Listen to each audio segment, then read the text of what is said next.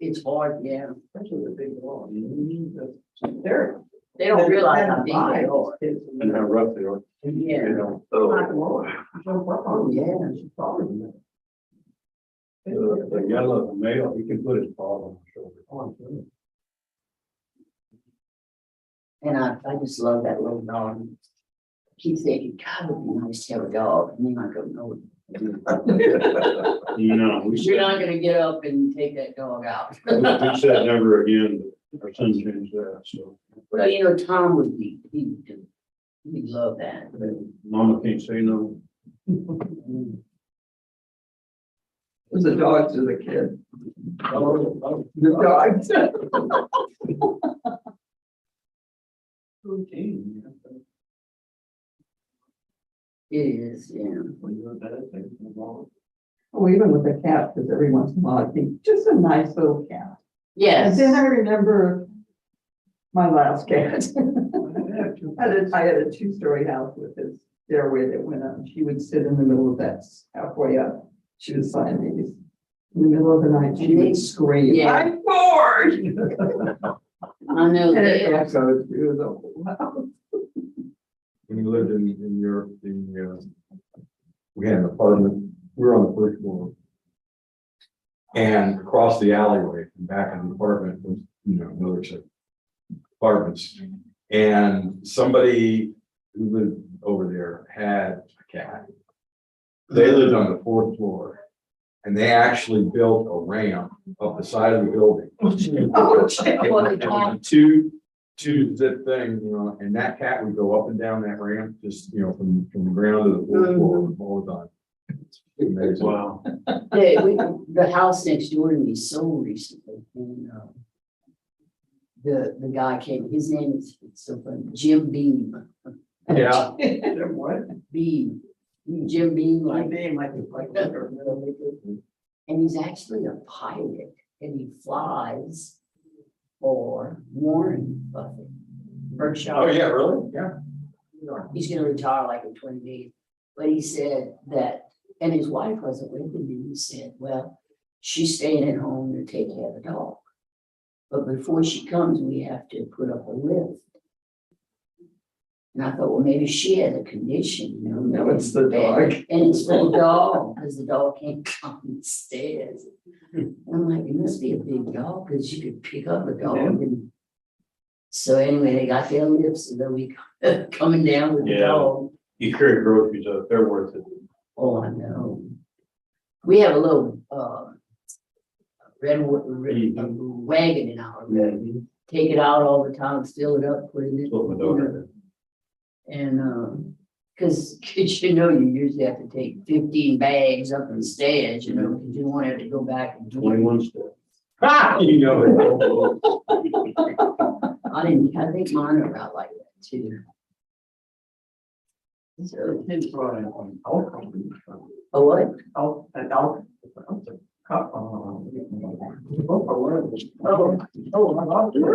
Morning. Oh, the chew one? Oh, yeah. That. Good morning.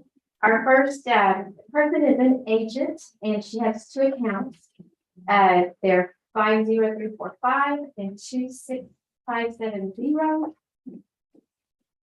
Case numbers 904 and 905. So they're on the very first page. The bottom two. It's on the phone? No, this is in person. Okay. And I will find people up.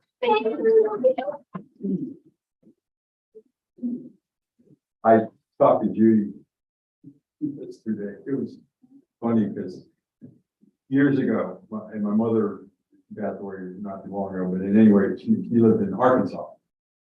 And in Mena, western border. And she wanted a computer. So this is back in the 80s or something like that. So I took that as an opportunity for me to get a new computer and then give her my old computer. Sure. So she lived out in the sticks and she had the only, at that time, the only thing I had was college. Oh, gosh, you remember that? Yeah. That sound. So I had set up I went up to bring the computer to her and I set up everything and she hadn't gotten hooked up with a service provider yet in Austin, in Arkansas but I did as much as I could do. And then I said, now I put this program on your computer. You may have heard it called PCN. Allows you to remote control, operate another computer. You mean I didn't bring? And I'm sorry. that's okay. And I said, okay, so I put this program on your machine. My computer can call your computer and I can get on your machine and fix things. So sure enough, we get home and, there's a message saying the people from the service provider came and they messed everything up. And so I said, okay, fine, I was talking to her on the phone. I said, I'll get on your computer and fix it, right? And now you only have one phone number, so you're gonna have to hang up. My computer can find your computer. So we hang up and I had PC Anywhere call and I got a dialing code. And I'm looking at it and I said, what the hell? I thought maybe I set something up wrong. And so I'm Okay, we're gonna see that. Two in accounts. front of the computer. We can start What's whenever. going Yeah. on? Yeah, why don't we bring it in? Now the back line goes here. Ever be bringing Simpson? Yes. Okay. We need to. Yeah. Okay. So I did the same thing with Judy. I was trying to get her number off of my contact list. And I had to get dialed. So I had this phone in my hand, right? And I'm ready to dial and I hear, hello? Hello? I love that. Okay, so let's, it is Tuesday, August 9th at 8:32. Good morning. And we are convening in a session of the Aransas County Appraisal Review Board. We have a quorum. Okay, we are open for hearing. And you are, Darren Simpson. Darren, just like Darren. Darren with the list, THAR. If you need a place to take the first. I Okay. think you did. yeah, there's names like that around here. One of the gals working in the front office there is Karen. TARYN. That's right.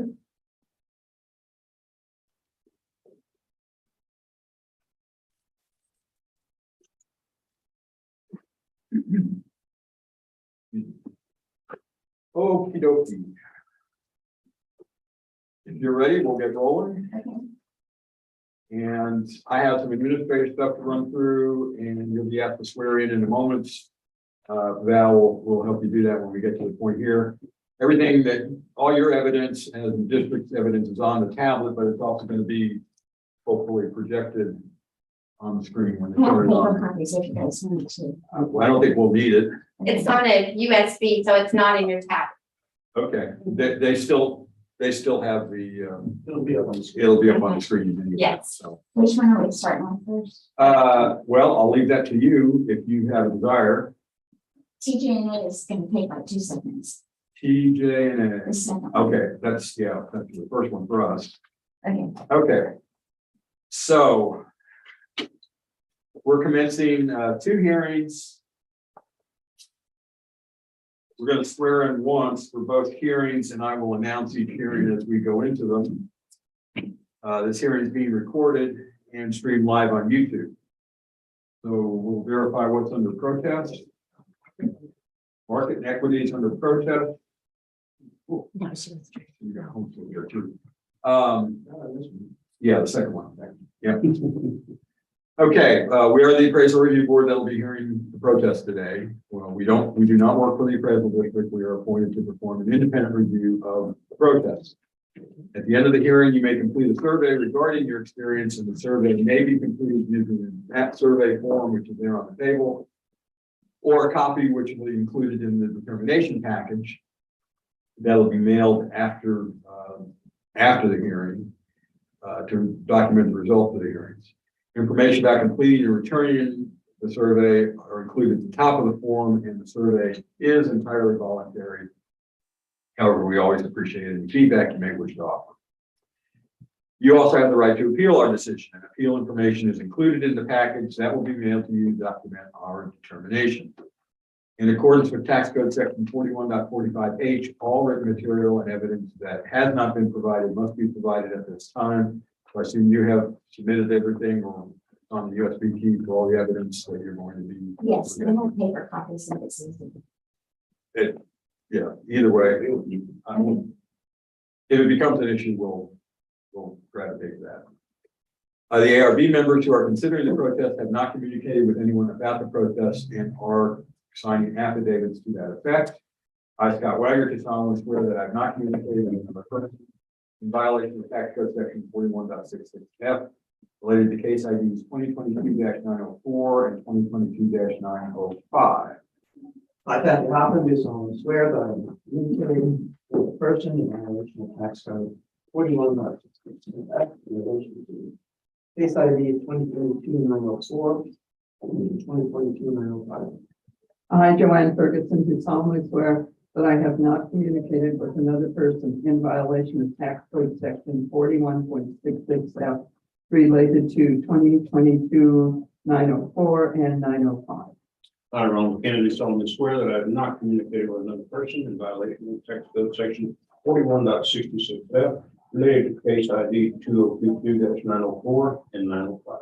I, Peggy Bird, do solemnly swear that I have not communicated with another person in violation of tax code section 41.66F, referencing case ID numbers 820 and 904 and 905. All testimony from all witnesses must be given under oath, so Karen will ask you to sign in at this time. If you will read this aloud and say your name, and then we can sign and print. Okay. Thank you. I, Darren Simpson, do solemnly swear or affirm that the testimony I shall present to the Appraisal Review Board for the Aransas County Appraisal District is true and correct. And my name is Eamon Burke. I do solemnly swear and affirm the testimony you shall present to the appraisal review board for the Aransas County Appraisal District is true and correct for cases 904 and 905. And if you will state the case numbers also, it's Simpson, I forgot to tell you. So you're The just, two case numbers, okay, for case numbers 2022-904 and 905. thank you. Okay, Darren, I need to ask if you hold a license or certificate from the Texas Appraiser Licensing and Certification Board. Okay, thank you. The chart underneath the survey form there on your left hand is the hearing procedure times. Right. You may have been through this before with us. How we're going to run the hearing today. Takes one or two forms. Either you can present first or the district can present first. You each have equal amounts of time regardless of who goes first. But you get to choose who goes first. I'll go first. Okay? Yeah, 5 minutes. What? All right, if you, okay, it was noticed at 879,980. I'm asking for the district's median sales value, which if you turn to page 2 of the hearing evidence. Well, okay, as you see, it's 723,485. So for lesser sales or equity, the district came up with 723,485 for median sales, and that's what I'm asking for. That's it. This one's real simple. It is. We don't need to go through the rest of the evidence. As you said, it's very cheap. You said it would go quick. Then I'll make a motion on case ID 2022-904. Account 50345, addressing market and equity values. Based on the district's own evidence, the noted value on this property should be reduced from $879,980 to $723,480. Second. All in favor? Aye. Anybody opposed?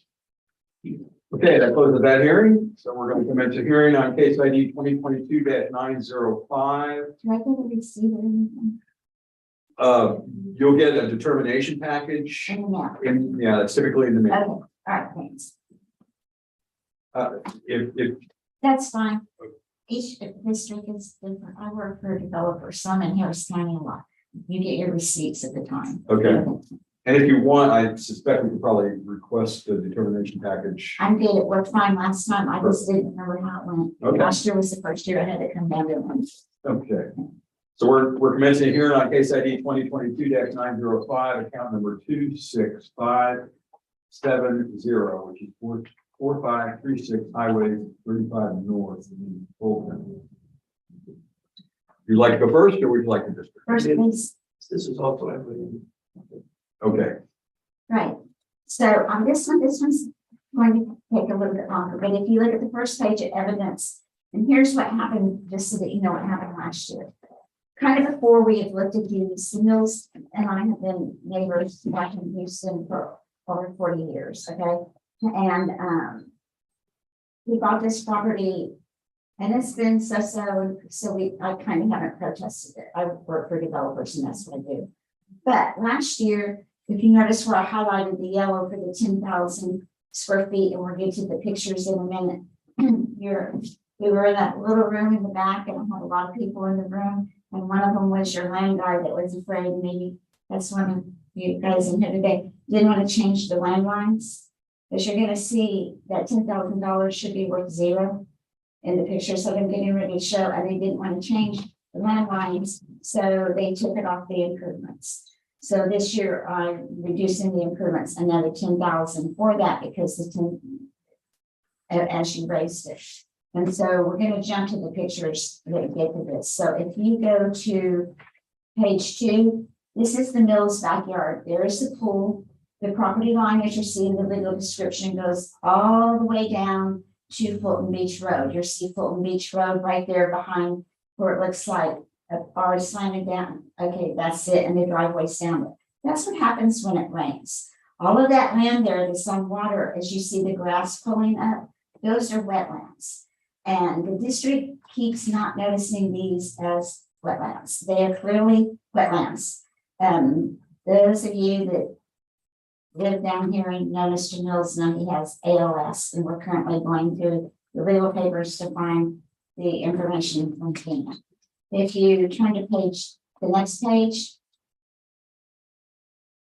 this is what it looks like when it doesn't rain and you have grass. But you can still see the 2 ponds, which obviously are unusable land, and you can see on the border of the ponds coming out, those are FEMA wetlands. Okay, you can't do anything with those. If you turn to the next section, this is the topographical area. So what you see is the driveway again, you see the house, you see the driveway going down the Fulton Beach Road, and you see those 2 ponds that are totally mud, and you can see that the brownness around there, which is the wetlands, and that's what you're charging him $10,000 for, which should be a nickel a square foot. If you turn to the next page, this is important because the Mills property goes from Highway 35 down to Fulton Beach Road. This is not the Mills property that you're looking at. This is the comp that I'm giving you that goes from Highway 35 down to Fulton Beach Road. So This is not their property. their property does that too, but Oh, I I see. picked an identical property that goes from Highway 35 down to Fulton Beach Road. Okay. Because if you turn back to page 1, that identical property that you just saw is, did I put the account number on there? Yeah, the comp is, account number 26590, which is what it showed. And instead of being charged $10,000, it was charged, instead of being charged $100 a square foot, it's at $20 a square foot. So I took our land down to $20 a square foot, which puts us with all the calculations still across there. So the land was noticed at $411,310. I'm asking for the $403,300. It has 2 asterisks after that. If you look at the 2 asterisks down at the bottom, the acreage detail shows you that the highway frontage at 63,750, which is what the district noticed it at. The center land at 97,550, I adjusted that just a little bit compared to the comps and what it was.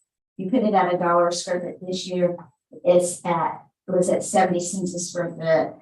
I just kind of did the math and rounded it, but I'm at 97,550, which $11 is not a whole big difference. I just kind of tweaked it to what I thought it should be. On the waterfront, it's at 240,000, which is what the district noticed that. And on the waterfront east, which is 100% totally unusable, I put it at $2,000, which is $20 a square foot. On the improvements, the only thing that I'm asking for is they were noticed at $496, $20. I took off $10,000 because you didn't want to jig the system last year, but it just messes it up going forward. You adjusted the property to do with the land last year because you didn't want to mess with the land lines. So I took that adjustment off because it made it increase 10,000 more this year than it should have been. So I'm at that house, how I got up to the $889,320. So give me that number again, this is what you're thinking. My opinion value, yes, 889,320. Which is not that much less than the notice. I just want the land adjusted so I don't have to do this every year. Okay. Okay, so the, I don't really know which, I'll at least Tarantino it, I'll tell you the end. We noticed them at 907, and if what they're asking for is 889, it's 2.1% off of their notice value. So, that's fine. Like, it's not a massive shift in that. What I'm saying is, could we be wrong by 2%? The answer is yes on everything, because we're not appraising anything that exactly. I guess I'll just add a couple of little comments. One, this property is homestead over 65, so if the land value changes after it doesn't affect this person's taxes. The second thing is that waterfront east, I think it's worth a lot more than $2,000. And I know you can't do anything with it. You can't build on it, but you shouldn't. Like, it's doing what it's supposed to do. That water in the front it's a feature. That's not a bug. When the appraisal staff goes through and figures out how they should delineate waterfront east, which is, it's deeded property, so you have to describe it and stuff. They do get bought and sold, and it represents access to the water. I mean, it may seem weird, but her appraiser actually lives on Fulton Beach Road, and fight about who can park there and who can walk in and out and stuff. So, it's one of those things that's like, it's wetlands. Well, the wetlands are supposed to be wetlands. They're great. That's why people live here. It's private wetlands. You can't build on it. And the great thing is no one's allowed to build on your property. It's not going to be someone. But anyways, that's just our opinion on it in the topic. As far as value, yeah, it's not that, we're not that far off. I mean, I can show you, we have sale comps that show our numbers not super high, but the reality is our evidence would look very different if it was at 889 and if it's at 907. They're great. It's very close for us. So you're saying that $17,000 one way or the other, $900,000 property. not that, yeah, I agree with that. Yeah. We'll go with the 889. Yeah. Yes. And let me, before we do a motion, what's the appropriate way to update the system or reflect this so that? Well, that's the thing.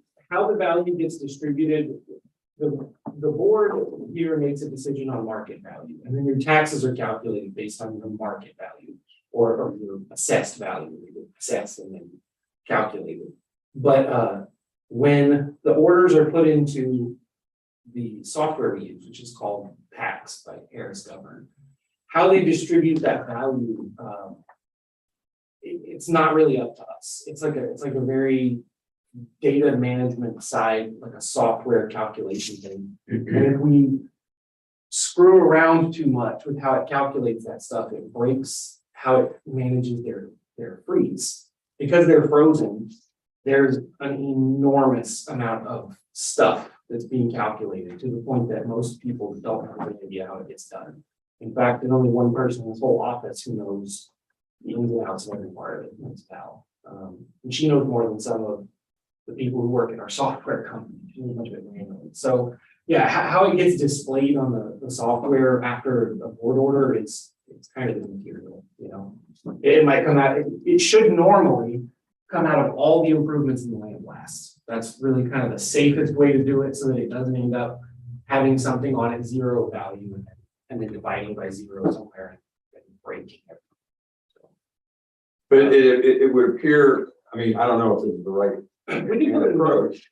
Well, I mean, through an application of adjustments, in the different land segments, because Darren did a pretty good job in my mind of Yeah. addressing each of those land segments and any adjustments. Yeah, we can put a note in there just to see if the waterfront east is in line with what the other ones are. You know, if the other ones are $2,000, we can use it, we can fix that, but it'll just take a minute to look around. Okay.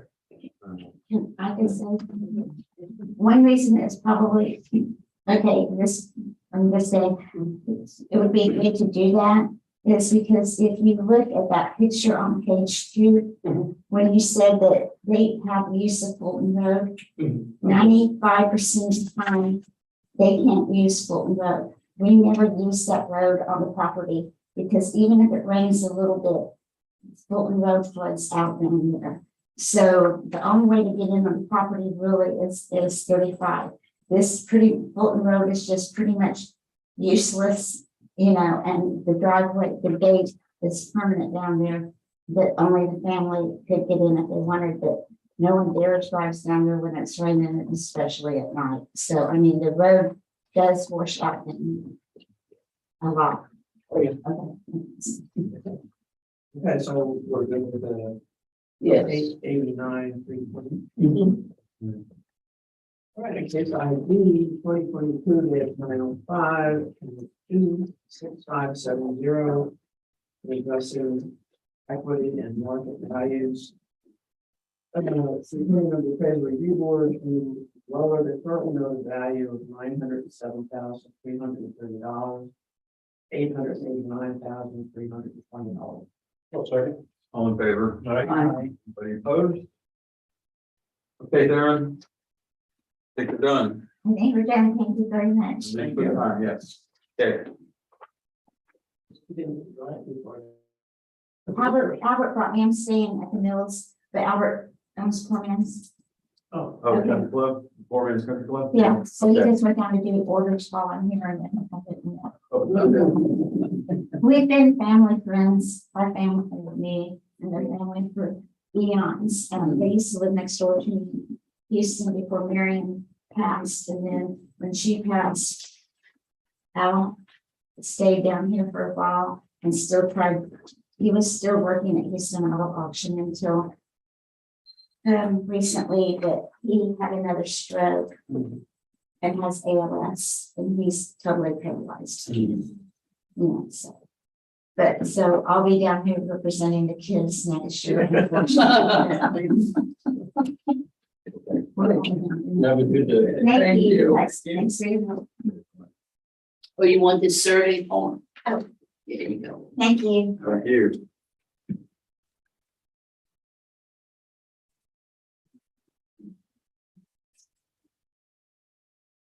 right, we'll put it in. What? Here today?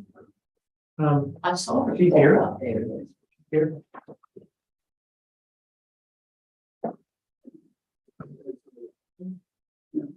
I don't think so. I think she said the phone call. there. I don't remember what she said, to be honest. I wasn't ignoring her. She was blown out. Yeah. It's getting later and later. It seems like. It's darker when you get up in the morning. Yeah. Morning, I was like, it can't be time. I did the same thing. Rod and I have a long time, so. All four lady parts. Oh. Yeah. Woo. Mine starts stirring about 4:30. And daylight, they know it's time to go to the big yard. Oh, they get all excited. Everyone around me. They love to go run. I wish I had a place, and I have a fairly big backyard, but I let her out there by herself, she just starts tearing stuff up. Mhm.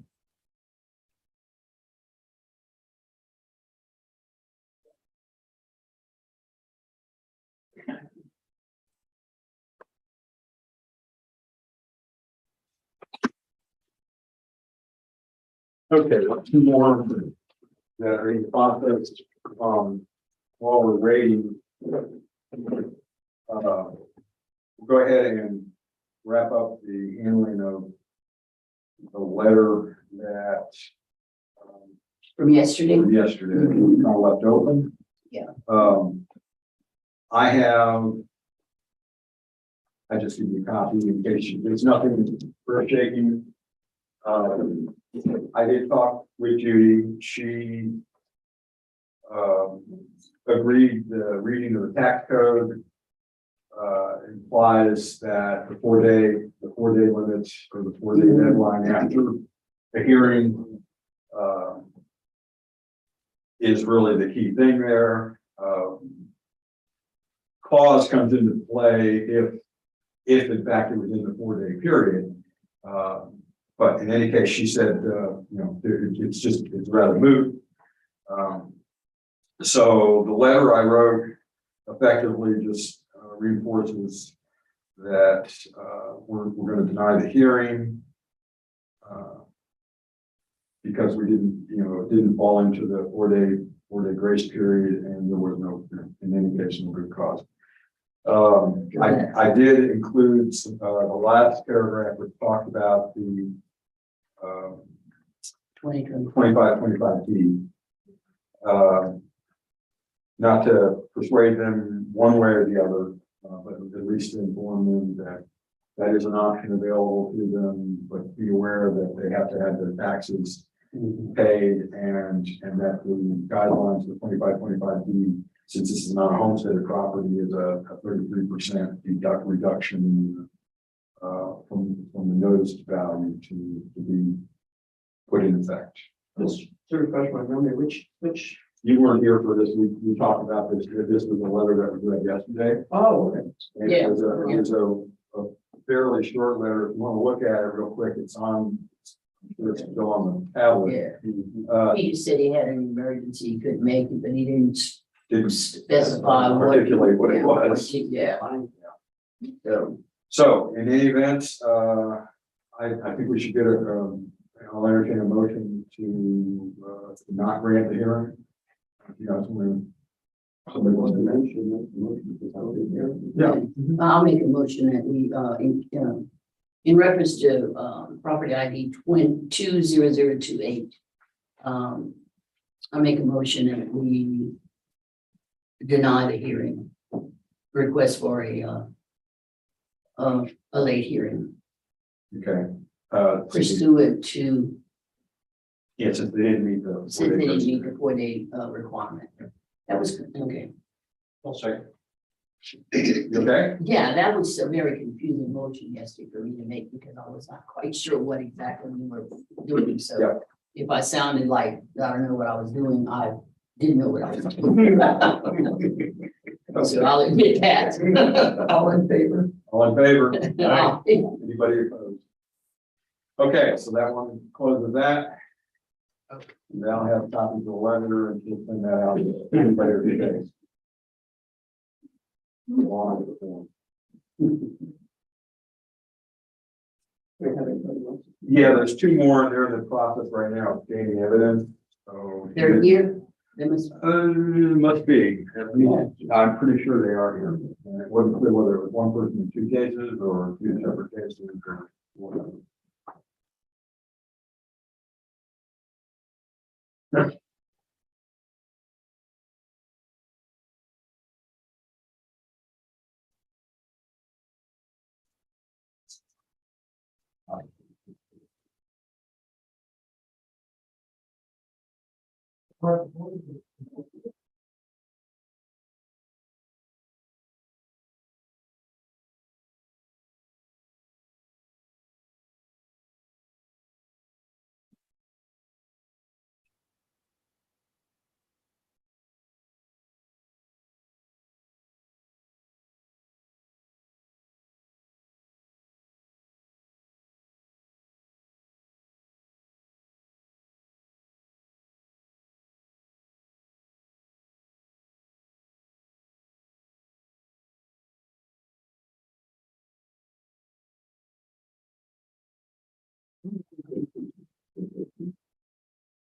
is all I have for this today. None.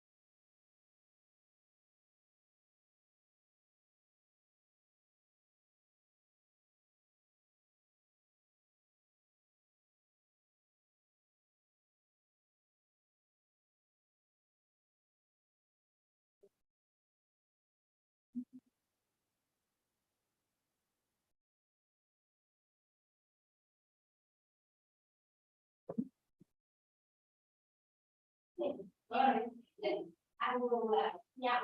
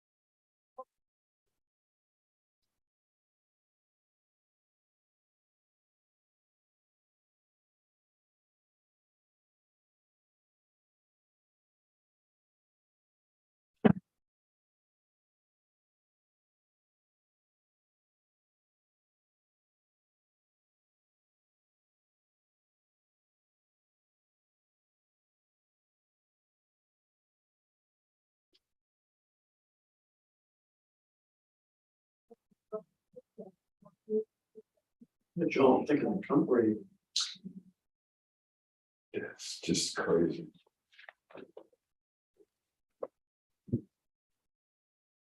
Great. So our next person is here in person, Teresa Thomas, and she has two accounts. It is case numbers 926 and 1022.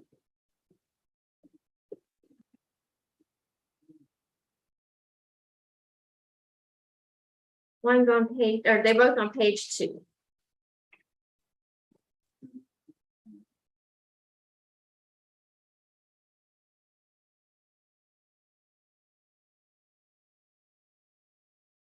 I know who she is, but I don't.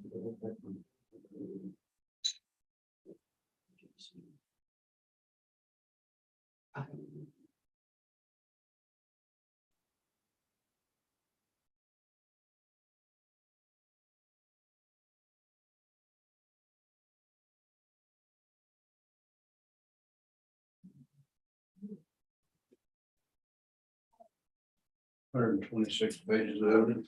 She brought in one packet, so I put it into both accounts. I'm not sure if it all affects both or not, but it's all in there. And we have a USB drive as well.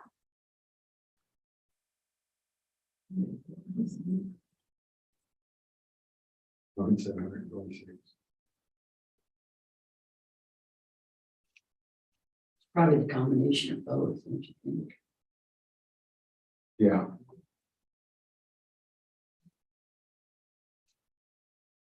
Still 61 pages in 5 minutes. I don't see. Oh, let's see. She brought in evidence. A lot of it is ours.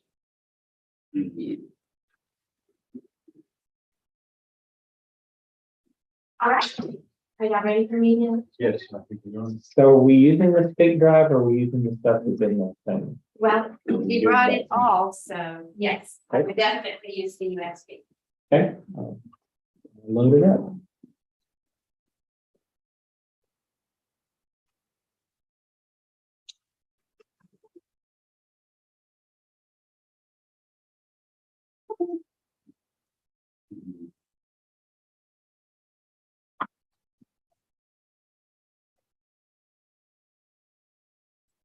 I'm seated in this chair at the head of the table. Excuse me, we're doing this over here.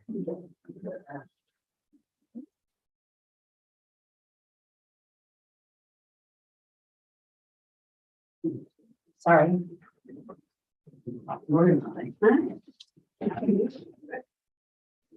If you need a place to set things, we do have a chair here as well. I appreciate that. Good morning. You are Teresa? Yes. Okay. So I have some administrative stuff to run through. Yeah.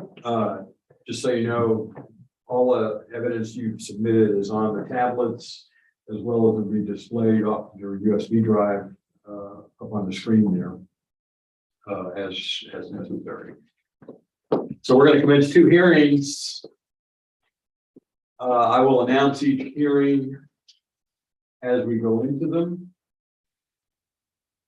This hearing is being recorded and streamed live on YouTube. And we'll verify what's under protest.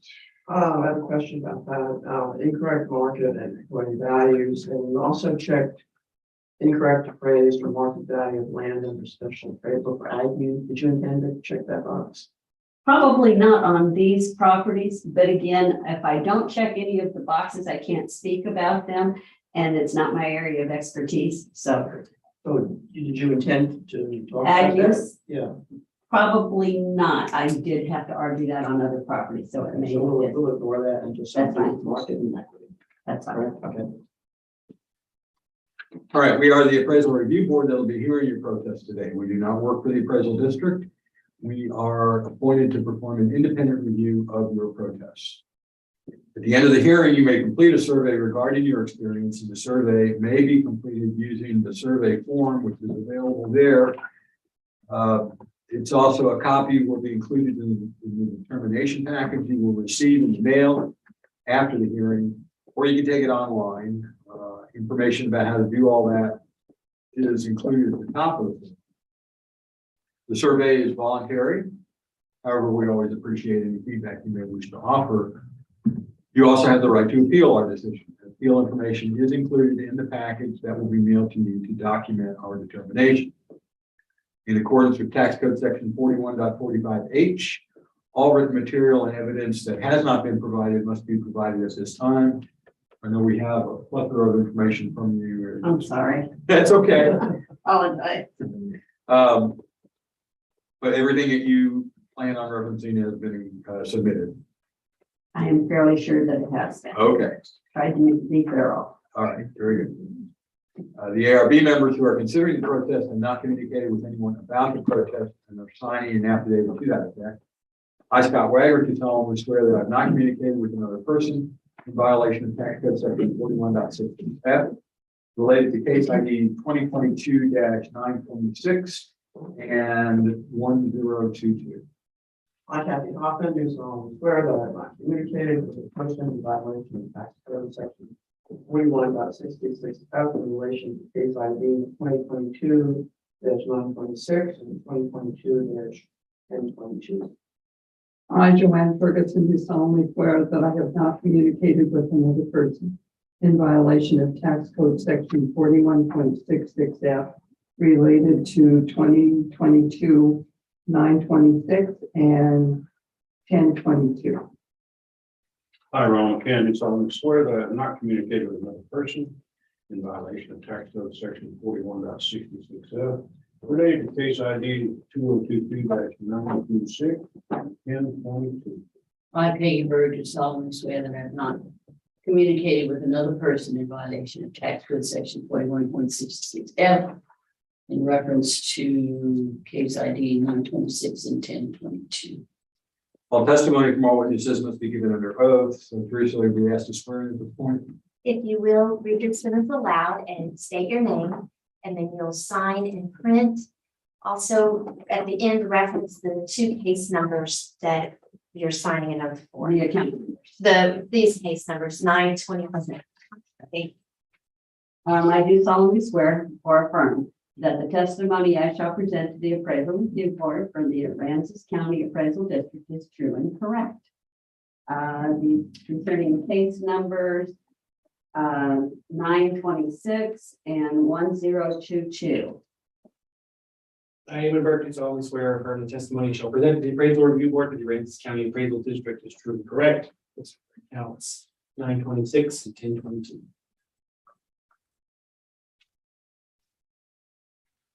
Thank you. Okay, Teresa, I need to ask if you hold a license or certificate from the Texas Appraiser Licensing and Certification.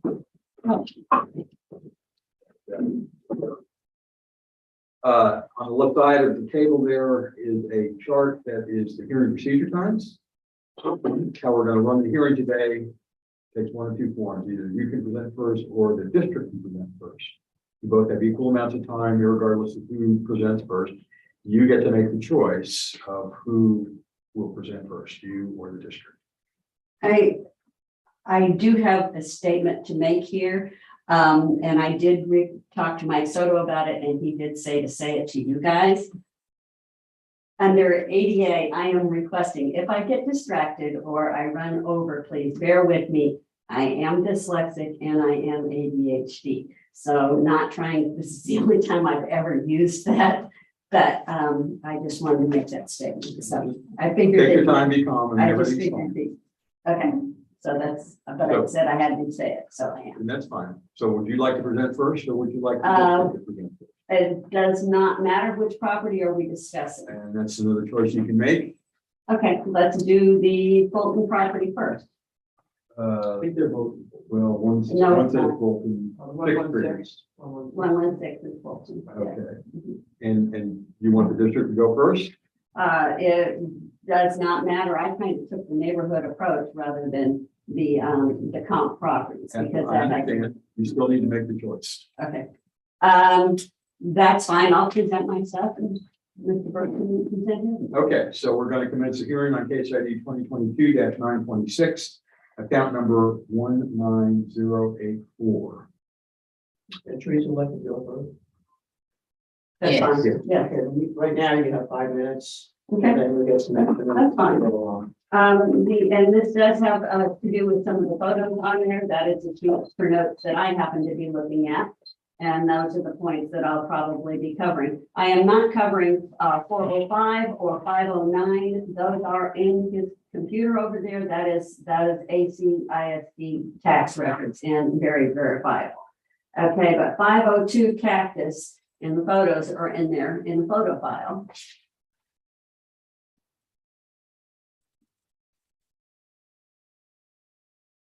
Is there a particular? Go back to appraisals 2022, there's a folder up there. Okay, there you go, Dana, oh yeah, there's a couple of things there, that's the property we're talking about. That's the backyard, there's probably more photos in there than you need. This is way overgrown in the backyard.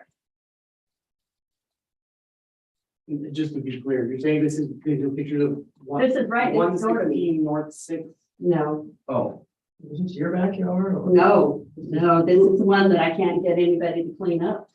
next to you? Yes, oh yes, and this has been going on for years. With coons and possums living underneath the part of it, nothing has been done on the inside. It's actually very bad. So this. This is right not- on your, this is right next door to my property, reflect my property value. Yeah, It's all around the roads and critters and all that. I've had problems with coons and possums that live underneath part of that, a trailer that's parked in there for years. So, and nothing's been done at all. So I'm not, this is just basically where I'm coming from on some of the property values.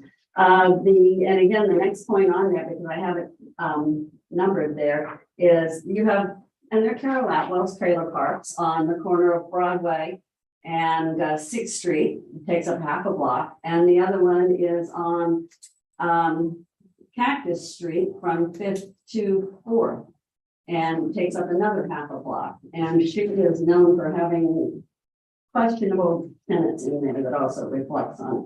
The third point on this one is Cactus Street to that, and it says to school traffic on that one, is ACISD always has routed all of the vehicles for school pickup from Fulton Elementary. And it hinders access to my property twice a day, every day that school is open, and blocks it off. Parking by your driveway and. Oh, it's for hours out there. Some of them basically start pulling in almost, over an hour or better before school, their kids get out of school. Not fussing about it, other than that's the fact. They want to be first in line. Yes, I never understood that because I always chose to park and go get my child. It's that ADD thing, I couldn't stand there, sit there that long. But it goes for blocks and blocks. So that is basically all I have to say about that particular one. I realize the comps that you had, but these, there are some extra issues that affect this piece of property that might not affect the comps. Give an opinion about your property. Last year's value? I'd probably settle for that. Okay, well, we'll let him make his case. Do you have anything else you want to add at this time? Nope, I'm good with this. Okay, Emma? Okay, so this property has like two very small buildings. They're two SS buildings. You look at them, there should be manufactured off-site. To it. Last year it was certified at 112,690. This year it was noticed at 118, 130. If you look at our sale comps grid, the median value is 128. The equity grid, the median value is 150. The improvements value went up year over year. The buildings are still depreciating, but they, well, for a little bit. One of them's effective age 1960. So it's almost at the bottom of it. It is at the bottom of the depreciation.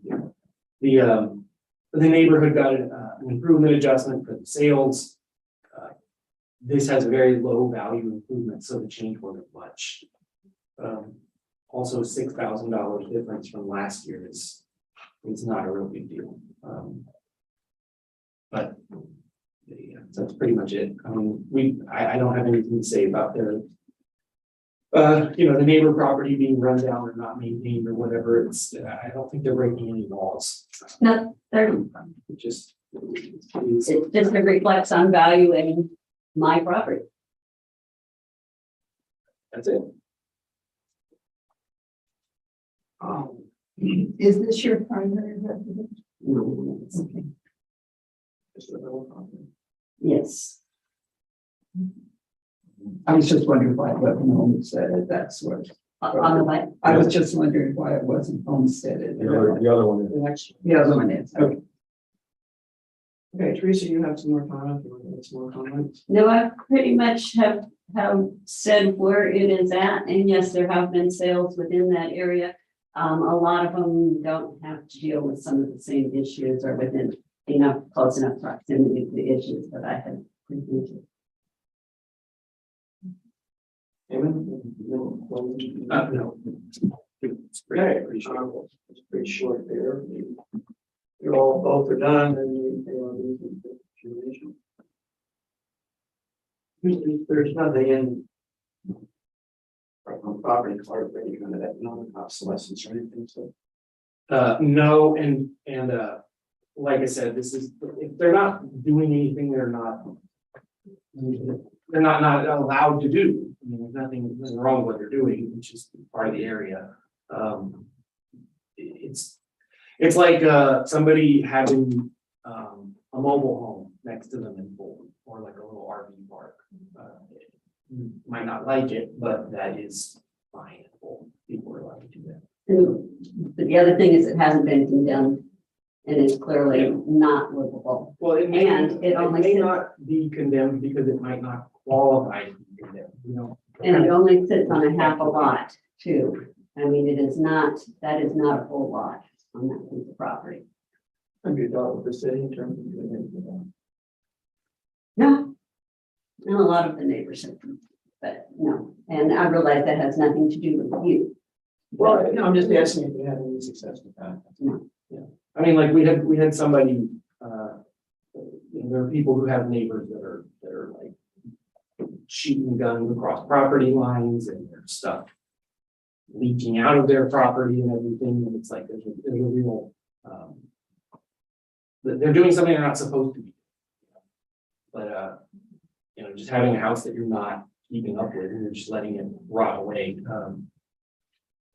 Do we know that, I mean, maybe they're not doing anything they're not supposed to be doing. Sit county Bolton is fine with it. Could you see where this is? at? I'm trying to picture where this street is. Could we look at the picture?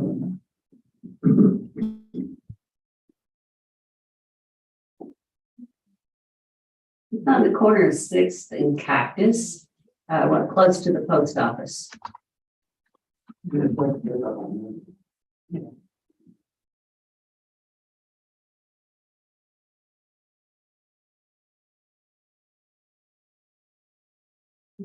So the school is a block. This is 35 right here. Okay. Heading to Holiday Beach or that side. This is Main Street there, 3036. Okay, right, okay. There goes the school, post office over there. Post office. Okay, that gives me. All right, you'll finish and need to make a decision.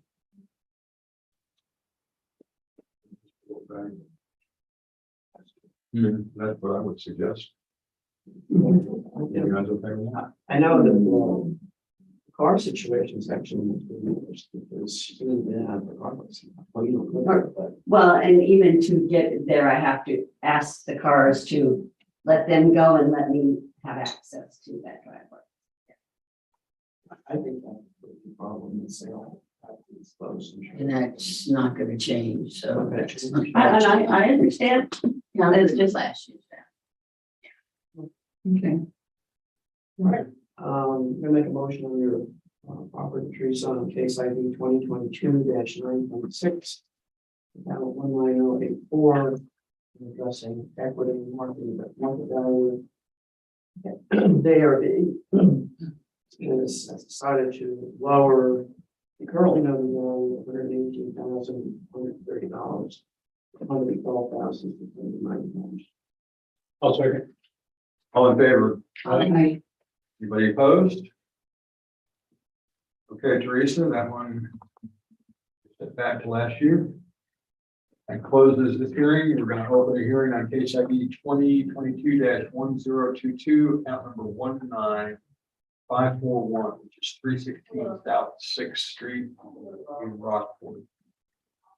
Would you like to go first, or would you like the district to go first? I'm fine going first. Okay. I'm good with this. I understood all my comparables in that. And again, I chose to take a neighborhood approach to this.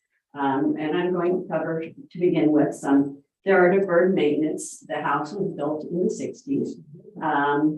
I have to go and put foam stripping around all my windows to even get them to close. They do not close properly. In the springtime and every spring, we all have to deal with Formosa termites swarming. I have to make sure there's not even a strip light on in my house, or they will manage to creep in around my windows. Okay, and there are photos on the 318. Okay, it's just windows, basically. It's an older home. I knew it was an older home when I bought it, and I'm okay with that. And you get into the appliances. Almost all of my appliances, I bought the house that way, are from the 1960s. They all work. Sometimes the new ones don't last very long, so I chose not to change them out. I mean, if you click on over, you'll see that my stove and refrigerator invented. Oh my gosh, I hate that. Okay, so, yeah, and the next one shows the stove top and the vent hood.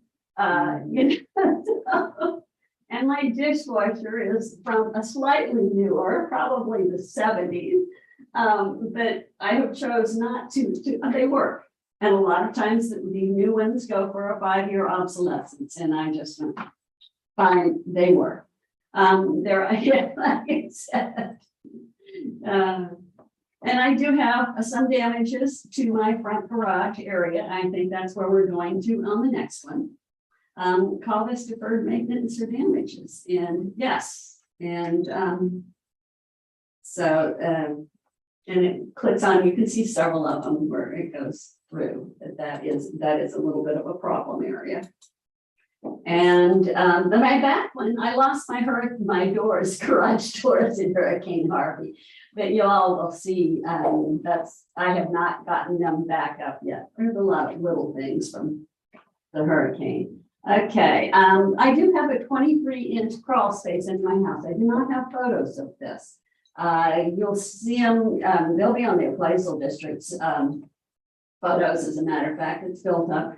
When we have massive flooding, I do have water under my house in my crawl space. It doesn't get in my house, but it will cause, and it has to be addressed periodically, foundation blocks that have to be put up or redone. That's just part of what it is. I am almost a block out of the flood zone, but that is still a problem with that area. And again, it's under my house that I'm talking about. Out of the whole time I've lived there, when we had that massive flood last year, yes, I had 6 inches of water in my garage. So, I mean, that was a very unusual rain. Okay, and my next point, which is number 6 on my notes. It goes back to another set of photos there, whoever controls this. And it's the photos for 317. And again, he's going to say there's not doing anything illegal, except the whole property's been red tagged for a while. They had told them that you can see the light coming in from everything. And it's even the same on the roof. It's really bad.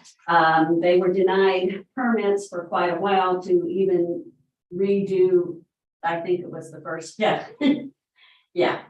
to redo anything on it. Then I don't know what happened, fairly recently, I'm gonna say, within the last 2 years, they gave them permits because they had told them that one of them, they were no longer grandfathered and could not have two pieces of property and two different residences on that piece of property.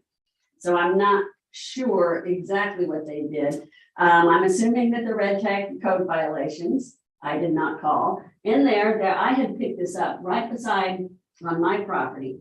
I had picked up both of those containers of nails because I maintain that part of that yard from when they were working on it. So it was in my best, I think there was a quart jar prior to that photo. So I had gone out there on Henderson and picked up all of these nails. Okay.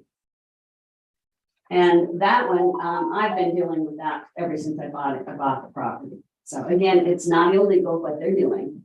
Evidently, well, part of it obviously is. So that covers that one. The other thing. Is that next door to you? Oh, yeah. Yeah, and I've talked to, even Warren Hassinger had brought that up, as a matter of fact, because there were two pieces of property that were a major problem that they were trying to deal with. This was one of them. The other one was over on Cochrane. And I think that one had sold, but this one, they still have not gotten any, and I've cleaned up that yard personally and gone and taken care of some of the stuff. That's your 5 minutes for one for you, so then with the district going, we'll have more time. Okay. Unless you have just a couple more comments. Yeah, per square foot, the property, and you'll need to bring up the map, per square foot, the property on 317 5th Street and 307 Henderson, which again are just directly less than a block from me, are per square foot priced lower than my house, 318, or 317 6th Street. And it was my understanding that the larger the piece of property, the lower the square foot price should be. And I have the largest of all 4 of those lots. So, I mean, that's, yes. And it appears that they're taxing me. There's another photo in there that they're taxing me on a deck that I do not have. I sent in they scanned in a photo from 2012 before I bought the property. Showing that there is no deck. I'm sure they have aerial photos of that. And so that should not be on there either. And then I'll let him go and I will discuss the map of my neighborhood, which is the last one. So not a problem. Okay. So this is a house, and then there's actually 2 things going on. There's a house, it's a 3 MB plus, is the class. It's a 3 class brick building. And its effective age is 1970. So it's like 42% good in terms of depreciation.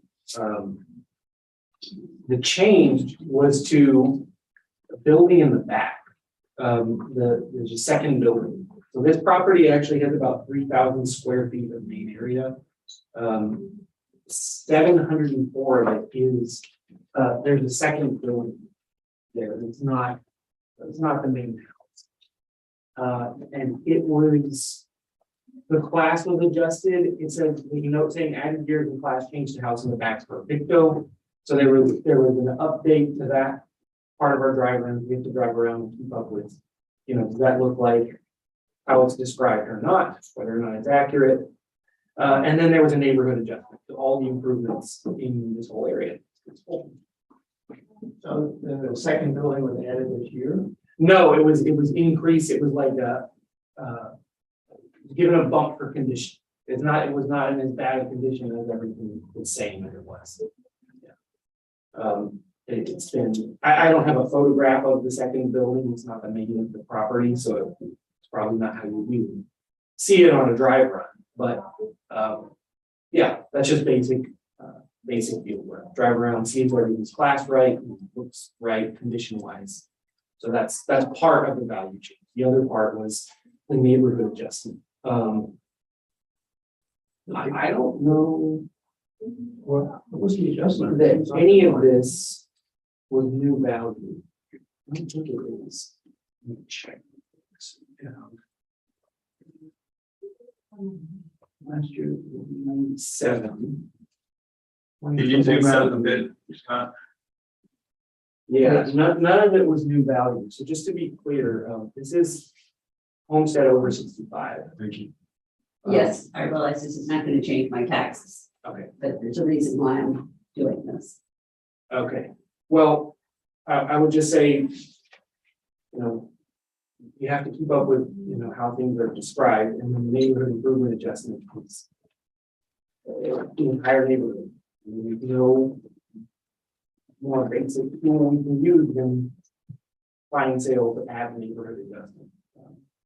Was part of the increase in improvements to upgrade the value on these buildings? Yes, to say this is not, 10 years is added, 10 years of age is added, so saying traditional is increased a little bit. Yeah, and the class was made of 4SS, which looks great, should be a 4SS. But again, none of that is new value. When somebody's frozen, just maintaining your property is not gonna break your freeze. Or even, if we have to change how it's described because it was classed incorrectly or it's no longer relevant. That none of that's new value. It's not like you built a new.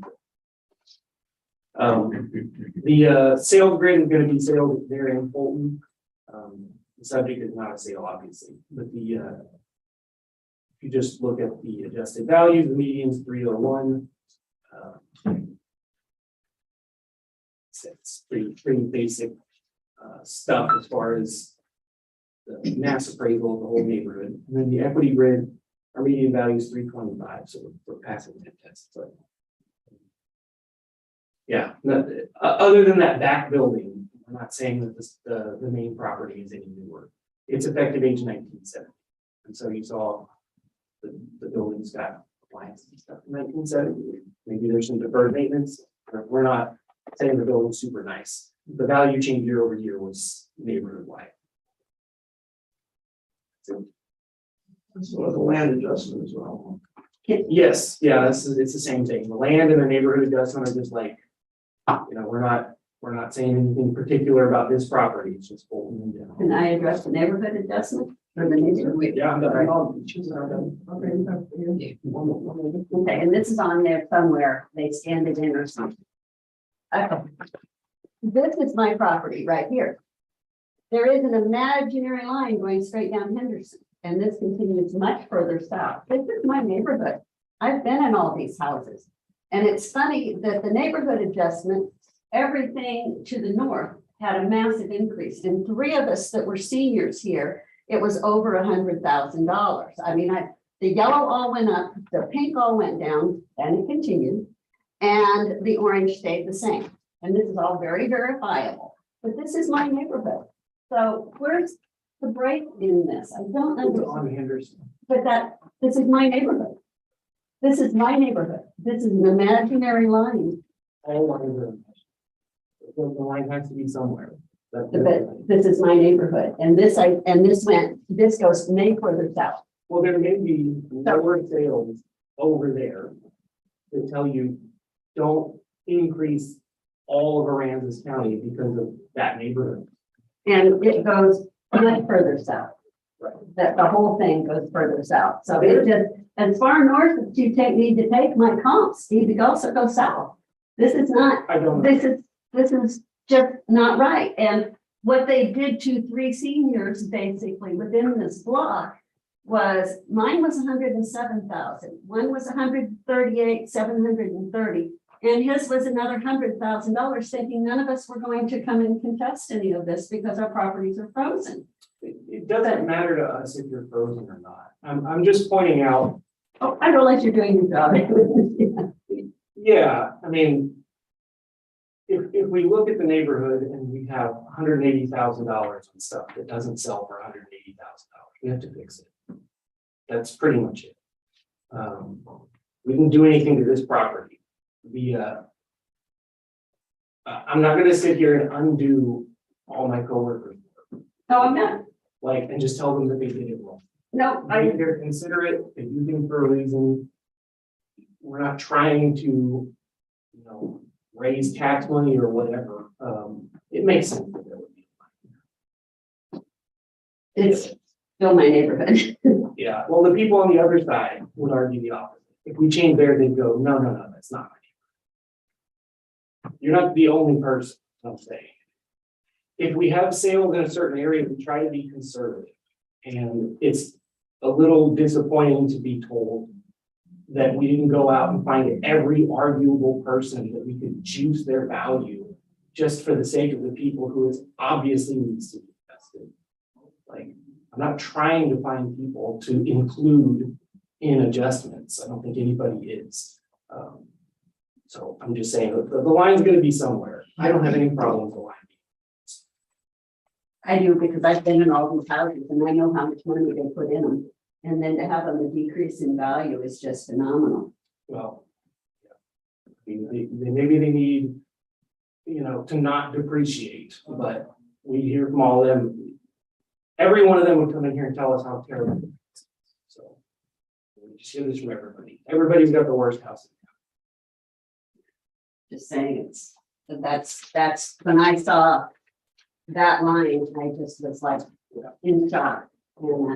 And since, how do I guess this question is for you, Aiden. How do I get like the SQL files? Because the amount of work that I put into this, digging could do in under 30 minutes, basically on all of it. And do I need this under a FOIA request?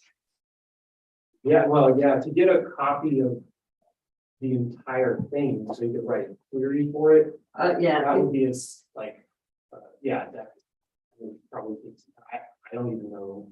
No one's ever requested that. What is that? It's a copy of our whole database. it's a database, public records database is what that is. Yeah, our whole software system is basically just an unbelievably huge collection of rows and columns. That's all it is. And my son, which he knows, well, at least Kathy knows too, is a coder. That's what he does. And that's why I said with that one, any of this and even the comps, he could pull all this stuff out for me in 30 minutes. As he has the SQL and doesn't have to go to the database. Well, and I don't know, it would be a complicated request because not all of it's public. So we can't just get all of it, but we have to like contact our software. But yeah, I mean, you could, yeah, it would just be an open records request to Mike. Okay. Yeah. Not to us. I know. Yeah. I realize that. That's why it was addressed specifically to him.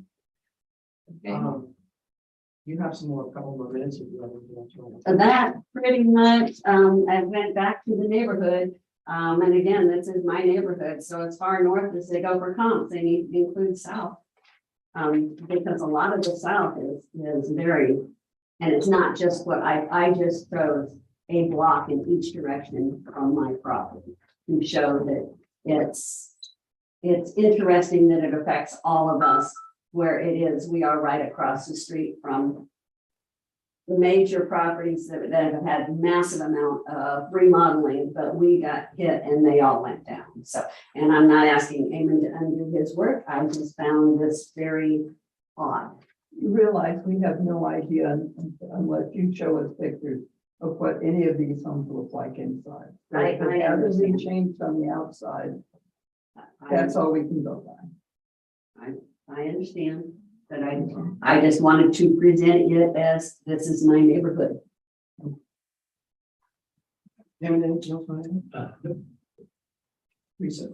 That's pretty much what I have. So how did you know? Or were you? I don't think it should have had an increase over last year, to be honest with you. That's me. And I don't think that the 3 seniors there should have been hit with that kind of numbers. Yeah, base. I understand, but it's just, I'm not the only one, that's what I'm saying. I don't think that they targeted anyone in particular. Oh, I'm not saying they did, it was really odd. David explained, all of Rockport has divisions of land values from all of the entire. And unfortunately, there's one that you have to get that. But that's where it's been and where it is. Anyway, okay, it's ARB time to make the determination. Yeah, I have a question. The You mentioned that deck. Yes, It's minimal on. that's fine if it's not there. And that photo they scanned into somewhere. I don't know where it is, because when our thing, prints cards for evidence. Yeah. Can we look at the sketch for that? It's not there. Well, I want to see if it's, it is. Yes. Mhm. I And just I didn't wanna- realize it in the past. It's an open deck. That's what you're talking about. No, I don't think, I think it's under Over. the first one, yeah, the open, I'm sorry, I It is didn't listen to you. upstairs? Yes, it was approximately right here. Oh, so it was like a little observation deck kind of thing over. It was approximately in this area. Um, And when they re-roofed it, the previous owner, there had some termite damage in that bedroom. And when they went and redid that and did the roof, instead of putting the open deck back up there and having he come do it correctly as a wet deck, they had it framed in and with trusses and just roofed it with the rest of the structure. Yeah, so that definitely needs to be deleted. $710 including the adjustment. I think 700. Yeah. Good, I'm good with that. That becomes.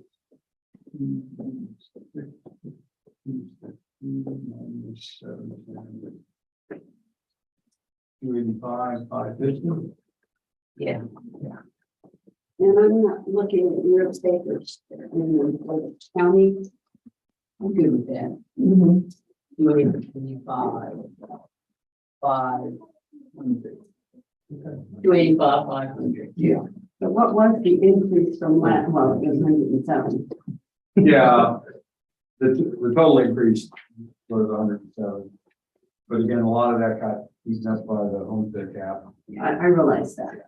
Okay. We're good. I'm good with that down. 285, 500. Anybody else? Yes. Right, so we're gonna take off. With value wise, let's see if they're. All right, case ID 2022, 33. Count 88102272. I'm sorry, start over. Reading. Apologize. Case ID 2022-1022, which is account 19541 South Sixth Street. Addressing the market and equity levels. The ARB is going to be currently noted value $286,760 to $285,000. All in favor? Aye. Anybody opposed? Can you say that number more loudly, please? 285500. Thank you. You bet.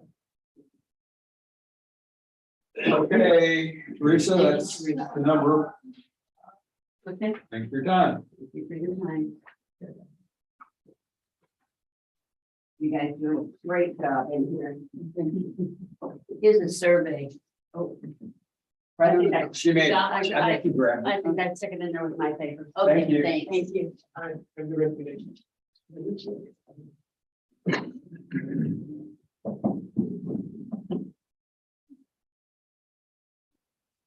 Hey, I was gonna say,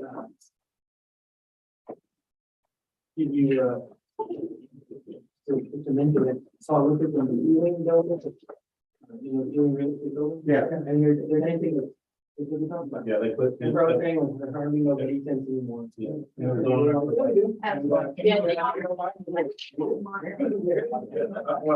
yeah. It's talk about it. I'm sitting there with.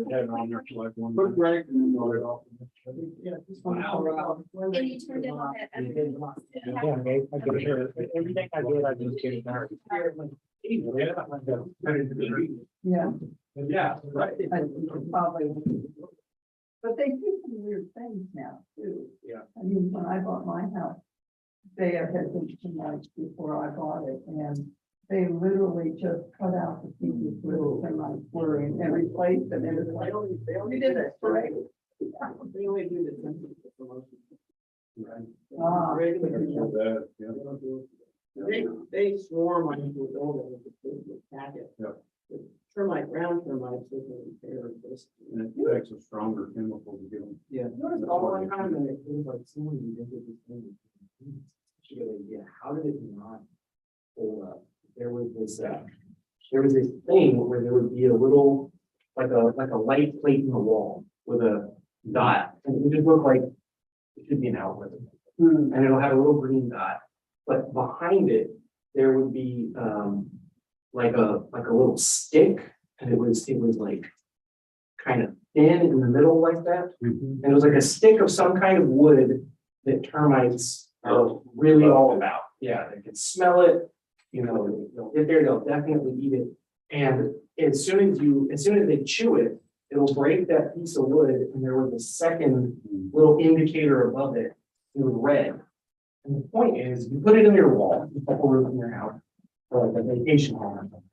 And whenever you show up every couple months, you just look at that, and if any of them are red, you have termites. And if they're all green, you're okay. That's all. And so you don't have to, you know, do a deep inspection, you might, by the time you see them, it's way too, It's usually, yeah. way too late. Yeah. And so you know, and constantly paying to have someone go digging for them. And I was like, man, that's such a good idea. How did that not? Well, no, when we had Because last time, they put little, I don't know. they drilled holes and put little things like that in the wall, and I don't know if that's what they're for. They said it's for treating them. But there are certain walls around the area that we found the termites. Okay, so maybe it's like. And that's one of the places he checks every time they're on the outside end. Maybe it's what it is, if they're a different type of thing. Interesting. Because I can do that, I had done that wood stuff in my yard right up to the house. Yeah. And they said, thank you very much. This is how we make our money. Which ones? My house in Portland, the first house I sold, we had big wood shade of roof. And I just thought it was neat. Fixing them up so you can't find where they're looking for.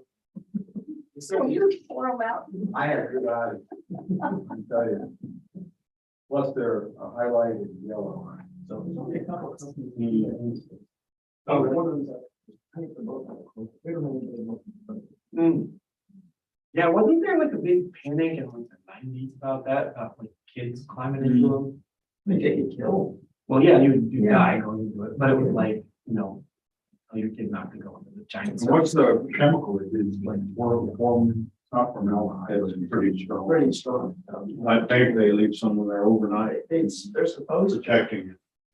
That I haven't seen. Did y'all ever watch the series Breaking Bad? Yeah, yeah. That was great. I love it. That was, I love it. So they made their meth, they had termite treatments. Oh, that was a great series. Probably one of the I don't best. think you don't watch So that. it used to be methyl bromide, now it's sulfuryl fluoride, but they mix it with chloroprocin, which is tear gas. That way if you go in there, you're just like, get the heck out of here. That's good. They had my house in Portland.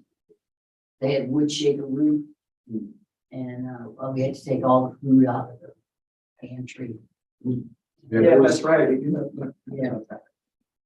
There was some crime series showing, it was only a house or something like that, where the house next door and it was being treated for termites.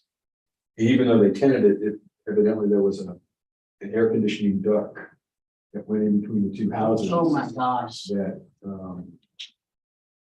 ended up, Yes. I don't know if it killed the guy, but it certainly, incapacitated him. Well, they used to treat slabs before with Oh, yeah. chlorine. DDT. Was it DDT or something, you know? You never got termites. It worked. Yeah. Yep. And it killed man and animals, so.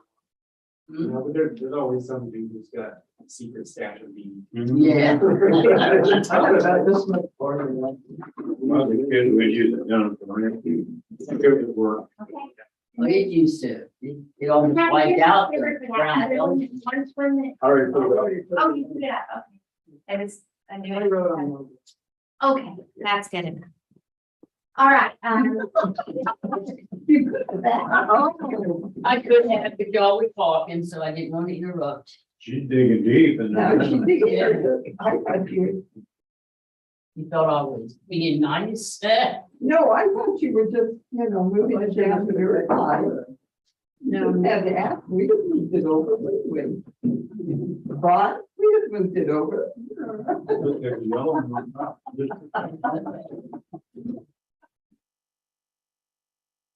Oh. I got a live one? Yes, yes, we got it in person. Wait.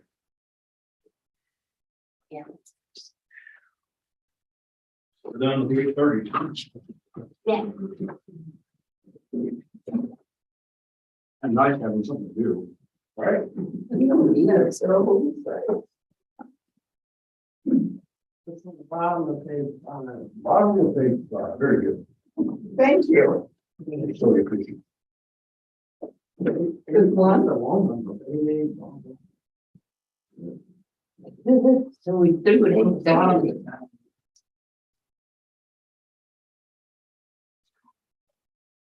I we missed 8:30, boy, that moved fast. We only have 4. The good thing. Okay, got it. There is a yellow one. This time. Okay, thank you.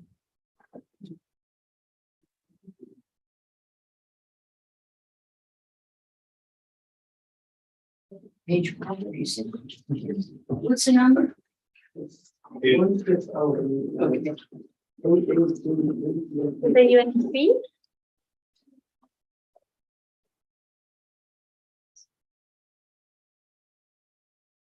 Are you ready for me to call, Mr. Mueller in? And Mr. Mueller is the owner of it now. We haven't made the ownership transfer happen this year. That's why it says Robert and Colleen Pfeiffer, the owner name. And Mueller as protester, but he does own the property.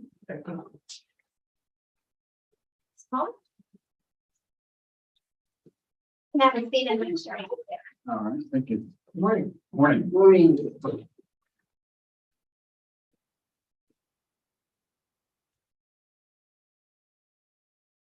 I know your last name. Oh, yeah. Well, I mean, I see it on the paper. What's your first name? David. David? David. Okay, if I call you that? Yes. I have some administrative stuff to run through and then we'll get into the specifics of your hearing. Okay. So we are commencing a hearing on case ID 2022-1608, account number 882332H, which is 1575 Fulton Beach Road in Rockport. I want to ask, are you living there now? No, it's just a vacant lot right now. Okay. I guess I should have seen that too. Sorry. Yeah, it's just running. Got it.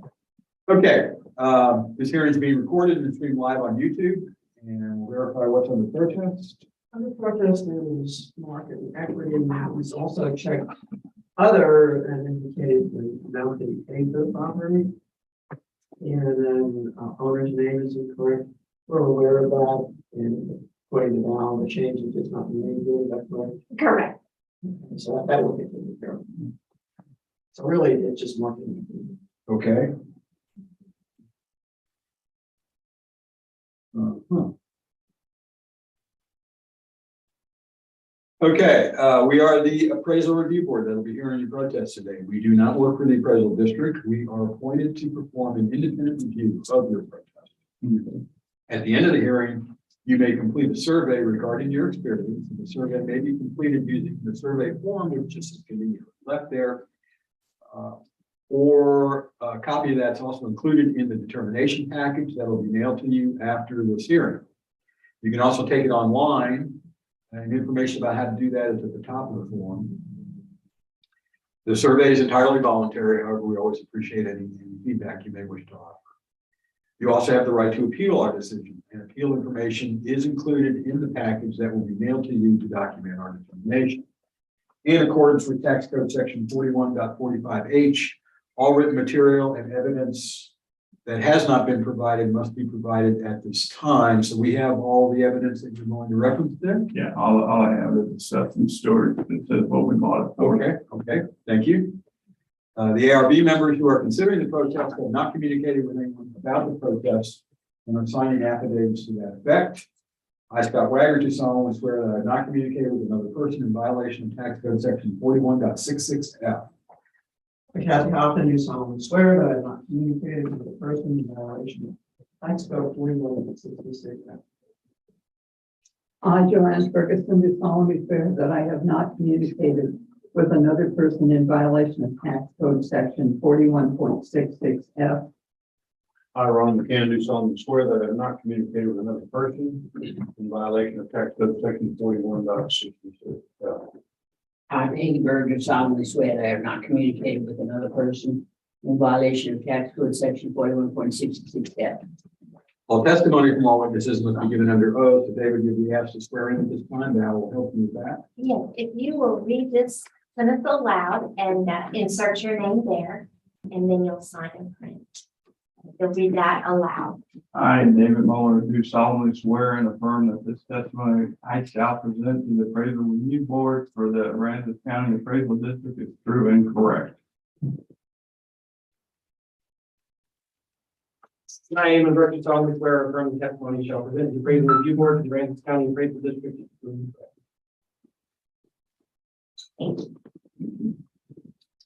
David, I need to ask if you hold a license or certificate from the Texas Appraiser Licensing and Certification Board. I do not. Okay, thank you. The chart in front of you there is the hearing procedure times, and it shows how we're going to run the hearing today. Takes two forms. One is if you present first, or the other is if the appraisal district presents first. You both have equal amounts of time, regardless of who goes first. But you get to make the choice of whether you would like to present first or you'd like the district to present first. Well, I can present first. I mean, mine's pretty simple. Okay, hold on just a second. You got 5 minutes if you need that, and then we'll have another minute. Okay. You go ahead. Well, bottom line is I paid $200,000 for the property and I got the appraisal in at 400 and something. So to me, that's a gross difference there. So to me, it's worth what I paid for it, $200,000. And it, I've got the contracts and everything, what we paid the $200,000 for it. That was in this year. April of this year, April 2022. And that's all my evidence. That's just what I bought it for. And that's what I feel it was worth. That's why I paid what it was worth. Okay, this is, yeah, so this account, this is just an empty lot. It's a new account, so it had no value last year. The bingo on page 3, you'll see the outline of the property. It's on Fulton Beach Road. It's the waterfront portion of it. So the owner of 26591 sold off the front portion of their property. So the value for it was $446,870. Their notice value. On our sales grid, we have land sale there on Fulton Beach Road. And this is thankfully a land grid, so we can actually see unit prices on here. And you can see this is averaging over, the waterfront east, the interior land, center land, highway land. It's going to average all that stuff out to sort of comp it to the subject and just see kind of give us a sense of where we're at on here on Fulton Beach Road. You can see it's $12.06 a foot, $12.67 a foot, $9.70 a foot, $12.15 a foot, and $13.70 a foot. The subject property was purchased for $4.70 a foot. This was, I can ask, this wasn't listed somewhere. This wasn't held for sale on the open market. The requirements for something to be a market sale include a couple of things that didn't happen with this. It was never held for sale on the open market, and the seller was not seeking to maximize their profit. They were not trying to maximize the gains from the sale because they could have easily sold this for more than $470 a foot. $470 a foot is what people are paying for lots over here. So we would just, our position is just that it's not a market sale. So, if this thing was bought, two strangers that met each other through a listing because it was being held for sale and everyone's trying to, look out for themselves as best they can. I think it would have just sold for. Our grid shows 500, but we have 445 on it. The equity grid is, the thing is, it's on a land table. When this thing was split off, it was put onto the appropriate, pretty much we'll leave it at whatever it was, whatever land tables and, however it was arranged before. We'll just copy that little section of the land segment over. So it wasn't created from scratch. This thing has a little bit of a history. It's just on the other account. So that's pretty much it. We understand that it was purchased. It's just, we wouldn't, if somebody buys something on the open market and it's not our number, it'd be pretty easy to just go, okay, well, we'll, go with what you bought it for, but just not a market sale. That's all. That's it. Okay, David, you have some time if you want to have more comments or you want to add or ask any questions? No, I mean, everything he said is spot on, but I don't know what it's really worth or not. The guy I bought it from, he was a contractor that I'm a subcontractor for him, and we were talking one day. He said, "Hey, I bought this property. I want the backside. I don't want the front." And he threw out a price. I shot lower than what he wanted, and after about 3 months, he came back and said, "You still want to buy that property?" I said, "Sure." And so that's what I bought it for. So yeah, it was never a public transaction. So whether or not it could have got more, I don't know. But that's what I got it for. That's why I feel it was worth. That's why I offered what I offered to pay. Comps show that it would normally have sold for substantially more. But anyway, Aaron, you approve? Yes. Yeah, I mean, that's it. To me, it's black and white, but hey, that's what I'm going with. He's got his. The what ifs, or whatever. Time to deliberate about what we want to do with this property. Yeah, unfortunately, it doesn't meet the test for market value, for market sale. I was just looking back through the comptroller's information. Actually, the sales rate indicates that the median level for this size property is $5,676. Yeah, I'm gonna go with his value. Turnabout. It shows as you pay for. Yeah. Okay, it doesn't meet the qualifications. I would just keep going. So it does Keep meet going into more. a good situation. That doesn't meet the property. If it had been a market sale, we would have no choice but say, yeah. Money back.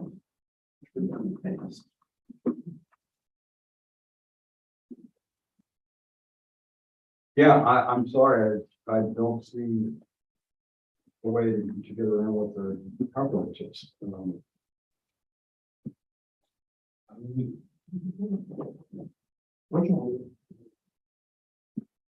Doesn't show that it's worth. Yeah, a lot more. Considerably more. You pay for it.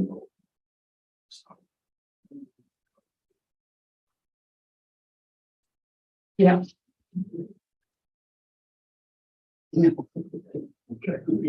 Okay, that's fine. So make a motion on this account then, since, case ID 2022-1608.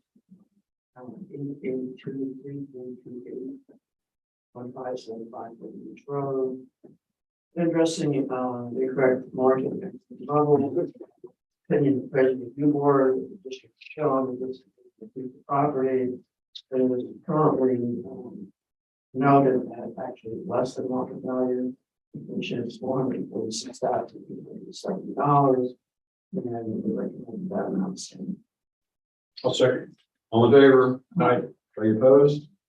Anyone opposed? It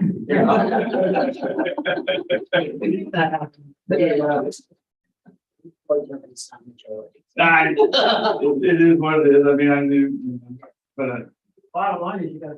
You did. yeah, hopefully we're still at one, but we don't want to sell. We want to, hopefully. hopefully down the road, That's a- live down here, that's the goal. We'll see.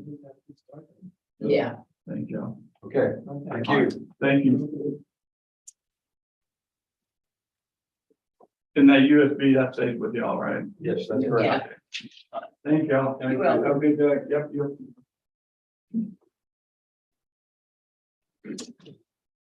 How come I can't find you? I know, I right.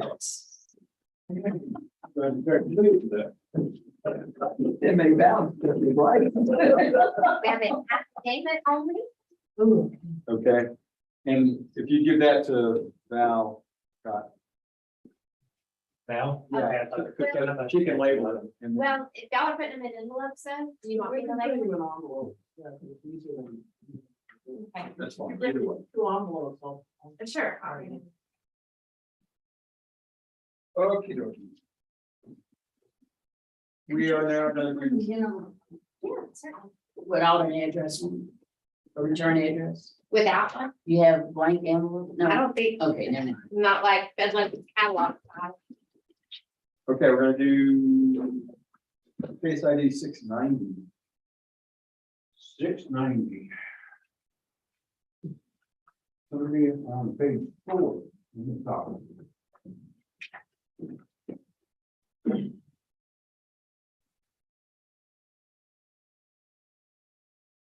Splinter Fleet. Affidavit only.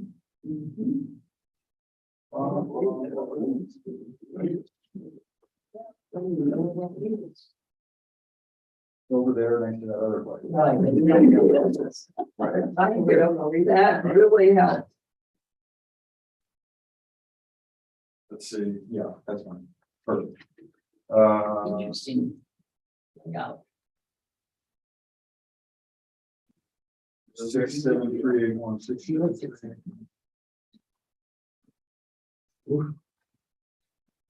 Okay, are we ready? Yes. All right, so we're commencing a hearing on case ID 2022-690, count number 67381. Is next to that place over there, 1300 FM 3036 in Rockport. This hearing is being recorded and streamed live on YouTube, and we'll verify what's under protest. Yeah, go ahead, I'll get this. It looked like just market inequity. Bunch of stuff. Next to right. 1, 2, 3, 5, 6, 7, 8, 9, 10. Yeah. Sorry? It's Q 1, 2, 3, 5, 6, 7, 8, 9, and 10. Put on the protest. he's Oh, got on it. protest form, Yeah. It's on the sheet. which we don't have a copy of. I wouldn't, this is another case, I'm sure that was checked in the box. Yeah. This affidavit just has market inequity. Yeah. We are the appraisal review board that will be hearing the protest today. We do not work for the appraisal district. We are appointed to perform an independent review of the protest.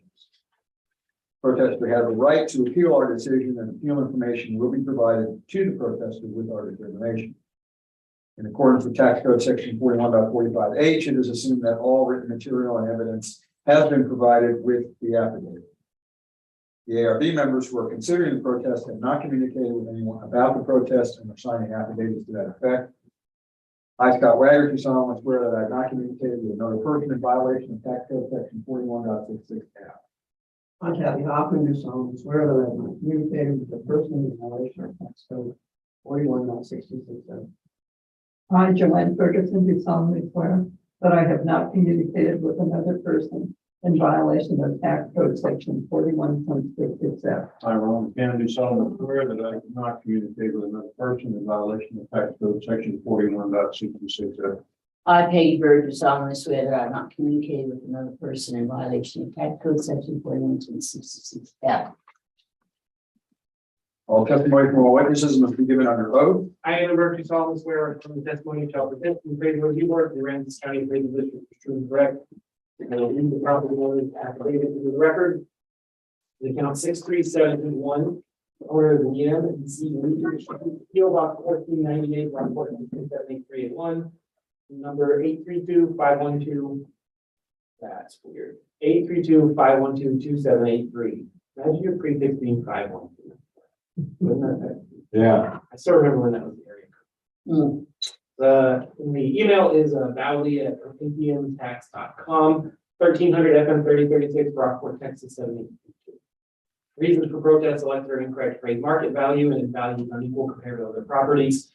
Evidence section 4 blank section 5 reads: this property is a piece of land that's currently valued at $741,130 for 9.75 acres. That equates to roughly $76,000 an acre. There were two recent sales in the area. The property account 55116 and 8822748. Both properties that sold were about 6 acres and sold for $250,000. That's around $41,500 per acre. If we apply that to the subject property, the indicated market value is around $405,000 for the subject property.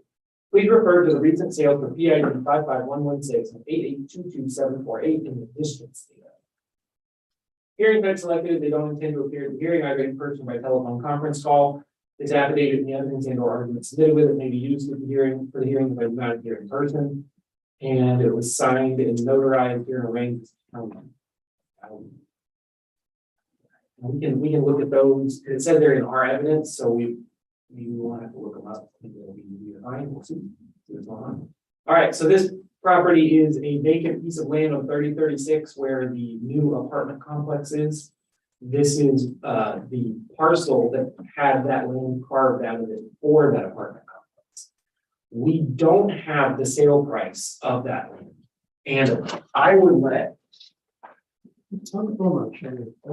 Okay, so the bypass dead ends right here. This is 3036. And then the there's apartments right here. Right. This is the new apartment complex, right past St. Peter's Street. So Splinter Fleet is this little area over here, St. Peter Street, and my market's like right here.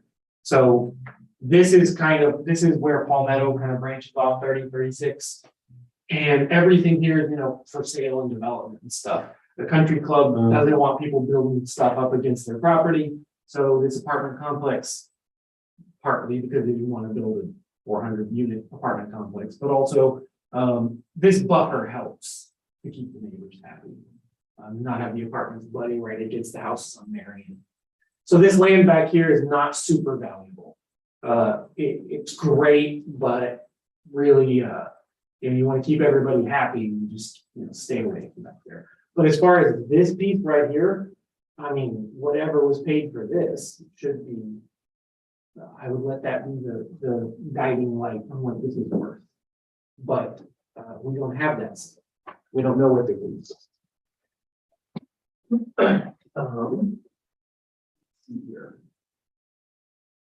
And it was pointed out. And you actually have it divided, there's two land segments, so you got that.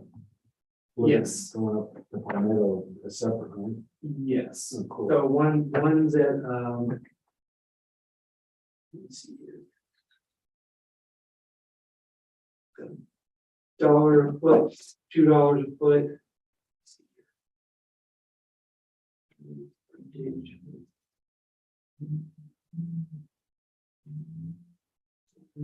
And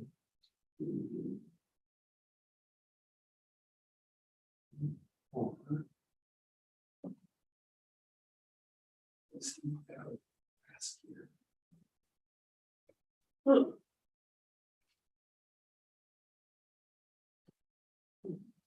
But actually, how is it? No, it's one piece of land, but they have two land segments, so the Blivet going up to Palmetto, that square. That sticks up there, that's one land segment. Which they've got. Yeah, and what's interesting is. Yeah, but the It's not the way I would have expected it. They've got that piece at $1 a foot. Yeah. And the bigger Go to one the, down below at $2. Might have reversed. yeah, it's like what he was saying. Blivet going up to Palmetto. I agree. How about the long strip? Is that just lovely? I don't know. I That's know the there's, country club behind it, right? yeah, there's a lot of. You know, if you- But legally, they can do anything. Should they want with it. As far as I know. Right. I don't know. And that piece in front is. Can we put that apartment just on the complex, is it sort of fell apart and Yeah, I don't building, mind. and you get them multiple Jeez. times. I think that's, yeah, I'm not sure. Letting that be No, 3-story more than one. 2 a foot. No, it's on down. Yeah. But what would we? Oh, it's on the others? No. We'll show I it. guess we can just do it. Or be And chit chat right now. 2, 2. Yeah, it's just, it's. Scott, could you pull the two? Can you pull the thick though down again? We're a little confused as to where this is. This is right the other side of that new drain. Concrete drain. Where is? So this So apartment. where's the bypass? Bypass over here, left. Back there, yeah. Yeah. Bypass is down there. Yeah. Yeah, so that's why, is that the place that was, had those 3-story complex? Or is that That's right further there. That's along? right there. Right there. That's there, okay. Real quick, the value is, I'm just gonna give you a number real quick, 533,915. And that's because of what you're talking about. Yeah, yeah. I think that they were just probably inverting. Mhm. And this thing is for sale, obviously. It's all the other. And it's gonna be a real strong sale. There's probably a good reason I didn't tell us the other one. And I don't mind that, having a good impact on getting this thing off $2 a foot. But this back here doesn't have a whole lot of value. Yeah, no, don't get me wrong, it's great. It's really good. It's just annoying to develop because you have a bunch of litigious neighbors. You have, they had to really do some schmoozing to build that apartment complex. Yes. Marion bought it and they won. Right. So, it's like, it's great, but it's, what are you realistically gonna be able to do with it? And, I think they have the same thing over here. As this gets developed, you can see a road right here. Yeah. So they're butting right up Right against this. against that. And again, it's like, what they're starting to do is these people are just buying these lots. Yeah. Which is like, Yeah, and I your heard, yeah, whole development is gonna be empty lots. Because people are defensively buying out their neighborhoods. because they don't have anything behind them, Yeah, you can't. Well worth it. And it's not like you're gonna lose money if it ever gets to be a problem. It's. So is this the value you're saying now, 533,915? Yeah. Okay. Let's just take it down to that. Or 900, yeah. That's one of them. Right. Okay, it's what the new dash 690, excuse me, which is 1300, that's 36. Addressing incorrect market and equity values, based on information given to us by the district, in terms of the value of the lot. It's the opinion of the credit review board that we currently know the value of $741,130 be reduced to $533,900. No second. On favor? Aye. Anybody opposed?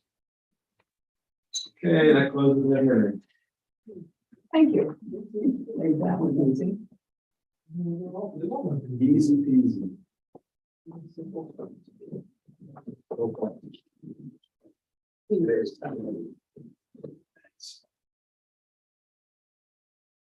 And we kind of bowl down your way. I would. Oh, Oh. It's fine, point it out. I had 3. You don't have to do this. No, I don't. I do want some explanation on that last thing. Yeah, I was trying to find, There. The market value. yeah, Right. there's a Market sale value. there's a place on the comptroller's website, and I was trying to find it in the book here.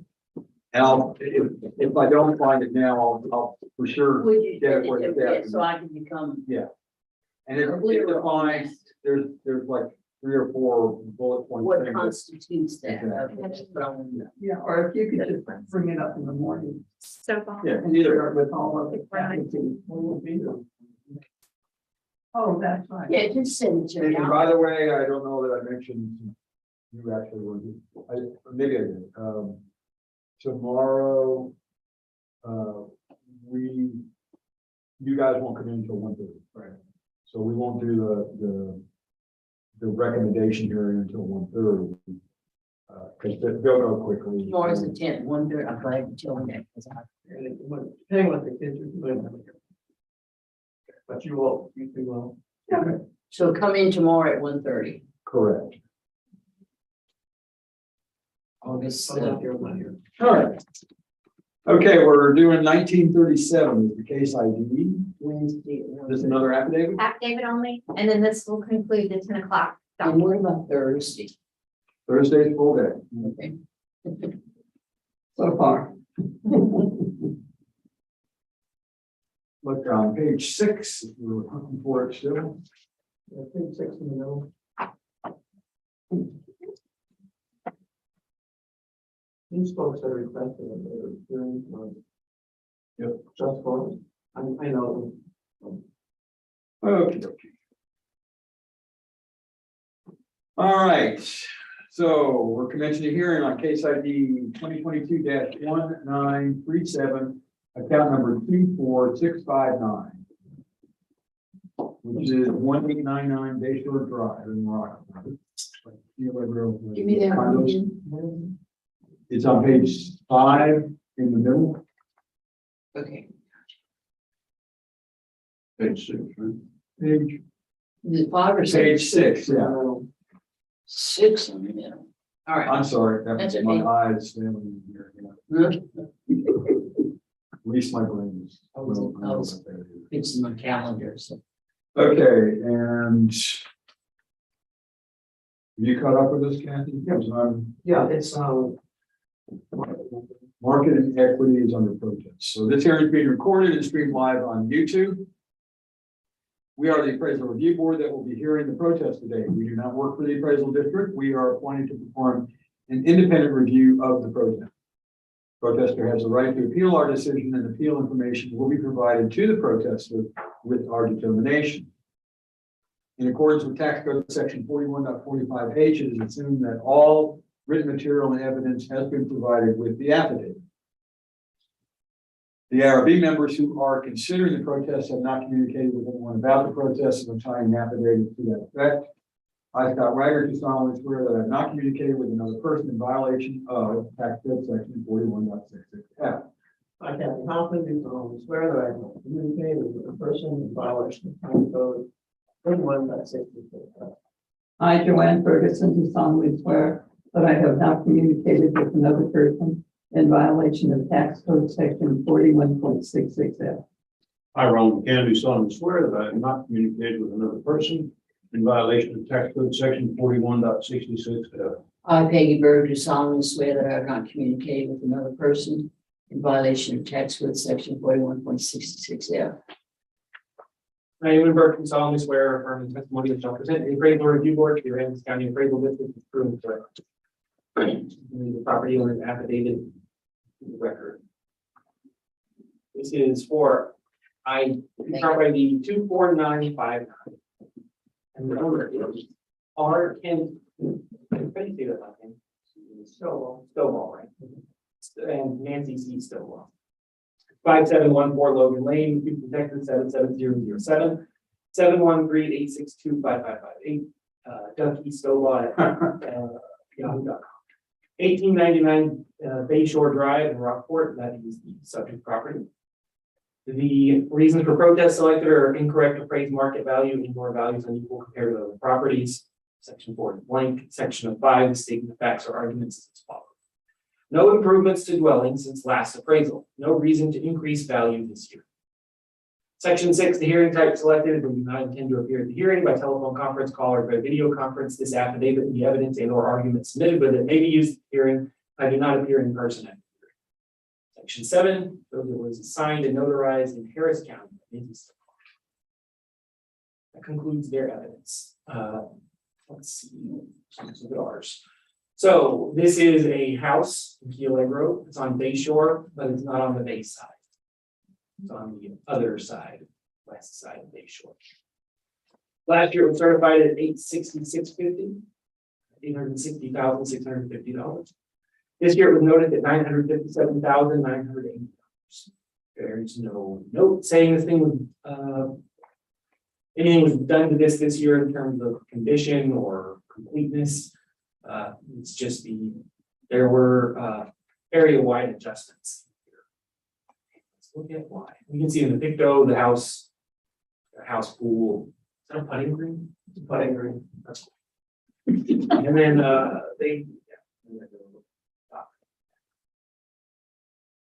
then the sales. So there's some pretty strong sales. The first one is they're on 1895 Bay Shore, the subject of 1899 Bay Shore.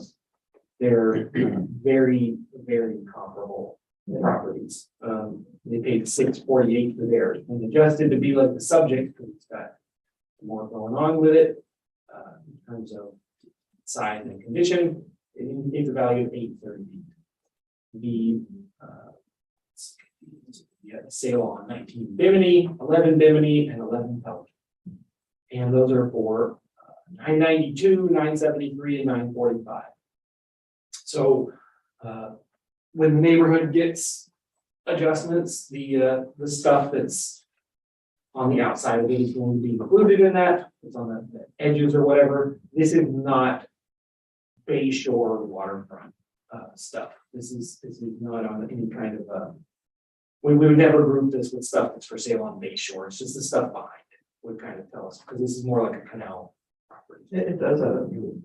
Yeah, it has a view of the bay. It is good, and we might have, and sometimes that becomes relevant, but in general, it's just going to be an enormous sea change just across Bay Shore. Yeah. So our comps aren't going to be Bay Shore bayfront. And the indicated median there is $1,027,000. There's one low sale and then three that are all hovering around $1 million. Or I'm taking back 4. They're all right around that $1,025,000. And they're like right. And then the equity grid is other properties in the area. It shows the value of 933, which is a decrease from the noted value of 957. That's 933 is there's $200 basically. Yeah, we don't think it is different from last year. It's just worth more than it was last year. But our equity rate is indicating an adjustment down. That's it. That's all it is. Yes. Could we go back to the picture and just get a little further view out? Yeah, we can pull it up. Oh, okay. Oh, yeah. So, yeah, I was just saying, like, there may be sales like over here, but we wouldn't want to comp this to that stuff. More like this stuff.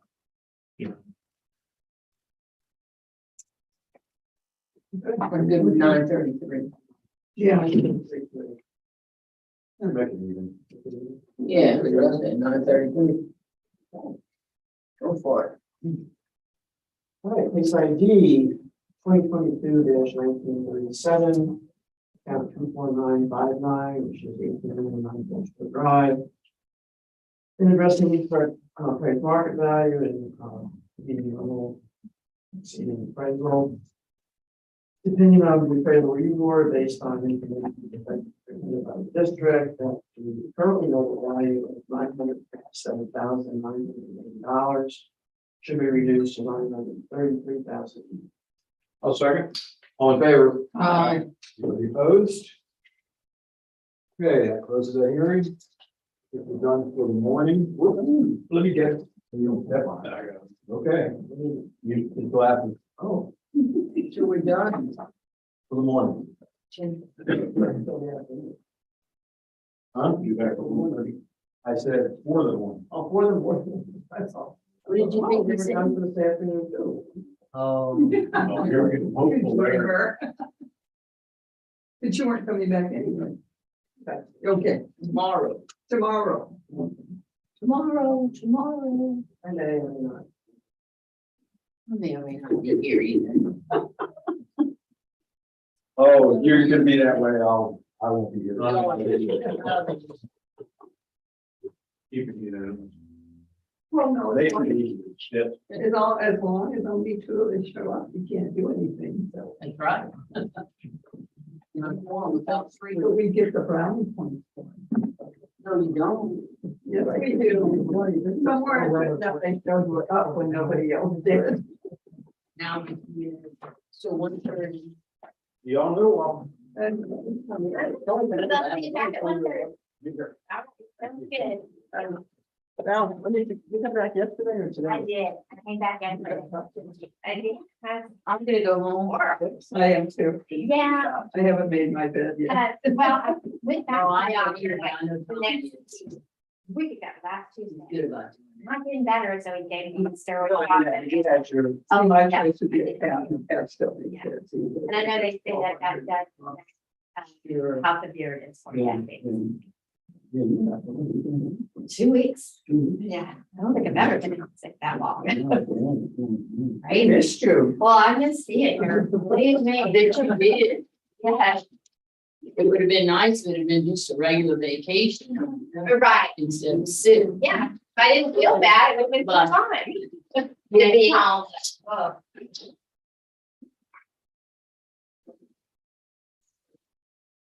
It's trash. I just put this on. Okay. Oh, my girls. Anita.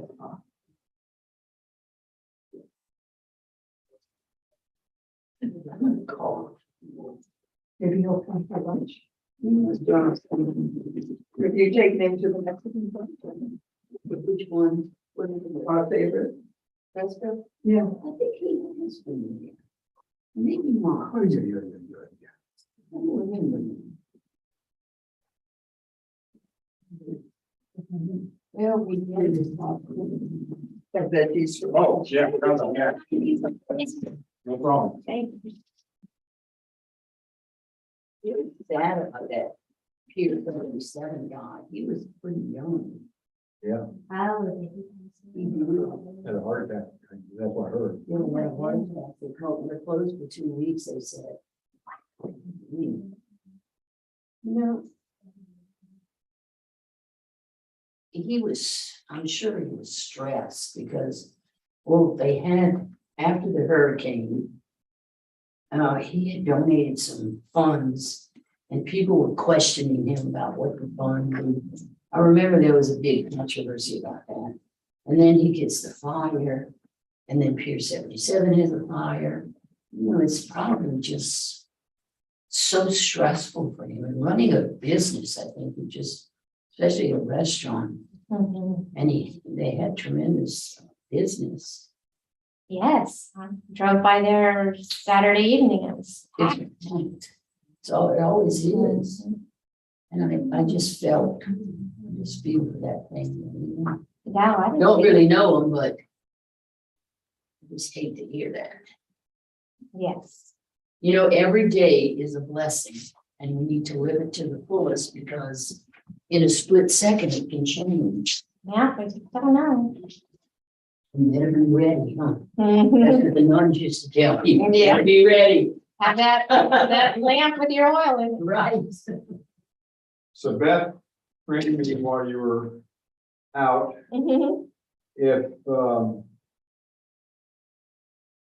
if you paperclip these things, I'll put them in the basket, Oh, okay, so it just saves you a few steps, sure. Good deal. plus it makes Barb annoyed. Well, that's worth something. She sees me putting them in Yeah. No more. They don't like me.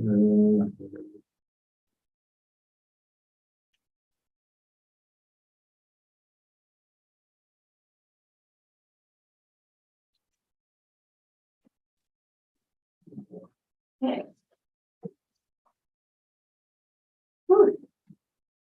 Aaron here, whatever they did, it did not work. Yeah. I don't know if they got to put a thermostat in here or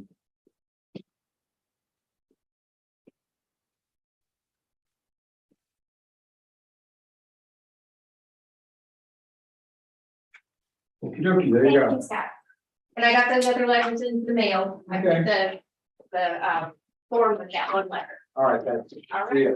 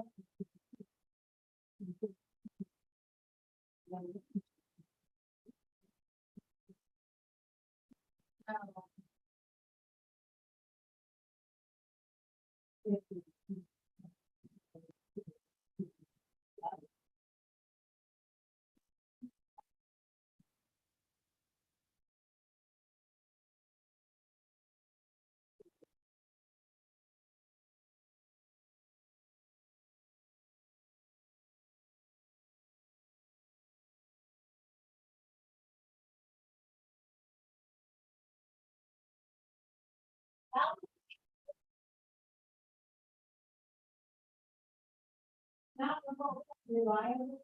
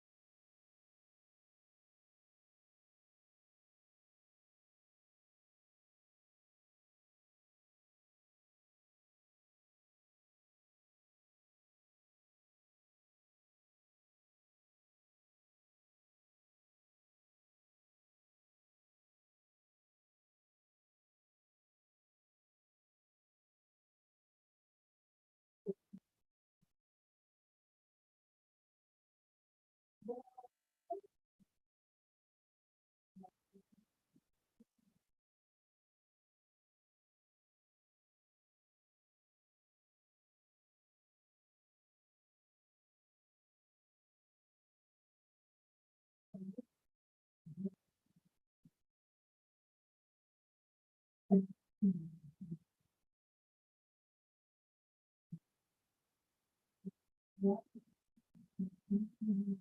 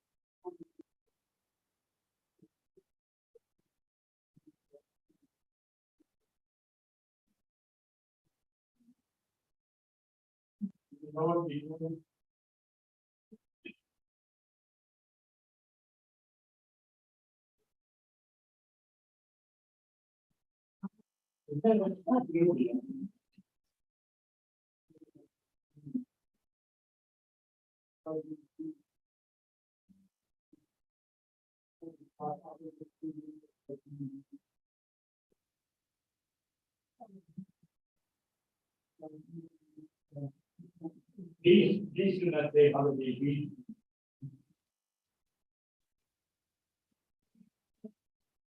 Oh, but I don't.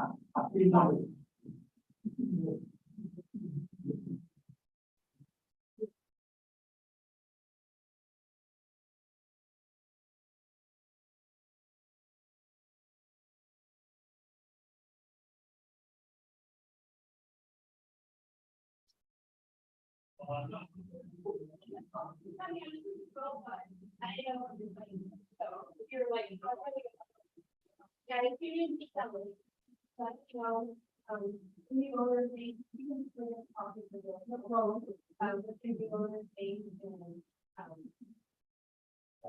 the owner or bright color.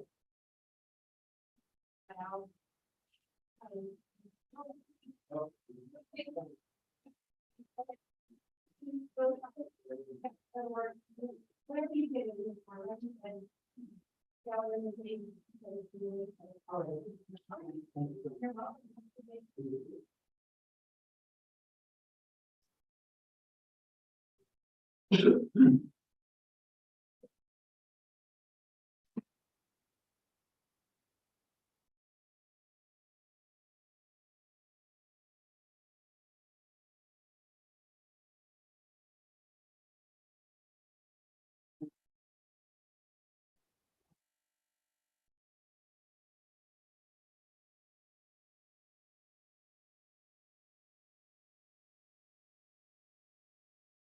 Okay, so. I changed.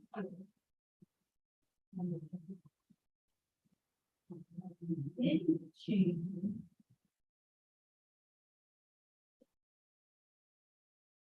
I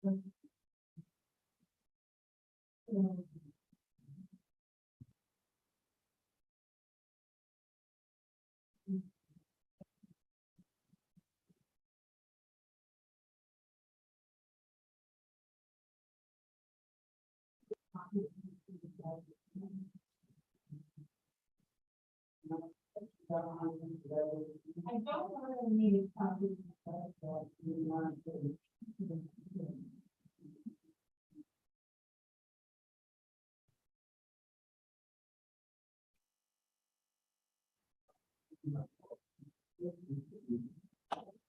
Oh.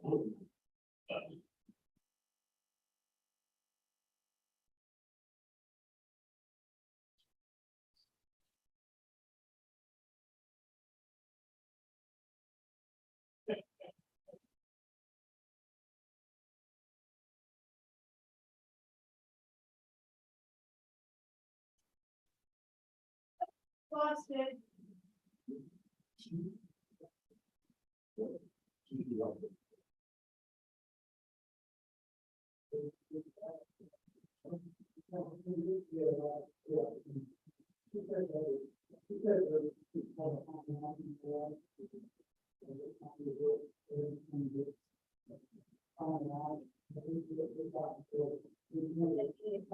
problem.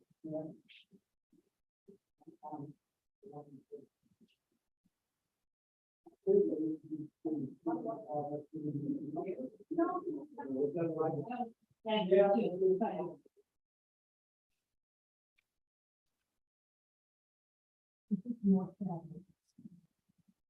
Oh. So.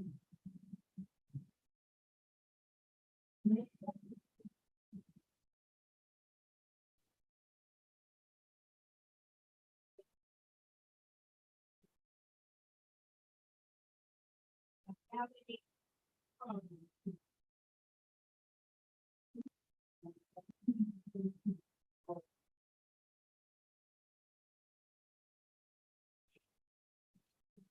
yeah. Doesn't matter to me.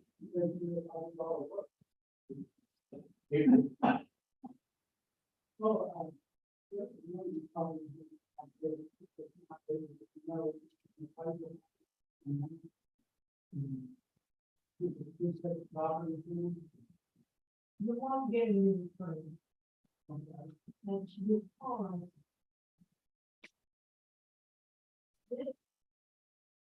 Oh, still here. Will be on your 2023. Your 2022, which you got nothing people. That's what you use to go to cash.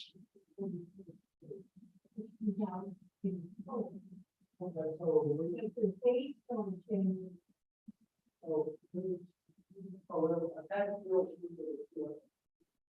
And this is the vote, God, and that's okay.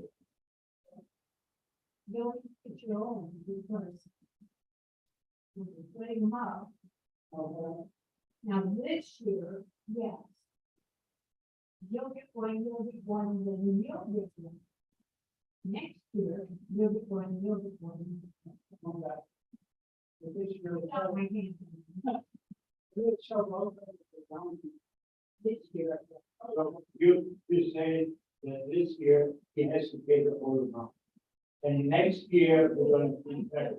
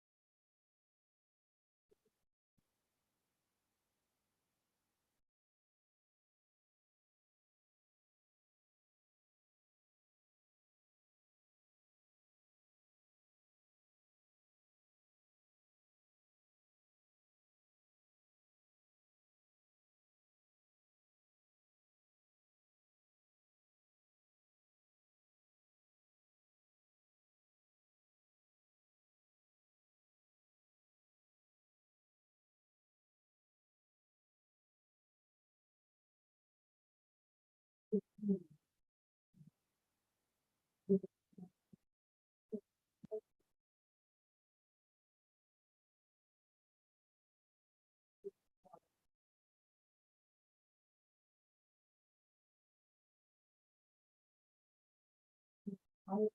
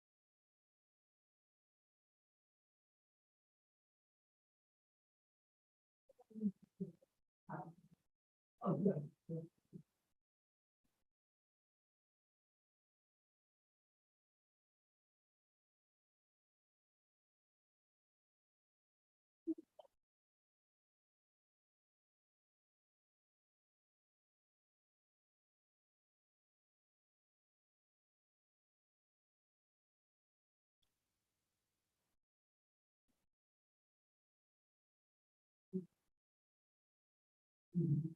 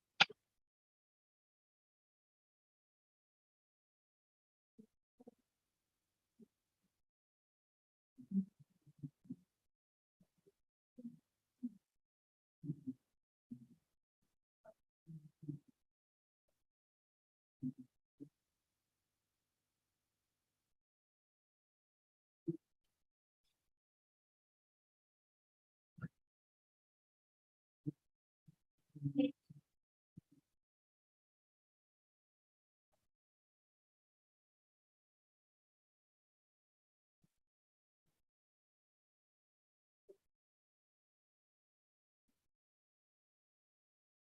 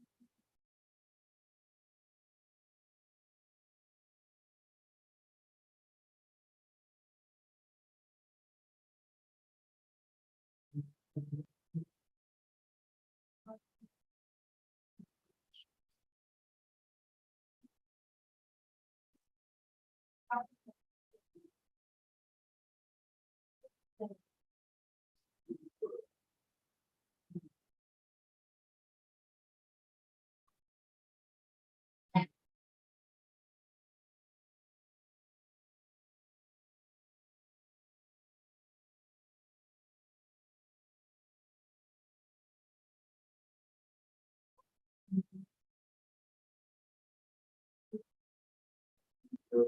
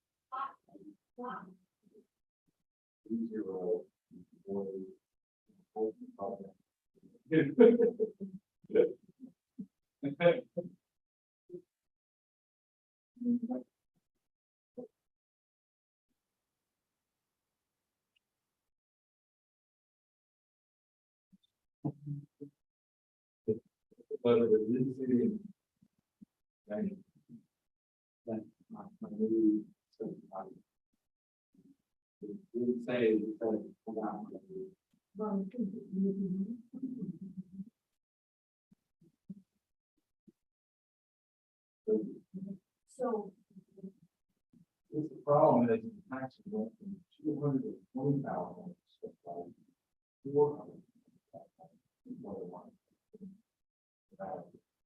Yeah. So I was, what I was thinking was, they want to raise that. I assumed they would go back to 2021. And then,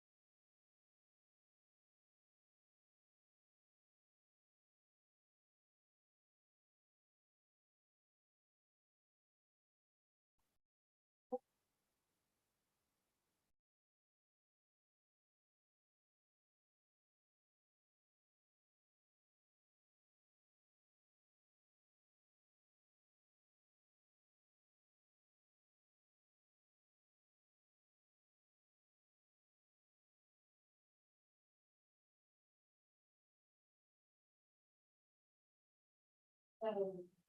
they-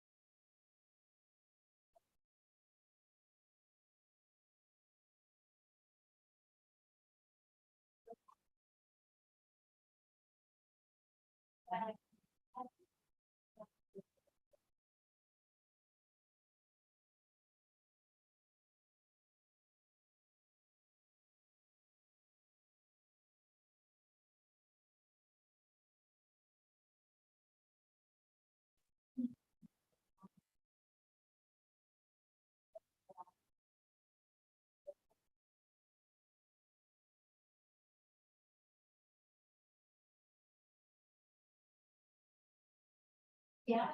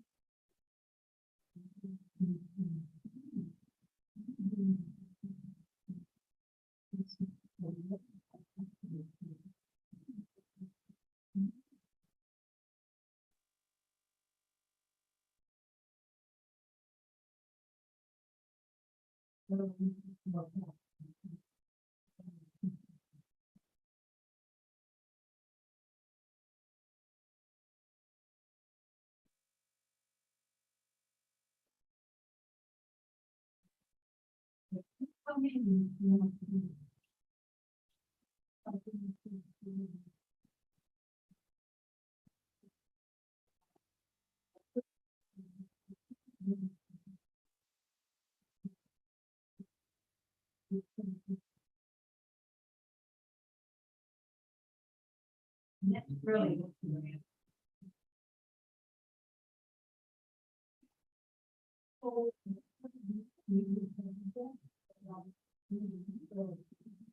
Yeah. Yeah.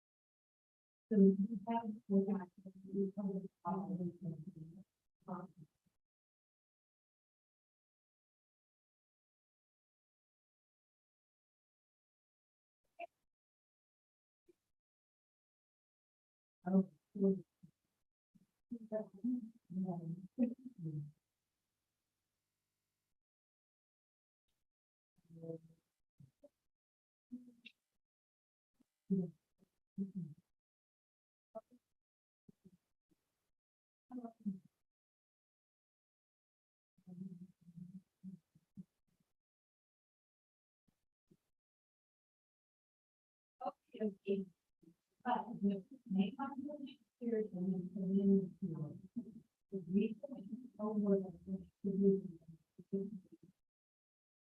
And we're driving.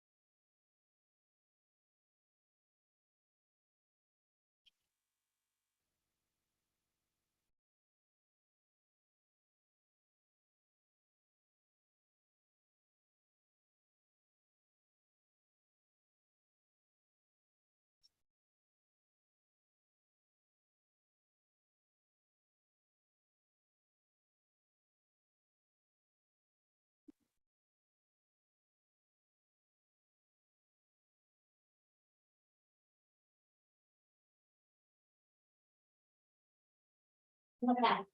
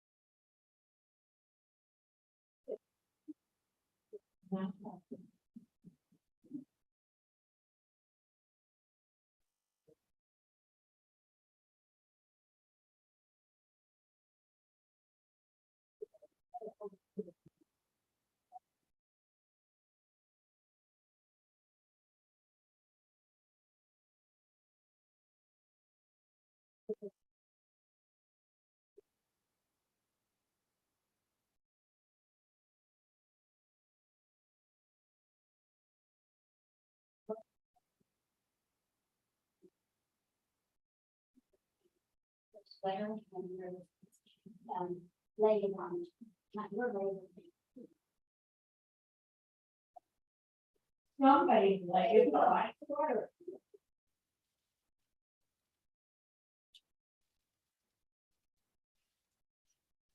Thank you.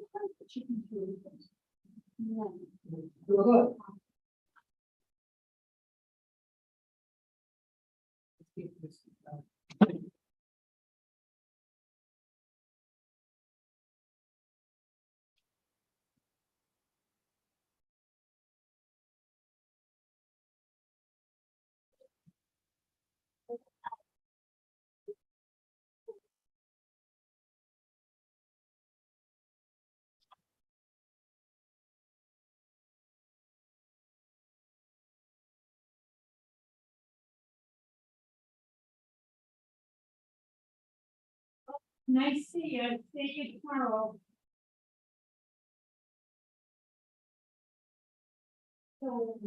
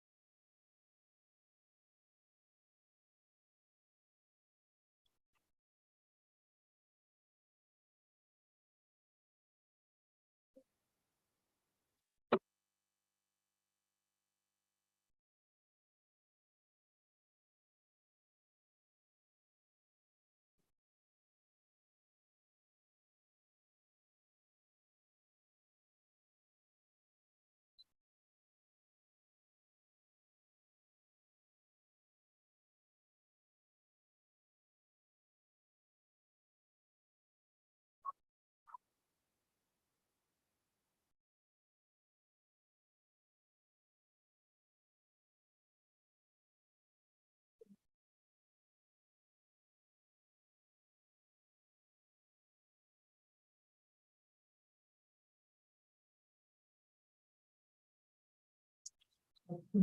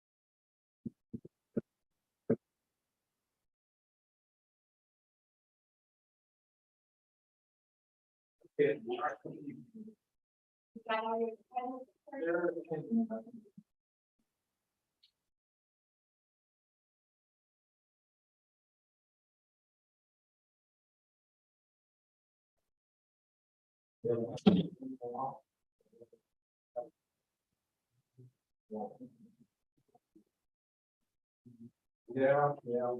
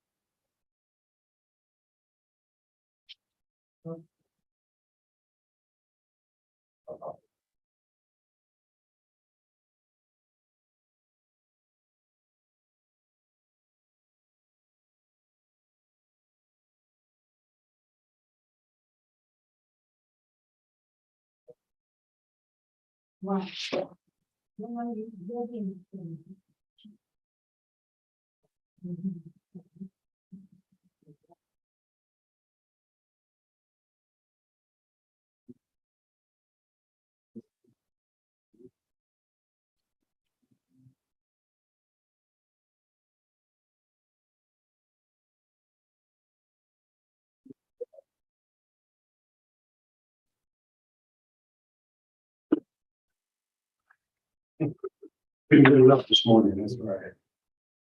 Like we have a lot of buggies. Yeah, she folks, maybe three.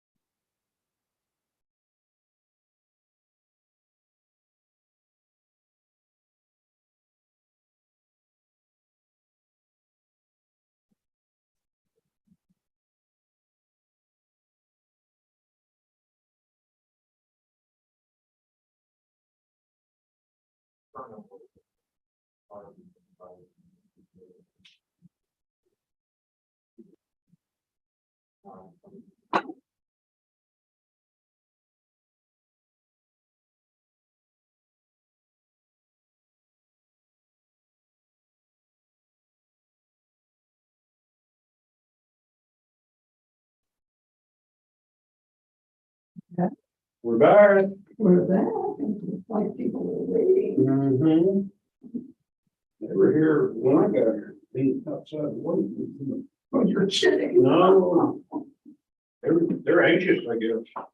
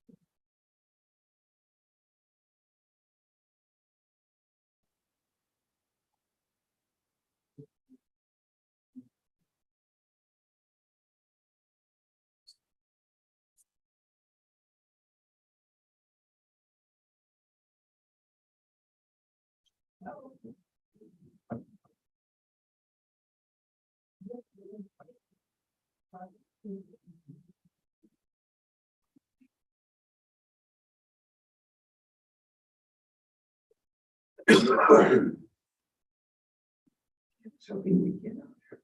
Hmm? I was hoping we'd get out here late. Oh, well. Guess we can't have We a have yesterday every day. Gotta pay our dues sometime.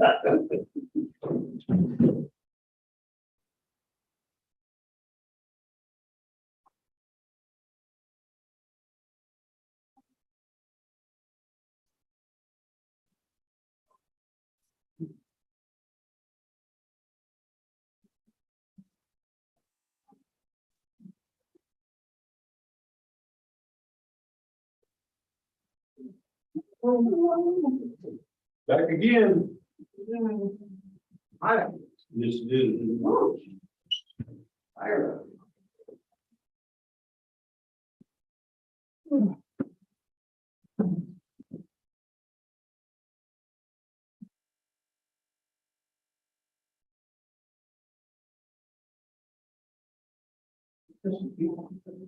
Mhm.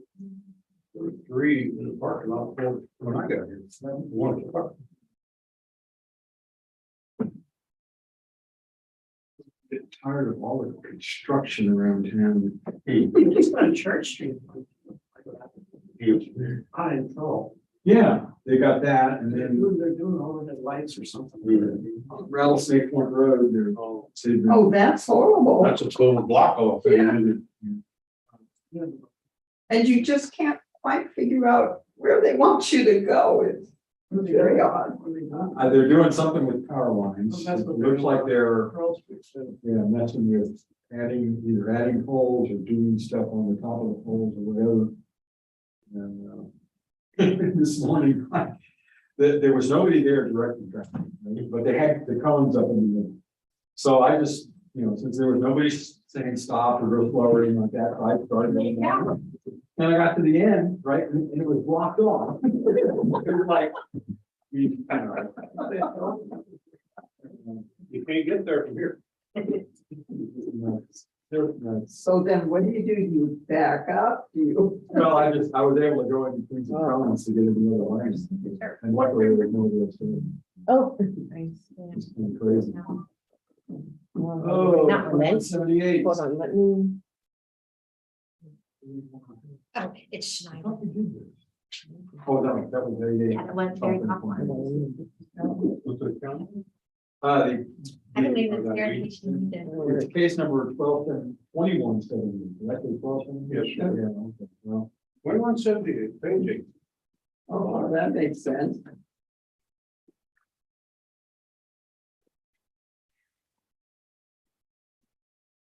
Don't want to wait for Peggy?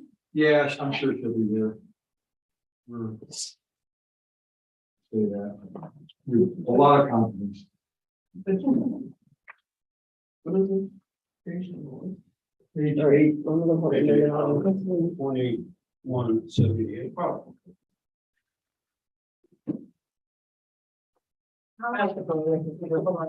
Yeah, well, I can't get into it.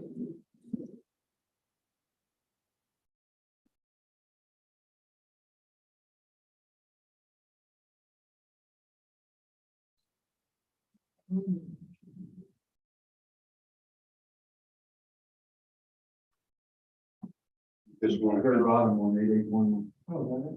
That's the, sorry, Ron? Just one.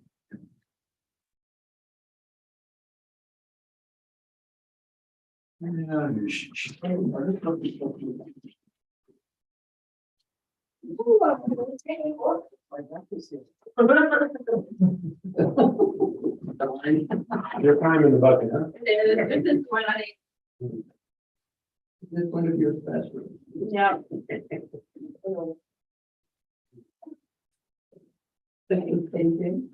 8 bottom.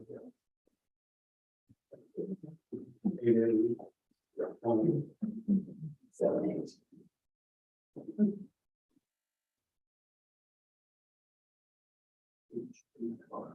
8. Y'all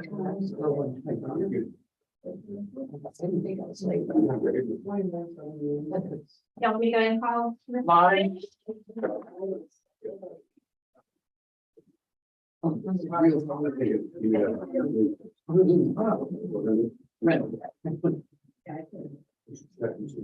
Yes.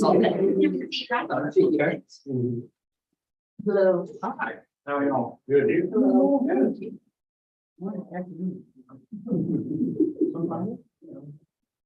David? Yes, sir. Are you that? Pardon? Oh, David, yeah.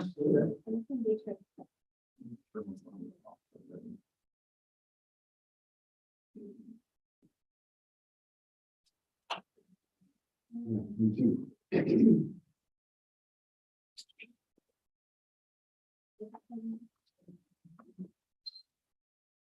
Okey-dokey.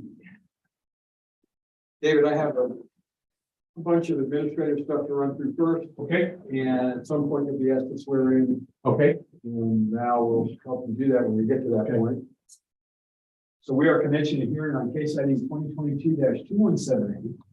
Account number 8818164, which is 2292 North Fulton Road, Department 205.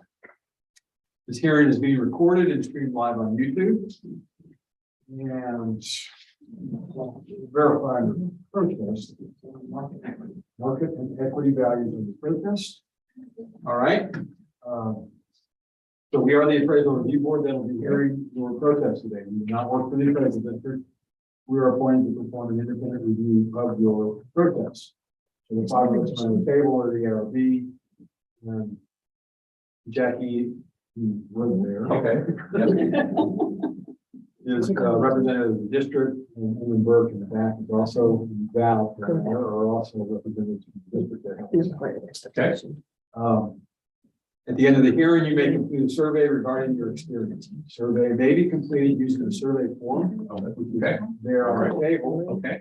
A copy of that form is also included, and will be included in the determination package you will receive after this hearing. They'll come in the mail. The surveys, you can also take it online, and information about how to do that is at the top of that form. Survey is entirely voluntary. We always do appreciate feedback from off of them. All right. You also have the right to appeal our decision, and appeal information is included in the package that will be mailed to you to document our determination. In accordance with tax code section 41.45H, all written material and evidence that has not been provided must be provided at this time. So I see we have some evidence for you. You submitted everything to you. Perfect.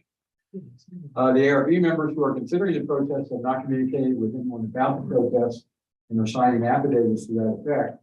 I, Scott Wagner, do solemnly swear that I have not communicated with another person in violation of tax code section 31.66F. My Kathy Hopkins, swear that I am a person. I, Joanne Ferguson, do solemnly swear that I have not communicated with another person in violation of tax code section 41.66F. I, Ronald Kennedy, solemnly swear that I have not communicated with another person in violation of tax code section 41.66. I, Peggy Bird, do solemnly swear that I have not communicated with another person in violation of tax code section 41.66. All testimony from all witnesses must be given under oath. So David, if you have to swear in now, that will help you with that. Okay. State your name. All right, I, David Schneider, do solemnly swear or affirm the testimony I shall present to the appraisal review board for the Aransas County Appraisal District is true and true. I, Jackie Pena, do solemnly swear or affirm that the testimony I shall present to the appraisal review board for the Aransas County Appraisal District is true and correct.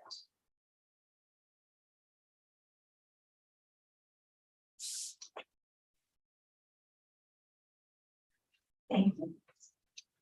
David, I need to ask you if you hold a license or certificate from the Texas Appraiser Licensing and Certification Board. I do. Okay, fine. I have to ask everybody that. At the bottom of all your stuff, there is a chart, which is the hearing procedure times. Okay. Actually, I think it's on. yeah, it's on the table or on the board. It's also right here. If you want to reference it. Okay, That's how we're going to run the hearing today. okay, It's two forms. One is if you present first, and the other is if the appraisal district presents first. okay. You both have equal amounts of time, regardless of who goes first. If you have the honor of choosing who is going to present first. I've never done this, so I guess I can start, so. Okay, well, you have 5 minutes to start with. Okay. Have some additional info on. Okay, so I'm not sure what y'all, so they scan things in, I'm not sure what y'all can see, but let me tell you how I came up with what I think is a fair evaluation. So, after Hurricane Harvey, pretty much everything in my condo was replaced. And so I bought that. So what I did is I went back to my tax return for that year on what I reported in my taxes and came up with a spreadsheet, on what I paid. And then did some research on, okay, well, how much to depreciate this every year? So, and none of this, I found different things. I found two different things. One, I found, and I have it here, if y'all would like to look at it. I found one thing online. I don't know how reliable it is, but it's one of the few things that I found.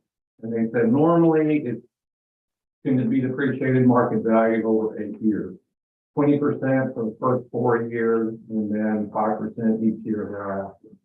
And then I went and looked at the IRS guidelines on what they say, the tax rate. I know that's a little bit different than market value. But I looked at that as well, and now I can't find it.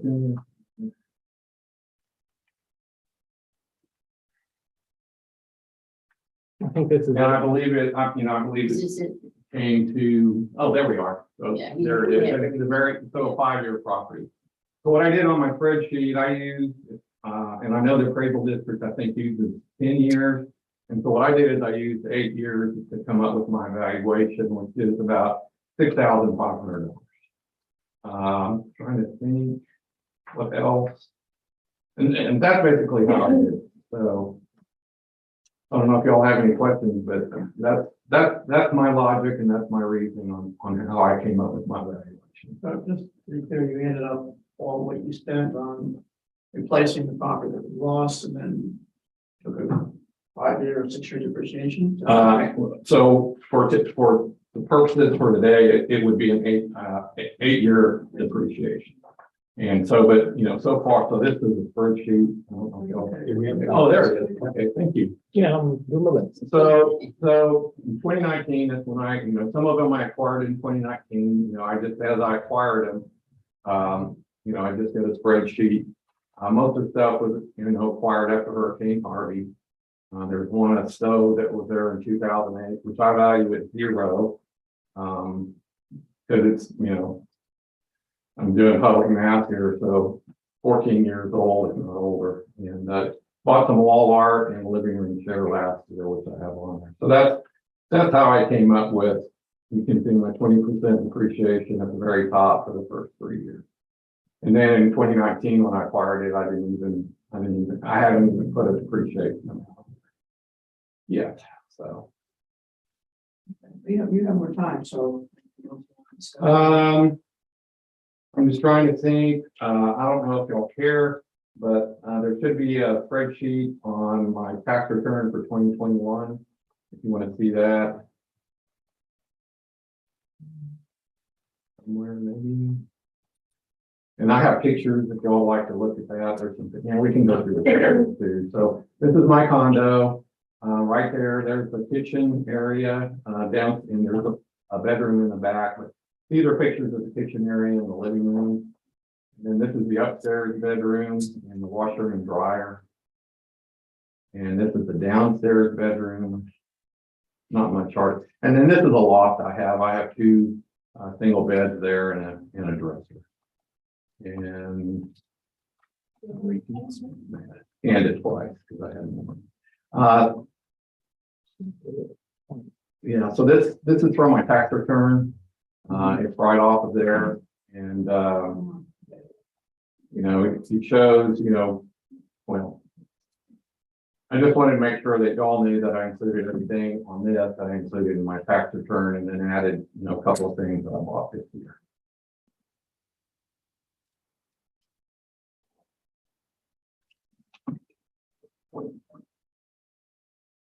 And so what is your opinion value at 6,500? Yeah, 65, 6488. 6,500. That's what we said. You have more time for mine. Yep, so the only other thing I want to point out is, so when I got my initial valuation, and I talked to someone here at the appraisal district, we talked about it, you know, we didn't come up with an agreement, and so obviously that's the reason I'm here. So the appraisal they sent me that time was around 10,500, and then the one I got for this meeting was up, it increased by about $2,000. So I don't know how that happened, but that's what happened. So, We have 10,500. well, paper I have. You may have been looking at the comps. No, it was noticed at 12,300. Yeah. That's I correct. can explain. Okay. Right, so just hold on for a second here. Okay. David, Yes. and Jackie Williams. This is a short-term rental. All the short-term rentals were put on a schedule this year. There was a rendition sent in to basically same as last year. The district felt like it was too low. We put everybody on a schedule. He's put on the lower end schedule. If you look in the evidence, it should be on page 6 or 7. Yeah. He was noticed at 12,300. The second property card you see will be the value that he was last year, which is why he was put on the schedule. The current 2022 property card, we did email back and forth. He started another rendition after we talked. And he was just depreciated like everybody else would be. You are on an 8-year depreciation. anything 2014 or below goes to a flat 20%. So, it's like page 3 or 4, this was part of the, I think a tab in his spreadsheet. Basically I did it 2021. It's 90% good. And it gives you a value. 2019, all the furniture that up at 70% good. Anything 2014 or below gives that 20% good. So that's where that 10,552 came from. We used his numbers. He did a great spreadsheet. Everything was cost new. When we usually get stuff that's cost new, we depreciate it per our table. It's posted on our website. We use the same table for every short-term rental. If we know the cost new, this is what we go on. Furniture and fixtures are on 8-year depreciation. That's pretty much all we have. So basically you raised it to 12,000. Raise it to 10,550 based on his cost new. And just depreciating it for our cost schedule that's online. And I believe I also attached a copy of that. This changed from 3,600 to 10,550 based on you doing these charts. and Correct. doing estimations. Well, it was noticed at 12,300 initially when he was put on the schedule. So we emailed back and forth. He did a spreadsheet, told me what he paid cost new. Our depreciation is just different. We're on an 8-year depreciation with 20% being the flat, which is actually 2014 or below. His depreciation is just different. And So we that go by the same schedule for everybody. That's where the 10,550. when you agreed on the 10,550. No, he didn't agree on the 10,550. That's what we're. He wants 69. I think 65. And you're at 10. Right. Again, when we get cost new, we depreciate it like we do every other little. So schedule's posted online. It's So are you using, last time we looked at this, stuff, it was low end, medium, He's on a low end. even one. He is, but up and down. right, Mhm. that 12.3 was from a low end rental. That value, that's where that came from. But when people supply us how much they paid for it, what the dates that they bought it, we go by our schedule and 8-year schedules, 10% a year until you get to that flat 20%. Okay, you have some more minutes to go on. So is that 8-year schedule starting now at 10% off? 2021. 2020. It starts with 2021, it would be 90, 2020, 80, 1970, it just goes down to 14 where it hits a flat. We don't go below 20%. If you're, district bill, if you're still using it, it's got some kind of value, so it won't depreciate all the way down to.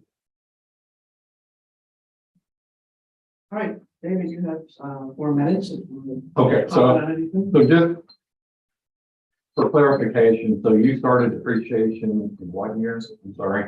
2021, Okay, so, so it shows you have 2021, you had $1,854 that you paid, 90%, it's 1,668.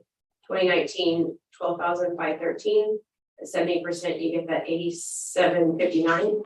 And then 2008 and below, it's 625 at 20%, $125.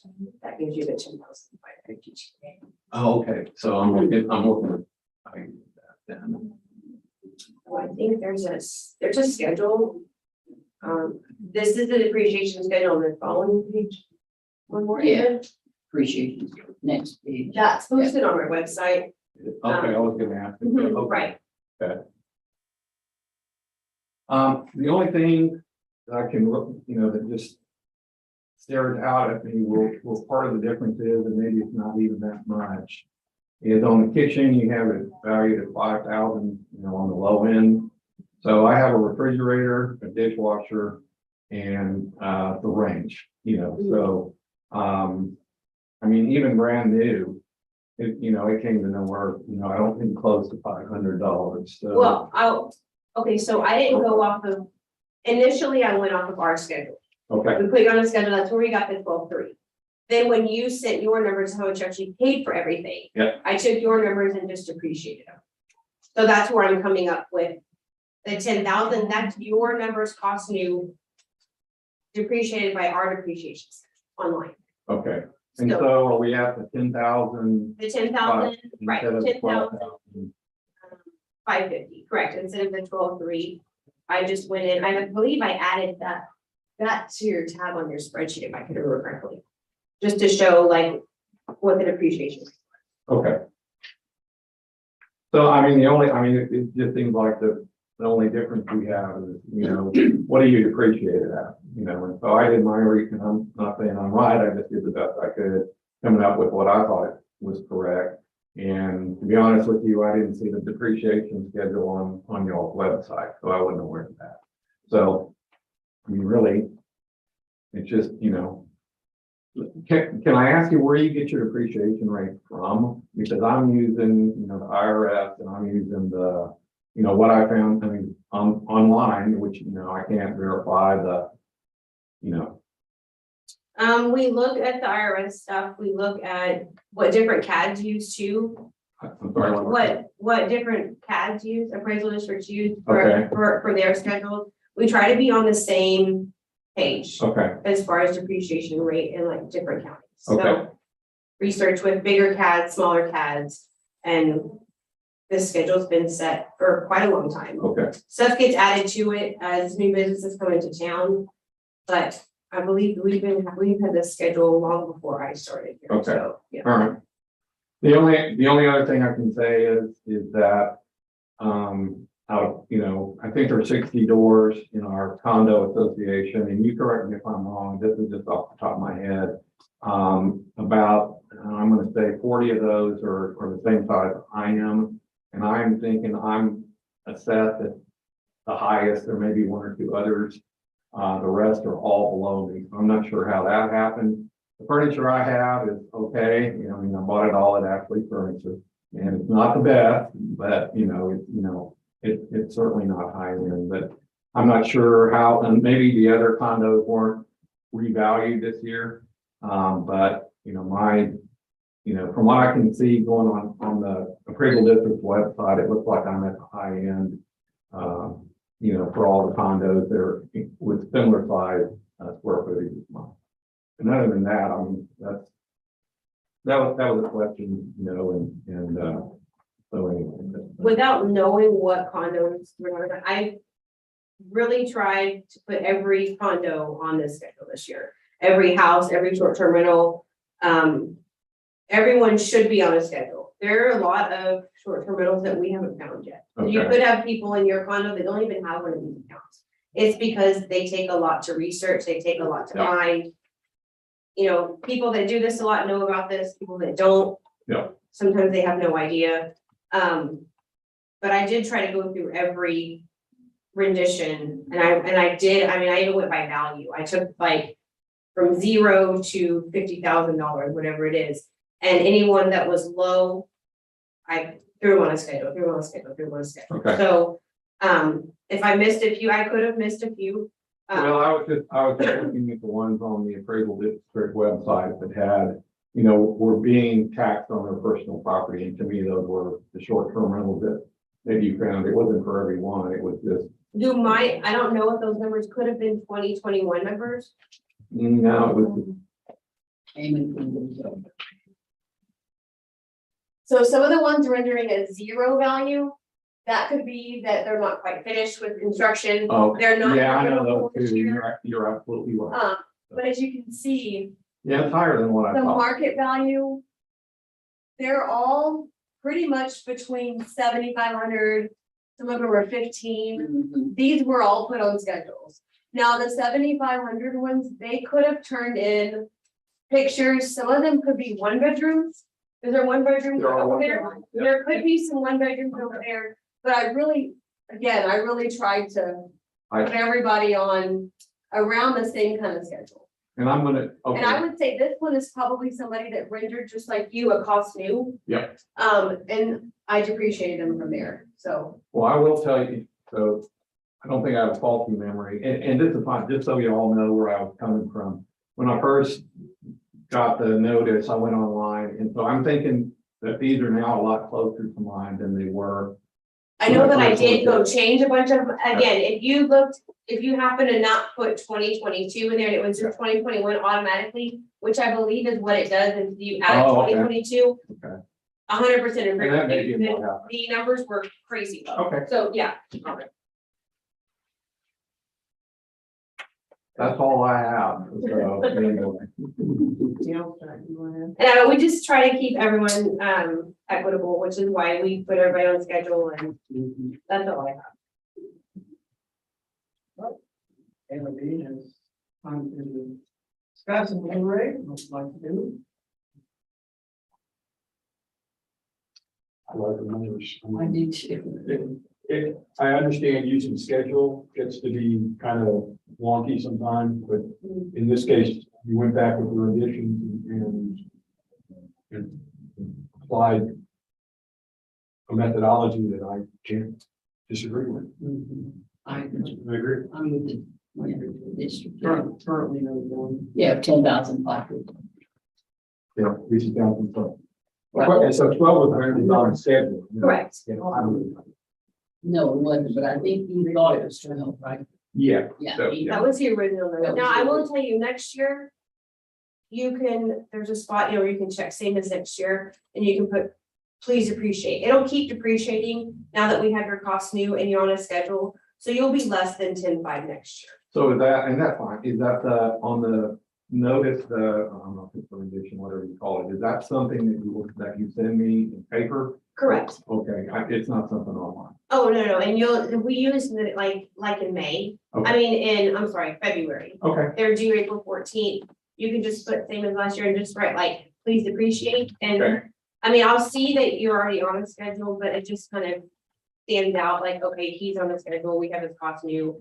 So it'll continue to go down until you get to a flat to the 20%. 20%. Right, and if you replace something, there's a spot on there, like, if you had to replace your refrigerator this year or something, you can put cost new just in that refrigerator spot, and then we'll depreciate it Okay. from there, yeah, All right, okay.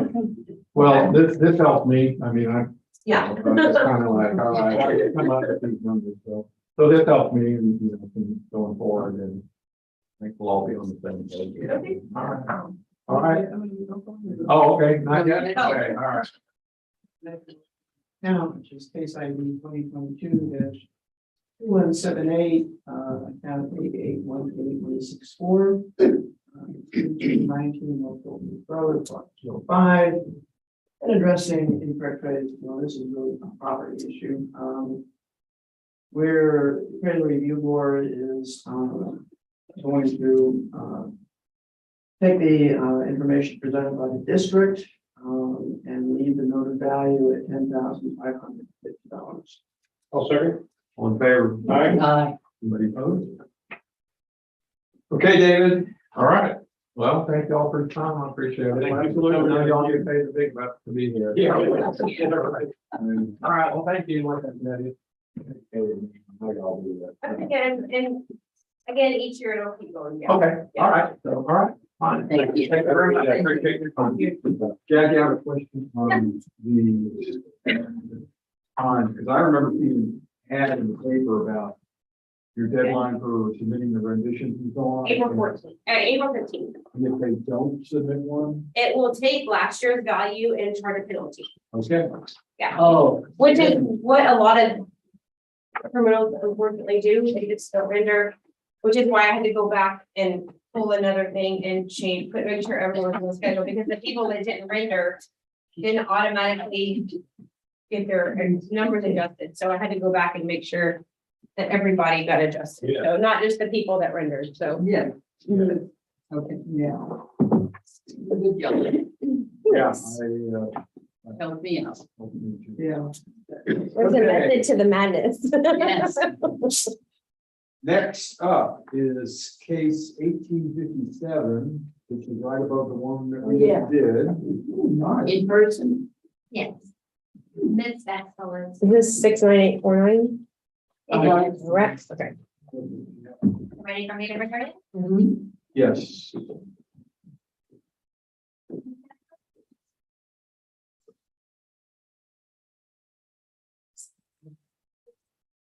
See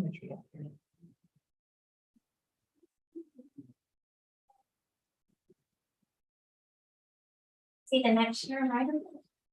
Hold Hi, how are you?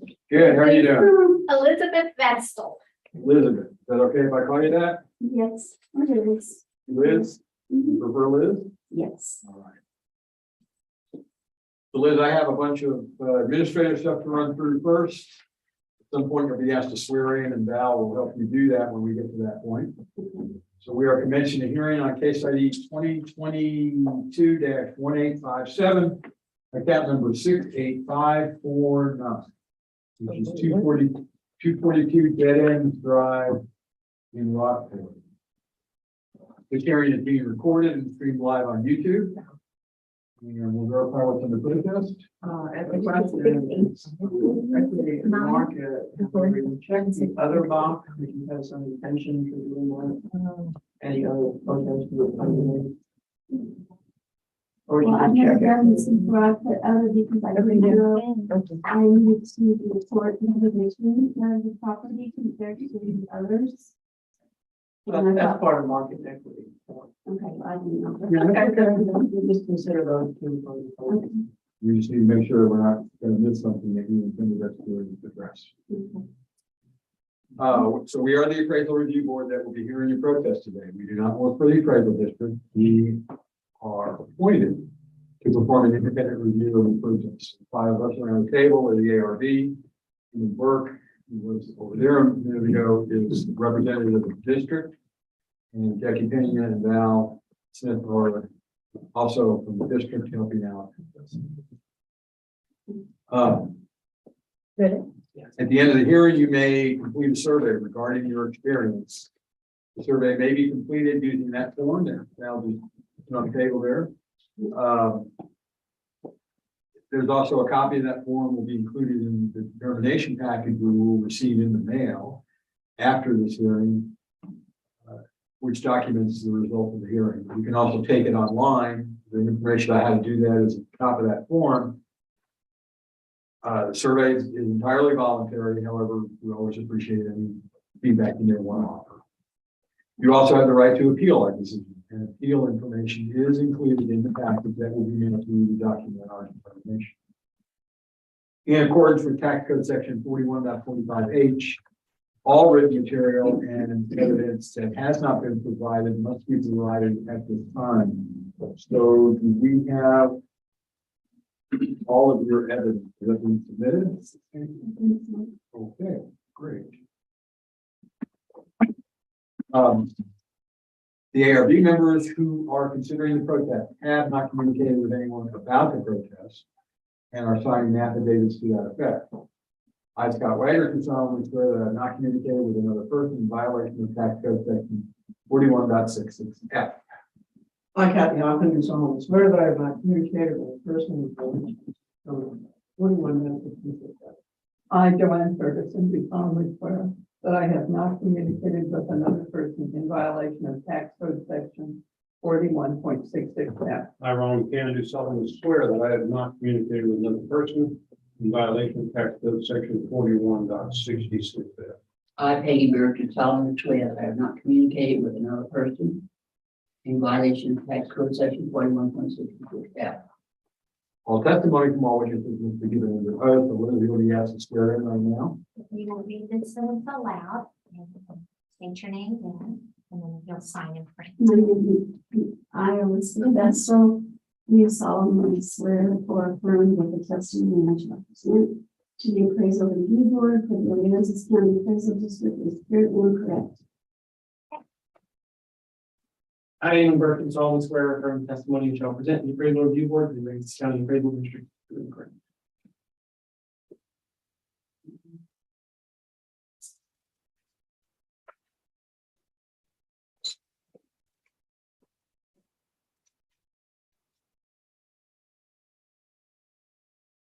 Okay, thank you. Liz, I need to ask if you hold a license or certificate from the Texas Appraisal Licensing and Certification Board. That's fine, we just have to ask. Probably helpful. No, it actually makes it more difficult. Oh, Here is a chart called hearing procedure time that shows how we're gonna run the hearing today.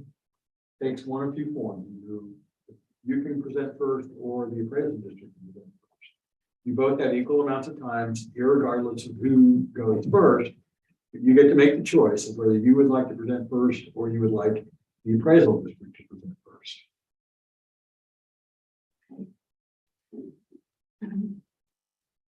There's no right answer. Okay. It's up to you. There's no I, wrong answer. since I don't know how this goes. I'm sorry, there's no wrong answer. Yeah. Since I don't know how this goes, I'll let you present first. Okay, that's fine. And then I'm gonna give you what I There know. you go. Okay, so this is account 69849. It is essentially a vacant piece of land. There's a couple of things on it, but pretty much there's a whole warehouse ought to be. It's on Dead Ends Drive, which is at the entrance to Coconut Ridge. There is a road that appropriately dead ends. Last year it was certified at 478,200. This year it was noticed at 686,560. The vast majority of the value is in the land. This is a really great piece of land. If you just look at the picture, it's the one at the end. It's super well situated and it's large. So really the value of it, it's a lot. It's the land. There's this building here. We have it as an attached garage, and there's a pier, a pretty substantial pier, and that makes up almost the entirety of the improvements value. There's some value for the concrete on there, and it's not the driveway. It's this concrete in the back here. That's the only structure to the left there. Yeah, it's pretty much this. There should be a house right there. There's not. And no, yeah, it's correct. Okay, Harvey, okay, good. Yeah, time and time it's gone. And then, but the pier and the building are there. But again, we're at 680, 97 of that is improvements, the rest is all. And, the improvements are, the property is not completed. Needs a house put on it or something. If it was to transact, do you want that detached garage or not? The pier is great, the pier is fine, but it's nice, nobody's gonna tear it out. We want one slightly different, but the garage might be, it might just be in the way for what gets built, who knows? And building out here is, this is just a bare lot. The sales grid showed why the land value changed. It changed pretty substantially year over year. This was basically 400 in land last year, and it's 590 this year. Unfortunately, the grids is a regular grid, so it's not giving a unit price. So I figured those myself. The comp number one is a vacant land sale on Dead Ends Drive, undeveloped. Looks pretty washed out. This is just a really raw piece of land, and it sold for an indicated value of $1,575. Comp number two is also a vacant land sale on Coconut Ridge Road, and it's indicating $20.33.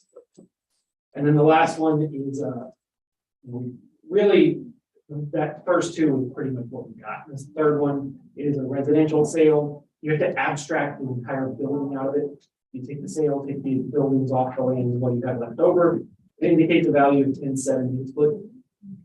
Last year, this property was valued at 995, 996. So we were just under the lowest indicated value of land. It had to be adjusted because people are paying more for it. So they're currently at about 1475. I know on the card it says 15, but broken out 10 years. But pretty much the whole story is told in that first. I mean, that's not it. That's not everything, but that makes the point. On the first comp. Yes, yeah. The first one, and it's just a vacant land sale, just saying, hey, that's why the land value. We didn't change it for fun.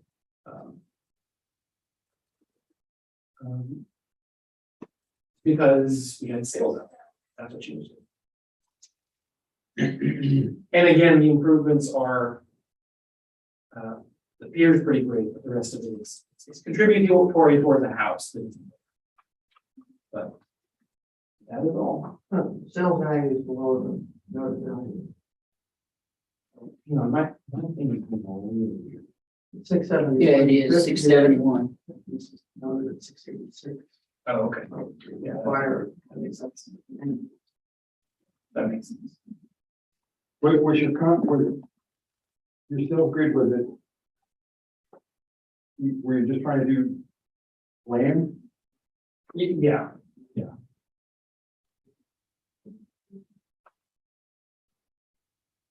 It's, if it was actually calculating the median land value, it would be 1575. Okay, Liz, you have 4 minutes if you want to make some comments or questions. The slab, you have a value of, Oh, you have 5 minutes, 7 minutes actually. Oh, go ahead. the slab has a value of 6710. The slab to me is a liability. I cannot rebuild my house on that slab because what do you call it? The hub report says I need to raise everything 3.5 feet, 4 feet. And when we first had the hurricane hit, we had a guy that wanted to pay $200,000 to remove it off. And I forgot to bring it, but I did an estimate of $75 to $80 and I came up with around $28,000 to get it removed. And that's I think it's low.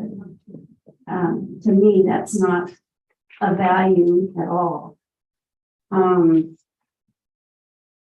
There's a storage valued at 150. I have a picture of it. It should have been removed with the rest of the house and it didn't. And we just haven't done it. It's a Morgan building that's valued at 150. Is that the red building? Mm-hmm. I put pictures. That's the end of everything. That's the last page. That Go up a little bit, Jack. the red building, it doesn't even have a floor in it. It's just dirt and flooded and anyway. It doesn't have doors or anything.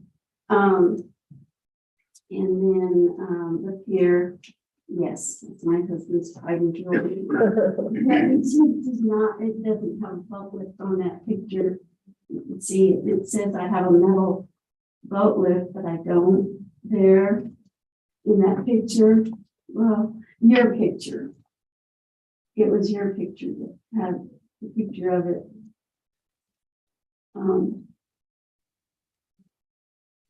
Somewhere on there it says boat lift. It has a boat slot. And the gentleman that built the pier, our boat doesn't fit in it, in the boat slot. It would be in your picture that you took up. Anyway, we So- can't get him to come back because I don't even know if he's alive. Does it have the lift in the place for the boat? It did not. But that, I mean, does it now? And on January 1st, does it have that? No. Okay. There it is right there. It's just a slot. And our boat doesn't fit in it. They put it a foot too narrow. Oh, I motor up just a little bit, back a little bit. Oh, see, you can see this one has a lift in it, That's a and neighbor, this one doesn't. That's just a little. Yeah, It's that just a one's got a slot. little lift in it. but we That can't one. use it. And when we had these storms last time, the boat kind of ripped it. And so the boat get ripped. So that was not the same. Okay, so the slab, the shed, the hub report shows that I have, whatever I have needs to be raised. The garage thing, we're probably going to remove it also because it's not the right height. The driveway has to go, everything has to go. And I'm still fighting for my flood insurance because it's the agent, the whatever it's called, adjuster, said that I didn't have flood damage because it didn't have any water lines in the outside. Of course, I had 14 inches of water in there. Anyway, back to bulkhead. After that, the bulkhead is, the bulkhead collapsed in 2000, part of it collapsed in 2016. And the with the hurricane, it's pretty much wiped out. Not that, well, that part right there has sunk about 8 inches. And the wood trim on that portion of the bulkhead is gone. And you can see all the cracking on the skirting, whatever that's called. And then that part, we're trying to determine, I've had 5 bulkhead people out and they don't know what to do with it yet. So that's the part that we had done in 2016, and it had all that nice rock and it was level with that, and it's all been wiped out with the rebar showing, and I need to do something about it. Do you have estimates from any of the bulkhead people? I didn't bring them, but I do, just that section there cost us about 32,000. The other side is, the one that has the sunken part. It's about the same price. It's 60 feet each section. The 2 worst sections are on the ends. So they're both about 60 60,000 to fix it. We had some other estimates like 180 to 300, and we just told them to go away. The middle part, I have a bulkhead gentleman that's trying to get somebody from Houston to come and determine see if it's going to collapse, or we just need to replace the skirting on it. But there's pictures of it. That's the bad part, but there's a picture. That's the bad part. There's this. Okay, the items on the bulkhead on the left and the bulkhead on the right, all the way, those are the 2 that are collapsing and have to be completely replaced. And then the middle sections, there's 2 lots there. Those little bulkhead supports, they've all collapsed from the hurricane there, so they're no longer holding up that wall. And so that's the part that the bulkhead gentleman is trying to determine what to do with. And we're trying to get some riprap in there. I'm waiting for the GLO to tell me if we can do that in addition to fixing that. So that's the bulkhead pictures. Let's see. It's washed out, cracked, failing, and whatever. Then the culverts. When we weren't there when the gentleman was doing the culverts, I can't remember his name, but he called and wanted to talk to us about running it the opposite direction, which the flow of the water goes that way, where it's going down the street into a little, one of those lots that nobody owns. It's kind of a community, and that's where all the drainage is going to. But all of the culverts are higher than our ditch, and the water was backing up and coming back to us when I took that picture. I've been waiting for it to rain to take another picture, but it's Rain. yeah. Okay, that's the culvert problem that I have. My son is a civil engineer, and he said if they just get somebody to engineer it properly, he said it wouldn't be a problem to fix. But my neighbor, which is my brother-in-law, he had to raise his house when he built that, but all of his runoff is running into that lot, and my lawn guy can't mow when and if it does rain, but it's running off into that lot, and it goes in both directions. That's one reason why that one bulkhead was sunken, because the water would go that way. And that's was that picture of the 2 properties, the height. The driveway, that's just a piece of the cracked driveway. I don't know, that's not even anything of value, but the driveway is gonna have to go.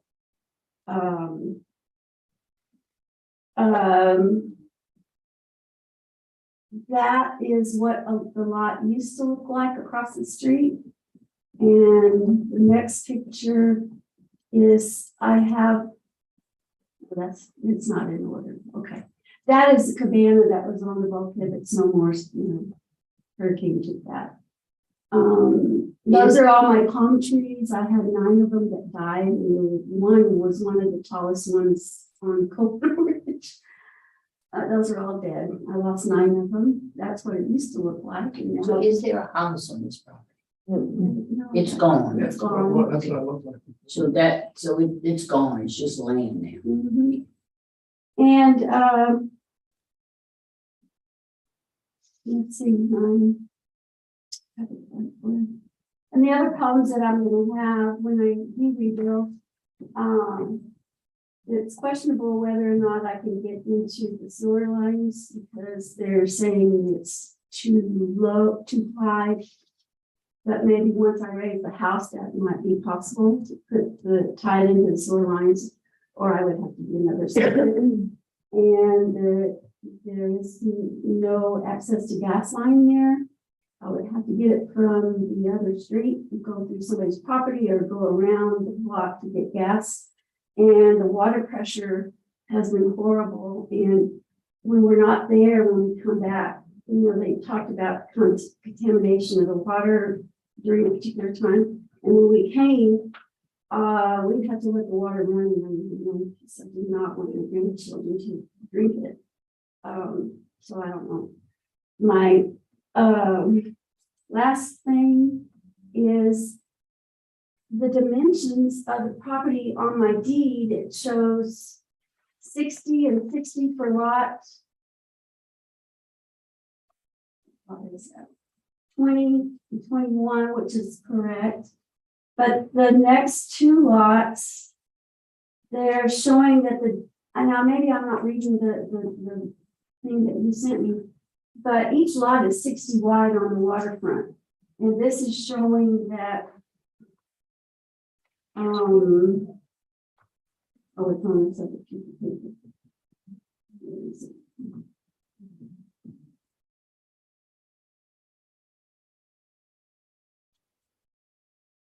I downloaded it from the internet. This piece of paper that's on y'all's website on CAD, it says that my property is, the first 2 lots are correct, 60, 60, and then the next one is 72.50. The next one is 69.15 wide on the waterfront, unless there's a different way of measuring it. That's the only thing I went by. Was the plat. So it seems to be a little bit wider than what the plat says on y'all's record.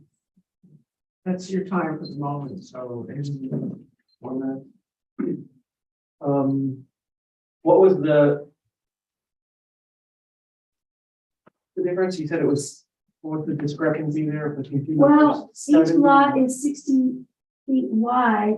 Yeah, That would be 240 240. feet. Yeah. And I think y'all's adds up to 267 or something. They all look to be 60 feet wide, and if you want to see the land. Okay. I mean, Well, I'm wondering where you even, like, where were you getting one side, because most of our stuff's in square footage for this.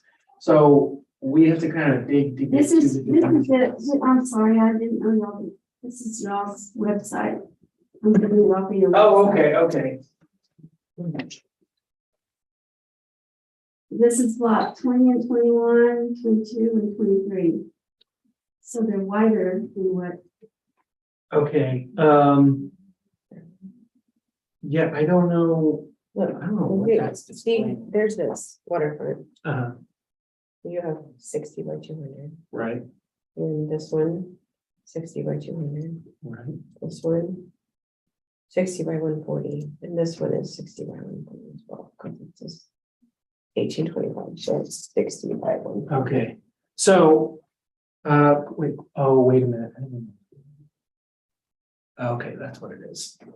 These are not accurate. This frontage and depth, these dimensions, these aren't accurate. It's trying to figure out what they are, but this is not, like, Jackie, go ahead and pull that over from PAX, you can see it. Oh, hold on, sorry.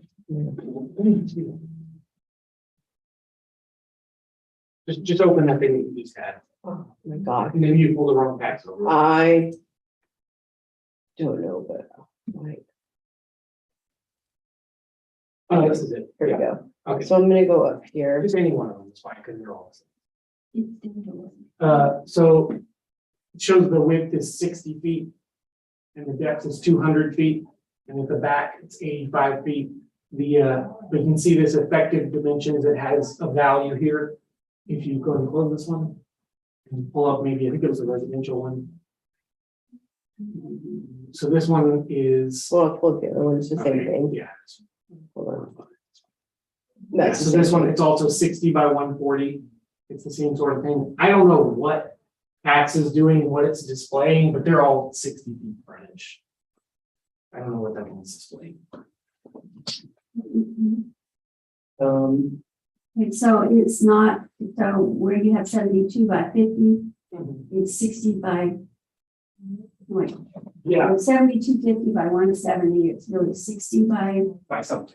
Yeah, like 140, I think one of them's one. what's the square foot? Okay, that's 1825. Yeah, Okay. It's confusing. that is really. Because that's I don't know not, what that's about. Yeah, those two are okay, what's, is there one that's?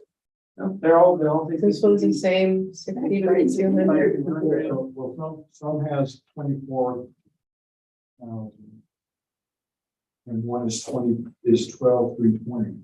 that's the one. There's definitely different depths too, because Mhm. it's got a step. The property kind of jumped up a little bit. So some of them are bigger than others, but the lot we have it at 60 each. Again, I don't know what PAX is displaying. Okay, and the residential, I'm going to assume is the end of the street, Yeah, the residential is, which we don't. we the can't do closing of anything Dead to. End Drive per order, closing and abandoning a portion of Dead End Drive filed in 2004. I didn't think that was ours. Yeah, it is. But we can't do anything with them, because everybody comes and drives up there and tries to fish off of in the weeds there, in the. I get strangers all the time. I have a VRBO across the street that keeps coming on the property and the sheriff out. Oh, my goodness. And we can't put the fence up yet, but we have posted signs and. But my neighbors help me out with that, because we're not there. And also just to real quick to go back to said this at the very beginning, it was like a different property at this point. The improvements on here are their value is what they would be contributing toward the house, the new house.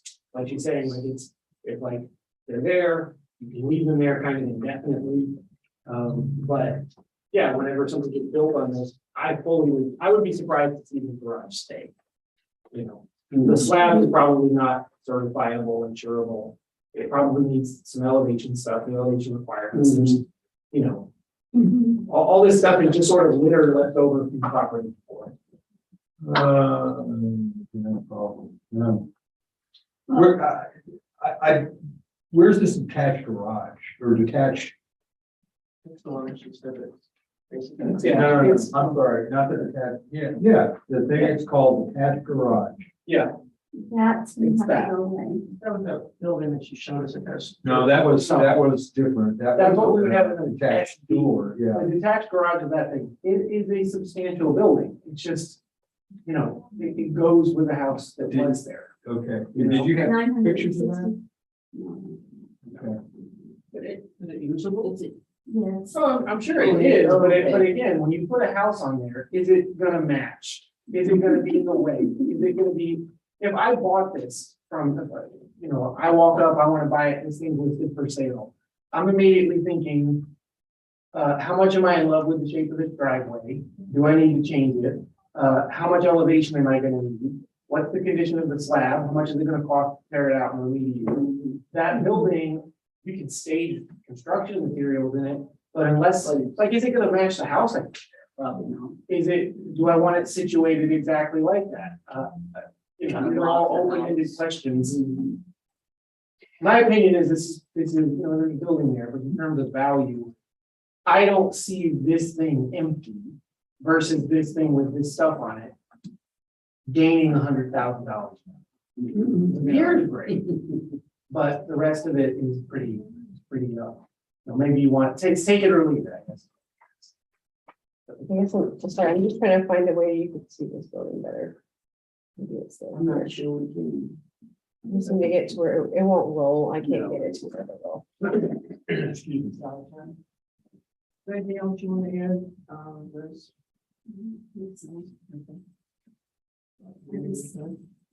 Right, then everybody has time to deliberate. Do the doors work on the garage? Yes, actually, we made it into a storage area, Okay. so it doesn't have the garage doors. We actually tried to make it into, an apartment, and it flooded.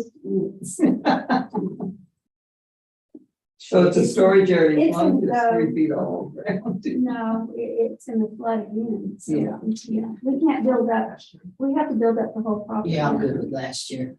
Yeah. Yeah, because it's, You yeah. okay with that, Brian?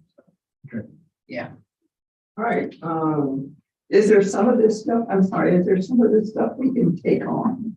It'll come off with this. Yeah. Well, Yeah, but it's only for value, Right. I think, first of all, the boat lift is not.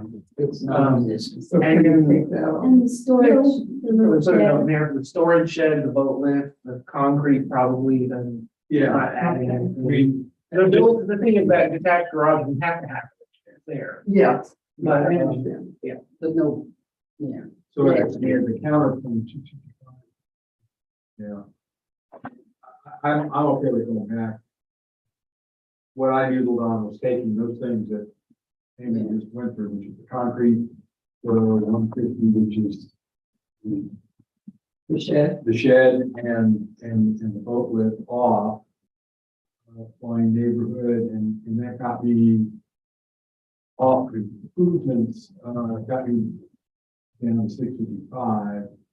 So 478, 655, yeah, Let's go with that, but the land has a value.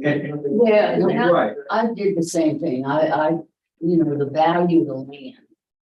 And I took off. I took off the food with that, because- And that was And I got another, 660. So I was Yeah. close to you. Yeah, But I right. didn't take off the other things. and that's what, I did the same thing and took the land value and took the last year's improvements. Right. And that was 671, and then, and that was still higher than the other thing of taking those other pieces out, 65, I don't care if you want to. I like this. Okay. Yeah, I do too, yeah. You know, Okay, I'll make a motion in case I do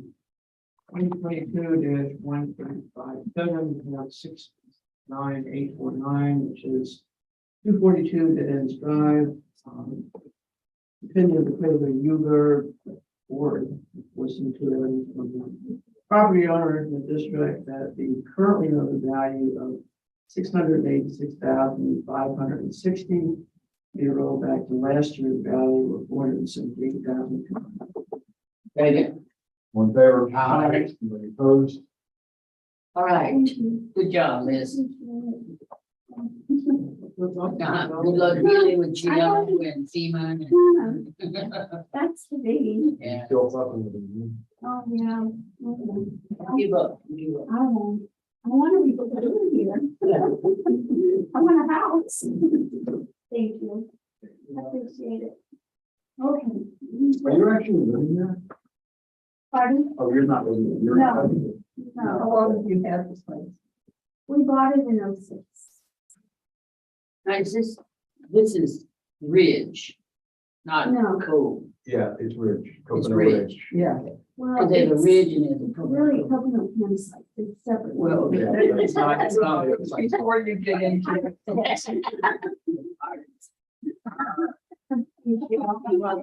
you very much. This be on the way to yours, No, it's on the way where I live. It's before you get out there. The block. There's one for the right. okay. Kind of. Close to the water. Okay. It's on the bay. We had the same thing with Finland up there. Is this in person? Oh, Yes. Person. All right, let's take the. Big break. This is 1:30. Okay, too long a break. I guess I need another one if you got it. Oh, I have to go with this. Thank you. Anybody need to use the reference? Oh, I do. thanks for letting us know. Yeah. Well, that's true. Get on.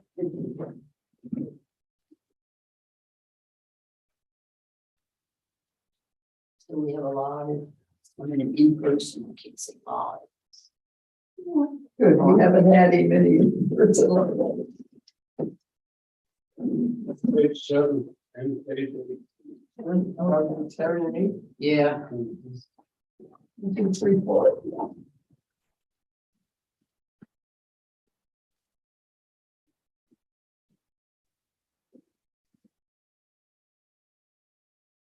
You know, you forget that so many people are still fighting for their whole. 5 years.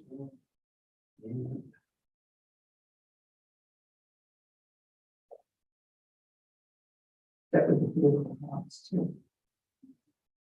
Oh, there's lots. For one, the house, how On page 8 is the house. I get, yeah.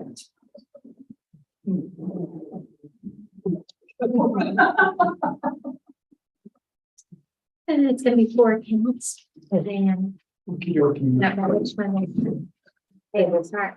No, it's not. Sorry? It's not. Want some I'm gonna chocolate? make it. No. Yeah. Okay, it's okay, I can find it. Hold on. Now that there's 4. Okay, so we got, 1298. 7 and 8. Page 7. Oh, definitely. Okay, you guys are already there. Okay, there we go, okay. Yeah. Here's this one. And Are you ready for me to bring it in? yeah, I think so.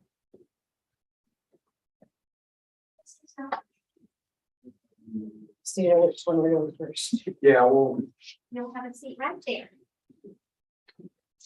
figure that out. How are you doing? What do you think? This is Eugene Snowden. Am I saying that wrong? Correct. Okay. Eugene or Eugene? Either way. Which do you prefer? Geez, fine. Okay. Thank you. Okay, Gene, I have some administrative stuff to run through first, and then we'll get into the specifics of the hearing. So we're commencing a series of hearings. I'll announce each one as we go into it.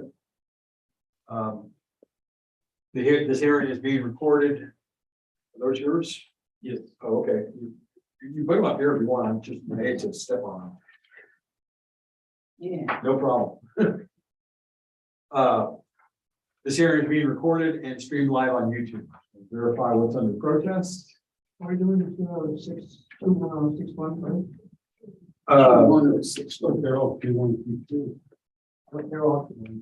This one, yes. Yeah, they are. Okay, so we have market value and equity level under protest. We are the appraisal review board that will be hearing your protest today. We do not work for the appraisal district. We are appointed to perform an independent review of your protest. I'm listed around the table with the ARB, and Eamon Burke at the end of the table is the representative from the district, and Val Smith and Jackie Pena are also from the district. At the end of the hearing, you may complete a survey regarding your experience. The survey may be completed using the survey form, which is available there. Another copy of that form will be included in the determination package that will be mailed to you that documents the results of the hearings today. You can also take it online if you'd like. Information about how to do that is at the top of the form. The survey is entirely voluntary. However, we always appreciate any feedback you may want to offer. You also have the right to appeal our decision. Appeal information is included in the package that will be mailed to you to document our determination. In accordance with tax code section 41.45H, all written material and evidence that has not been provided must be provided at this time. So do we have all the evidence that we're going to be referencing? You should have done it. Perfect. 6 sheets. Okay, great. The ARB members who are considering the protest have not communicated with anyone about the protest and are signing affidavits to that effect. I, Scott Wagner, can solemnly swear that I have not communicated with anybody with another person in violation of tax code section 41.66F, with relation to case IDs 2022-1298, 1299, 1301, and 1302. I, Kathy Hoffman, do solemnly swear that I have not communicated with a person in violation of tax code 41.66F in relation to cases 1298, 1299, 1301. I, Joanne Ferguson, do solemnly swear that I have not communicated with another person in violation of tax code section 41.66F related to case 2022, 1298, 1299, 1301, and 1302. I, Ronald Kennedy, solemnly swear that I have not communicated with another person in violation of tax code section 41.66F related to case ID 2022-1298, 1299, 1301, and 1302. I, Peggy Berger, solemnly swear that I have not communicated with another person in violation of tax code section 41.66F in reference to case numbers 1298, 1299, 1301, and 1305. Sorry, all testimony from all witnesses must be given under oath, so you'll be asked at this time to swear in. Gonna be your listing of case numbers, and this is that line that we say aloud. I, Eugene Snow, do solemnly swear or affirm that the testimony I shall present to the appraisal review board for the county, Aransas County Appraisal District is true and correct.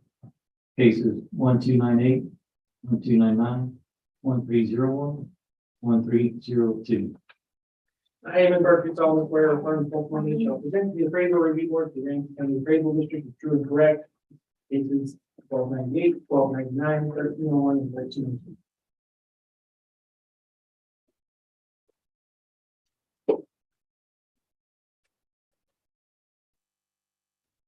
Thank you. Hey, Gene, I need to ask if you hold a license or certificate from the Texas Appraiser Licensing and Certification Board. Oh, awesome. Okay, all right, make things easier. Underneath the survey, there is a chart called hearing procedure times. Right.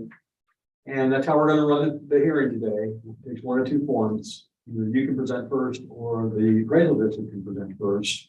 You will have equal amounts of time, regardless of who goes first, but you get to make a choice of whether you would like to present first or you would like the district to present first. I'll go first. I mean, Okay, and then lastly, we have 4 accounts here. Do you care which one we deal with first? Or do order? code 72. Oh, okay, so we're going to start with, 1298 would be the case number. I'm sorry. yes, that's fine. So we're going to start, we're going to probably take it in order. We'll start with account number 21060, case ID 2022. 061. What I meant to say, account number 21061. Case ID 2022-1298. So we're commencing a hearing on that account. And I'm sorry, you said you would go first, is that correct? Yeah, Oh, okay, fine. make it a lot faster when trying to go back and forth. You have, if you went first, you have 5 minutes for now, and then you'll have some additional. Well, it's in civil manner, it's a single lot, 50 by 100, 5,000 square foot. The 2020 was appraised at, or settled at 4250. In 2021, it was 5750. In 2022, they appraised it at 9,500. So it's doubled in just 2 years.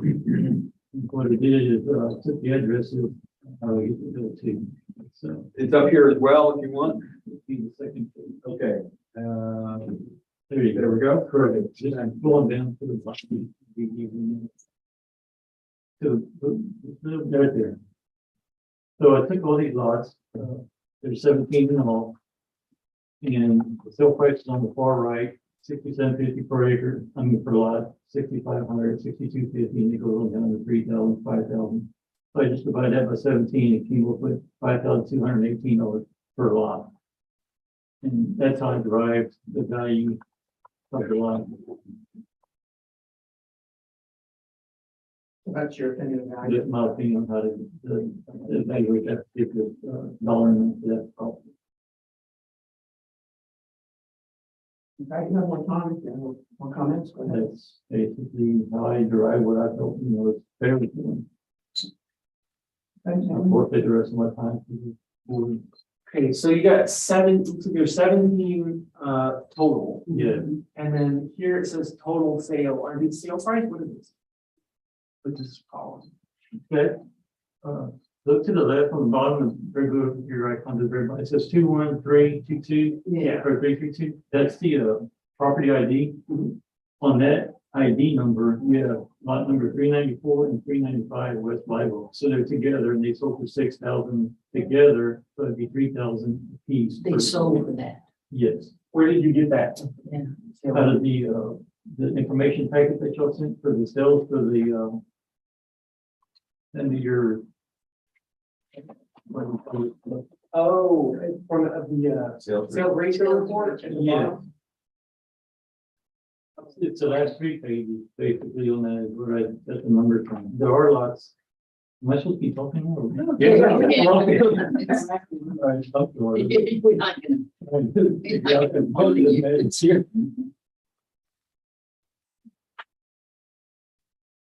So, let's see here. So that was. Go back to that. real quick. It'll be under packet 21061. If that'll help you. And then it's highlighted. I didn't give all those copies. Yeah, That was his information. Yeah.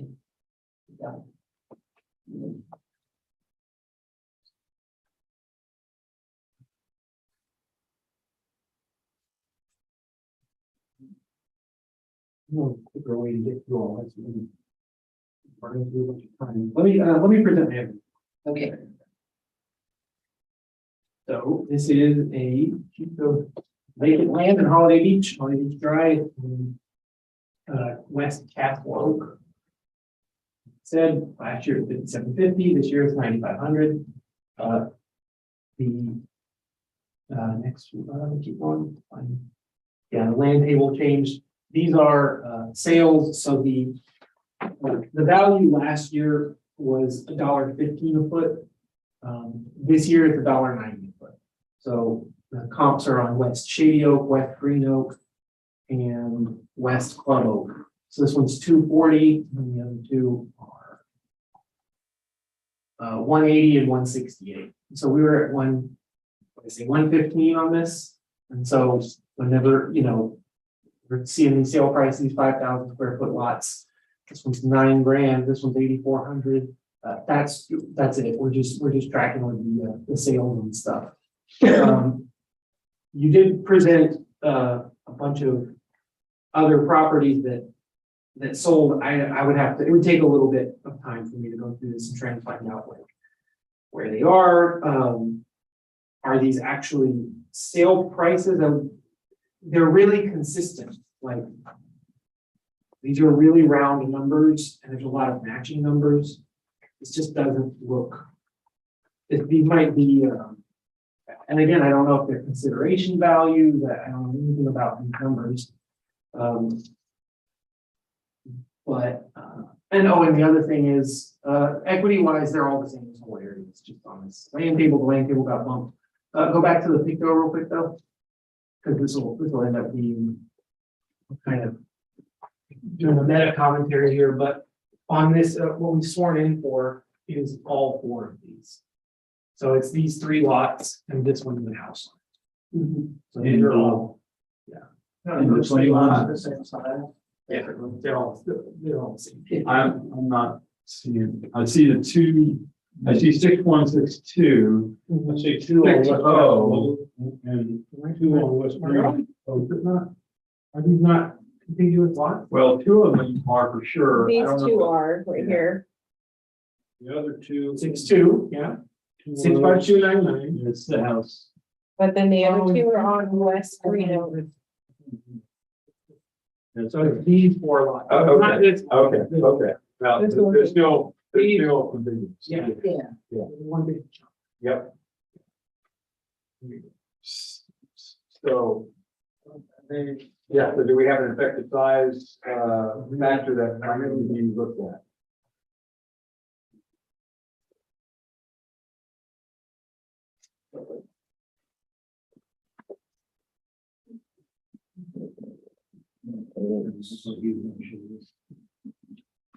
Yeah, he's got it, so. Is that what it is? Yeah. It's. It's maybe what he's Well, I'm looking looking at. at the sales ratio. That's what you were looking, that's what you got. Yeah, we'll get back to that. It says sale price in the far right. Yeah, and I'm trying to find that, I don't see any 6,000. It's on page 29, 31, 28, 31, 27, 31, 25. Wait, 25, okay, let's go to 25. Sales price. All four of them together? Yeah. Wait, what? No, It's there. It's just one drop. Did he point it out? Oh, So I what just number do a is that? square foot. And No, you can put. Where you go by? Property ID or?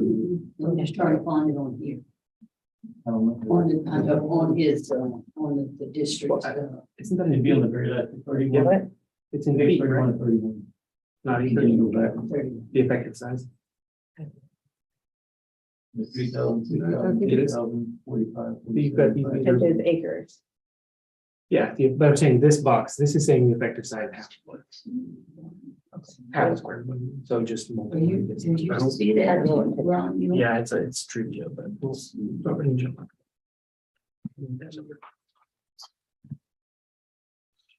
Eight, nine, two, seven. 25,000. Right here. Yeah. And 274 is gonna represent two lots. This key, 306 and 306. And then, if you recalculate it, it should be showing dollar fifty. What the heck, dude? That's not good. What's that? Wait, don't you just put it like this? though? Yeah. I think they do this by Calculate four. again, maybe it's- Right? Go back to I'm market. confused. No, wait, what? I thought I put the point number, Oh, you think it's in acres? I think. Correct, it's two lots, so it's 5,000. I And it's the second one from the think bottom so. that represents. These are two. It's 135 and 136. I mean, 306 and 306. Right, so does it change? Yeah, it changes the value. I'm gonna do it to all of them. That's the, So what they're 22.5. looking at right now wait. is, Oh, no, you're looking. It's common. Look at. no, Yeah, well, we can, they can look at all four of those lots Right. as one entity from a square footage standpoint.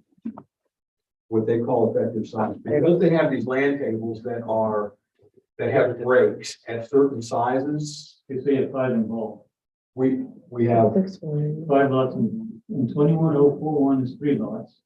yeah, you're talking about lots, I'm talking about counts. Okay, All right. so two of those are Wait, I 5,000 think square I feet, changed one it is to 15,000 square feet. and one is 10,000 Right, I changed it to square feet. 13. That's a total of Yeah, 25,000 square feet. I didn't take it out. So considering if it were one lot of 35,000 square So it's feet. Where? does that fall on the- 0.574 even. Well, economy of scale, just in one range and that was cheaper. Okay, so that makes this one 17. Okay. So I got 275s, So 2,700 ones. And 7,500. yeah. But Amy just did, Okay. yeah. And then, one of them is gonna be 15. And one of them is gonna be. I'm sorry, yeah, one of them is gonna be 15. And another one is gonna be, 15 plus 75. Which is 22.5. That's just the land. But that's gonna be with a lot with the houses. No, No, that one is 15,000, or that Okay, is that right. one is 210. You with me? I got you. And that's gonna be how much? I think that one's gonna be 22.5, if I'm doing the math. That one. The 21041 is gonna be 22.5 You said how? You said for the land. 663, what is that other one? 65299 is gonna be The land, 15,000, 15 plus, no, 15,000 okay. for just the land. Just, okay. And then the other two, which is 7,500, so Yes. that's 15. So, all right, let me go back. 7,500 and 75 would be 15. Well, 75 for one and 75 for the other. Right. And then the third one is 22.5.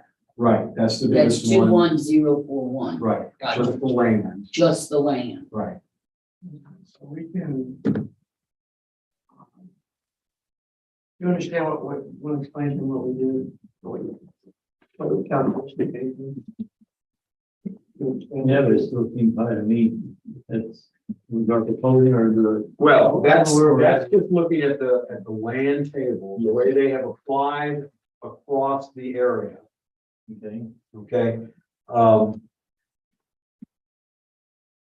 And So part of that, they were using 9,500. Where, how did they arrive at that? Just from sales of nearby lots. Okay, Yeah. so these are two different ones. Where, Kind of, if you were to buy one lot, the thing is. That thing is a $5,000 or 5,000 square foot lot. You just aren't getting them for $1 a foot anymore. You're just not. People are paying more than that for them. So the value of that went up. The difference is if I were to buy. the developers are not the. No, everybody is. Everybody is. We have people like somebody who works here actually sold one not long ago. This whole chunk though, if you buy the whole thing, you're not gonna pay the same per foot as you would for just buying one. You're gonna pay less per foot. You're gonna, if you're trying to sell both of these, you just decide you're gonna sell them both to get some money. And you put them both on the market for 10 grand. And someone says, hey, I'll buy both of them from you for 70. You might say yes, just because you don't have to do the second transaction. And so there's efficiency to buying more land at once. So that's the And I tried to use that analysis last year. They said each case is an individual case. You have to take each one of them. We cannot combine any of them when you're doing the evaluation. Well, I don't know. maybe for certain things, like if it's if there's a fence or something held for sale independently, that can happen. But by and large, it's kind of a benefit of the doubt kind of thing. The reality is, they're subdivided as if they're to be sold separately. And this house doesn't appear to be making any use of the rest. But so it's kind of it is a hypothetical. That's fine. I'm just. Just I because did you mine own. with about me compared to last year. I tried to bring that to the floor and they wouldn't accept it because we said, no, each individual case and you cannot join the cases together. Well, okay. Well, again, I'm just saying, I'm being agreeable about it. It is very hypothetical that these things are actually one. If you were to build, if you lived in that house and you thought, I'm gonna build a fence, maybe you have a dog. It would actually be really weird if you fenced in all of this. That would actually be really weird. You would probably just fence in this. So it's sort of a hypothetical thing, but I'm not. No, I. And plus, where it may not have been clear, either from the way the response you got or otherwise, is each of these is a separate unit. Okay? Yes. There's no question that we have to deal with each one of these separately. The value that's assigned in each one can be considered as part of a bigger unit for the purpose of determining a calculation. I understand, that's what I was trying to do. And maybe it's. So That's fine. we're doing it this year. I appreciate that. We've all been there. I'm trying to keep my wits about it. I tried to do. This is where you can see the adjustment right here. That's great. That's fine. And all of them are gonna have the same adjustment. On the two case IDs, 2022 12 and 1299 are basically the same, but I want to make a motion on each of them. Yes. Yes. All right, the case ID 2020. Well, I'm not sure. Well, we just dealing with one. That's great. Yeah. But we also need to make sure for, I mean, what we're gonna propose is 7,500. And I'll give you an opportunity if you have anything else that you need to offer in terms of discussion or rebuttal. Well, I'll just say real brief. Yeah. Back to my data that we pulled from what y'all sent us on the sales. I mean, these are actual sales. The SR sales at the 95 where the developer that came in there and bought like 30 lots. He paid 95 to 10,000 per lot in the whole throughout Holiday Beach. All his name is, it doesn't matter what his name is, but it's an LLC and a corporation. So therefore they're gonna be building on farming, not like individuals, we find not a lot, and that's just have extra profit next to them. So it's a different method of achieving the price of the land. I mean, they're gonna pay because they're gonna turn it right away. But as an individual, you're just trying to buy, keep, you know, the development next to you, so you have more room to breathe. And I just feel like that's what the other individual is doing when I pulled this data up. So that's why I came up with the 5,200 as far as my value, or the value that I thought it should be. So if we can meet in the middle somewhere, 75, best I can do, that's my take on it. Yeah, okay, so Damon, I don't know if you have anything that you want to offer. Okay. Yeah, the market value is, basically 9,500, and it's getting reduced because at the time of the time. Correct. Right. I'm good with the 7,500. I live there, I know what's happening. So. Yes. Okay. I'm gonna make a motion on case ID 2022-12 account 2106172 is against the land on the beach.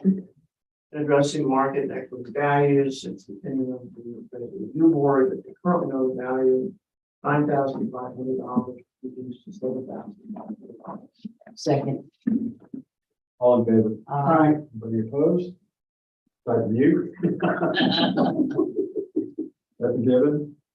Okay, so that closes that hearing. We're going to open a hearing on case ID 2022-1299, account number 21062. This has the identical fees and deeds in terms of size and so on. The evidence that would be presented, I believe, would be the same as the prior one. Yes. Make a motion on account 2022-129. Okay, case ID account 21062, which is 72 each. Addressing market and equity values, opinion of the trade review board, currently noted value $1,500 should be reduced to $7,500. Second. Okay, all in favor? Aye. Anybody opposed? We hear you. We You can speak up too, so it's on the record. Okay, that closes that hearing. The last one that's land only is, we're going to open the hearing on case ID 2022-1301, account number 21041. And you got that? Which would indicate it would be 22,000. Correct, yes. Bring the motion in case ID 2022-1301, account 21041. 52 West Beach. addressing market and equity values, any appraisal review board, the currently was done 28,500. Second. Okay, all in favor? Aye. Anybody opposed? Is there any, with reluctant to do it like that, is there any? Where you can, instead of doing the full 7,500 lot, with like 7,000 a lot, maybe 21,000, is that? Being the two lots together, y'all just taking the whole thing into consideration? All We, six we took all of them together, okay? And then came up with a new total value for all those together, lots? and then split it back up across the 5,000, 5,000, 10,000, and 15,000. Okay, that closes that hearing, and we are now gonna open a hearing on case ID 2022-1302. Count number 65299. This is the one that includes the improvements and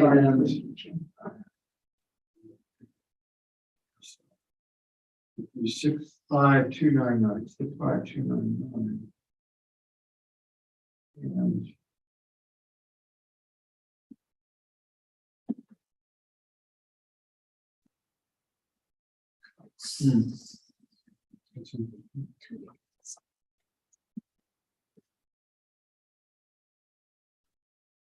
okay, so all right, so this one, I think the land value goes to 15. Okay, you wrote that down. Very good. You Yeah. took those notes. Okay, at least as it results, as it relates to just land. So, sorry, Are we connecting all of these together? all four together for the purposes of determining the value for land that then Okay. gets redistributed. No. No, the last one is 65299, right? Yes. Yeah. We have, and it's got a house on it. It's We got a probably need house to Talk on about the house. Yeah. Yeah, we will. Yes, yeah. Yeah. Okay. No, but what I'm saying is that fourth property didn't get added into the calculation. Only the It three. Wouldn't, it would remember the break. It's The break was already two. past the break. Okay. Did you do the 0.54? Yeah, that'll Five. be fine. Right. Okay, yeah, Gene. No. Yes, gee. Sorry. Okay, you want to present first? Okay, so now we're on the property that includes the house or the improvements. 5 minutes for now. Okay, so last year, we're at 215,000. And this year, the appraised value went to 298,970, which is 83,970, which is a considerable amount. From last year, I have information that gave, for the repairs that we still need to do with ARB. And one was the doors, the exterior, it was like $1,500. And then we have the inside tower that's right, that we still haven't been addressed, and I put a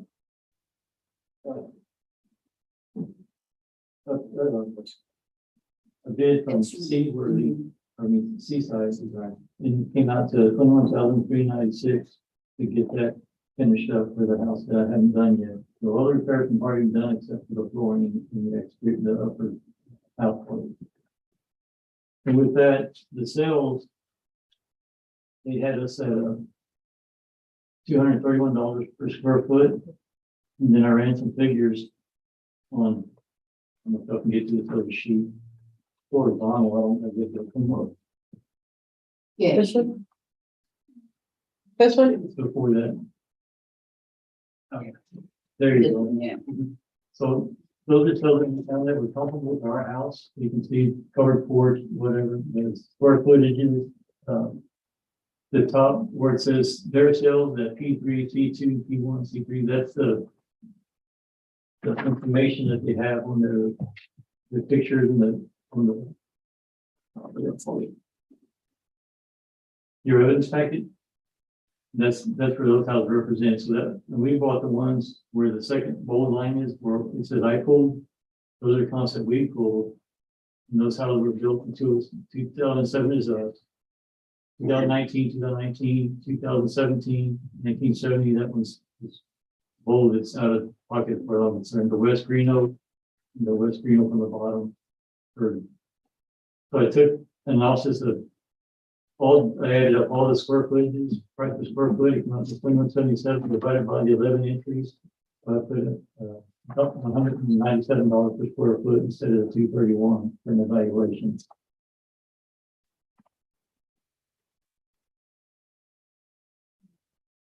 Then if you go back to the fire sheet, it's H1. Let's say there you go. Now fold it down if you don't mind. Push it up. There you go.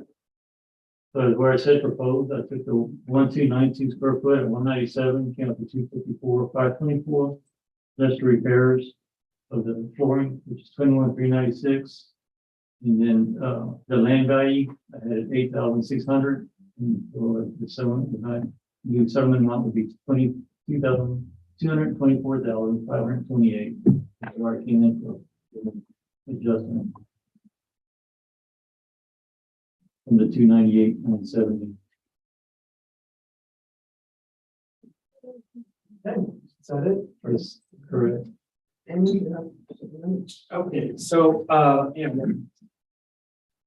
We'll go through, you leave really too much, in our sales grid.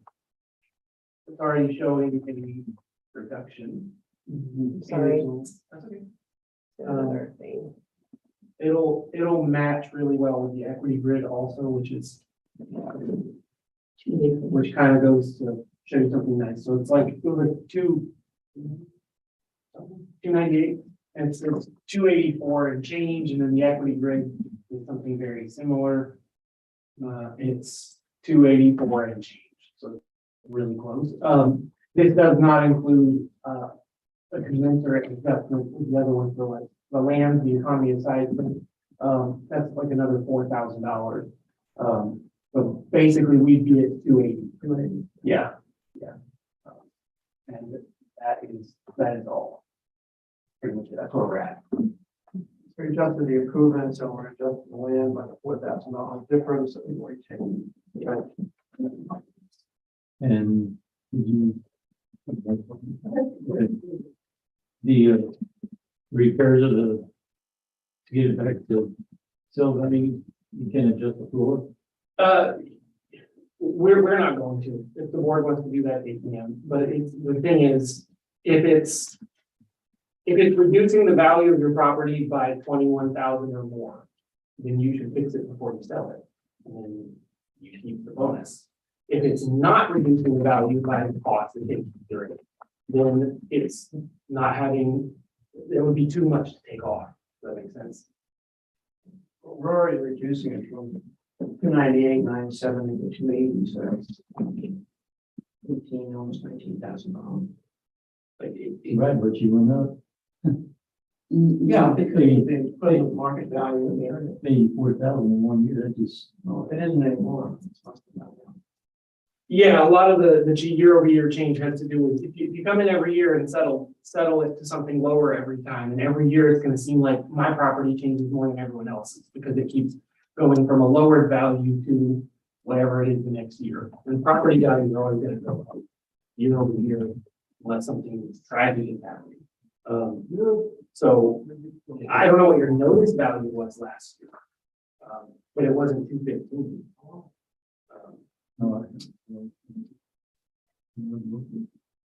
Yeah. there was like 285.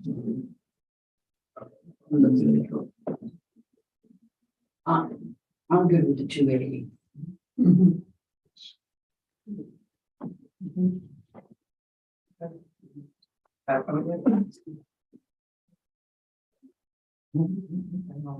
Take a motion in case item 2022-102. Account 65299, 1974 West Castle Lane, on the beach. Addressing the current market with the Donald's, that's the thing with the case of the new board, certainly not a value of 298,970. Be reduced to 280,000. Peggy. All in favor? Aye. Anybody opposed? Okay, I think we're done. Just for future, just 2 seconds. You guys know what you want to ask? Go ahead. The sales rate that he sent out. Yeah, why did it not have any merit or the? There's a lot of, if you're applying everything on the first 4 pages, but you don't plan it for that lot, that's what throws me off. So that thing at the end is to basically answer a broad question about how are we doing appraising the entire neighborhood, the whole area? And the last part of that page tells you that we're at 1.00 on average for properties in that area. So what really the burden of proof at an ARB hearing is to ask what's more likely? Just 50-50 odds, what's more likely? That our value is too high or that it isn't. And that thing is telling you it's more likely that our value is right at market value. I think that actually on this sales ratio report, it shows it being a bit. 1.0003. Okay, yeah, so that's what that's telling you. That's every single sale in the whole area. Okay. And it doesn't take into account, is it on a paved road? Was it all purchased as part of a single transaction? So would it need to divide it? Would I have to take total sales and everything? You pretty much can't use that report. And then, Yeah, because the level of detail and the way that, for example, the sales rate or the grid, the sales grid looks at specific elements and includes things like age of the house, the quality level of the house, what things are available, not available, and comparing the costs and so on. So the key thing, as Amos mentioned on the sales ratio report is to give you a warm fuzzy feeling that the district is not overappraising or woefully underappraising properties, since the state requires that appraisals are done primarily based on market value sales. Okay. And that's what this sales ratio report is doing, and verifying that comparing sales against appraised values for a large number of properties, 98 total sales within this larger area. Yeah, they're pretty darn, they're almost dead nuts right on with accuracy between appraised value and sales. Thank you, sir. Oh, and just really quick, that you said after Harvey, that's actually only 1 year. within when you're in. Yeah. I mean, that's, yeah. It's like, Well, I'm sure it's gonna be- like that hard. Right. Did you lose your house? More. Did your house get damaged? Oh, we had $150,000 worth of damage and they covered 49,000. Yep. We were all there with, it's, Mine was total. yeah, well, I've been better. I know. Yeah. I you agree. did have to pay the still, and then pay it over. Yeah, I feel the say that I'm honest total because if I have to deal with what you have. You know,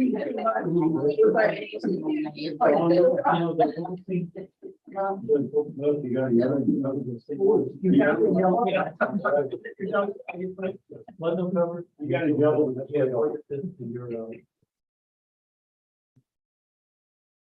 You gotta go to the coast, you're 3 or 4, and then, well, you're. Well, you're, Yeah. yeah. You got all the endorphins that possibly. Periscope. Thank you, looking around. Thank you, sir. Thank you for. Did you flash you on the survey? Thank you, sir. And they send it, I don't send it, They'll here, I send it. signed it up. You'll get it in there. Oh, your glasses. Oh, yeah, thanks. Right behind Bye. They're prescription.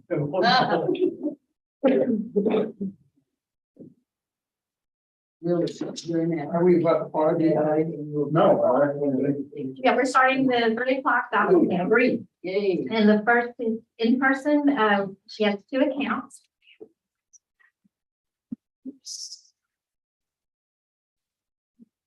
We have somebody else too? Yes, yeah, we have 5 people. Oh, Don't you lock the door? 1189 and 1191. It's only happens on days, I think. So it's No, don't worry page about it. 9, the first and second ones. Little San Antonio, Ooh. Who? That's the cover I'll call. is it? Mm. Mhm. Because there's a sign. Oh, you're in Berkeley. Yes. Yes, we have several people in person. Ours was a You lot. want me to call her in? Yes, ma'am. Call her in? Have a seat right there. Hello.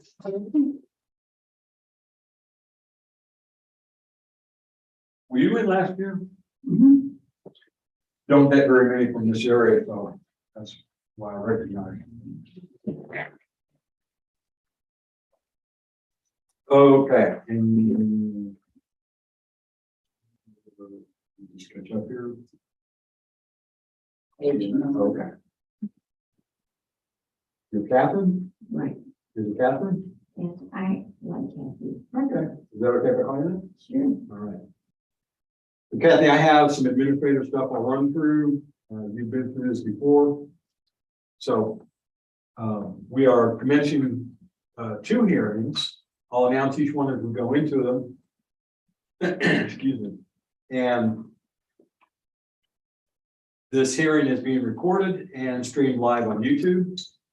We'll verify what's under protest. I'm all confused, Joe, because they're both the same addresses. One's a mobile home account and one's a real property.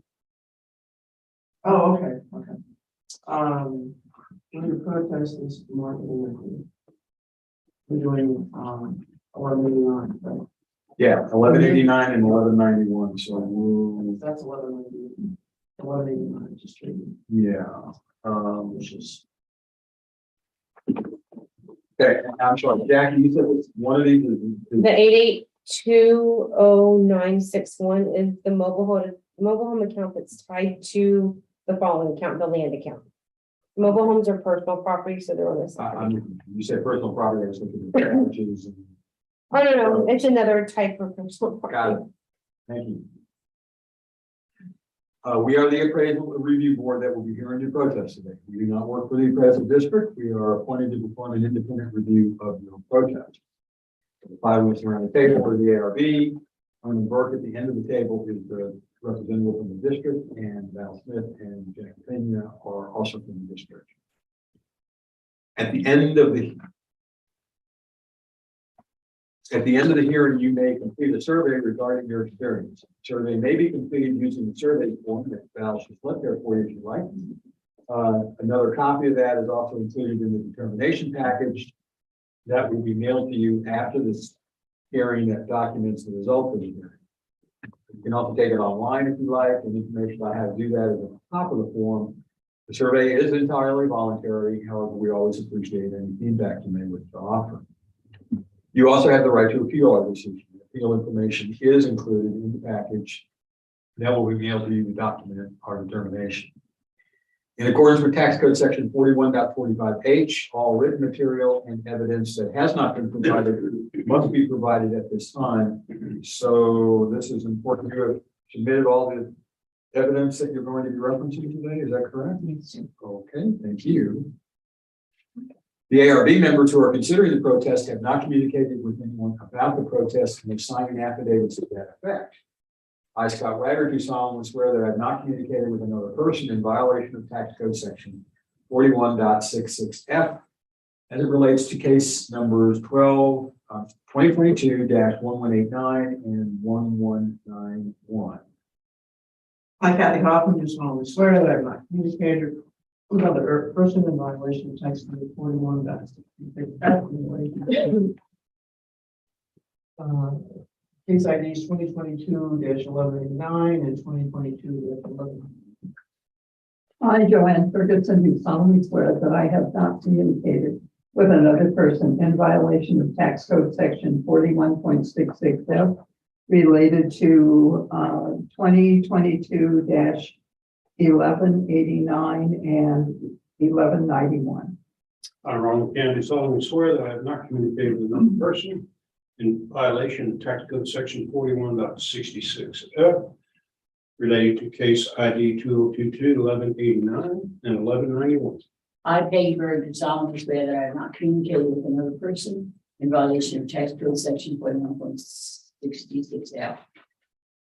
So in reference to case ID numbers 1189 and 1191. All testimony from all witnesses will be given under oath, so Kathy, you'll be asked to swear in at this point. Then you will read that and insert your name and then reference those two cases. I, Catherine Louise Hobart, do solemnly swear or affirm that the testimony I shall present to the appraisal review board for the Aransas County Appraisal District is true and exact for case number 1189 and 1191. I, Amy Burke, do solemnly swear, affirm the testimony which present the appraisal review board for Aransas County Appraisal District is true and correct. This is for cases 1189 and 1190.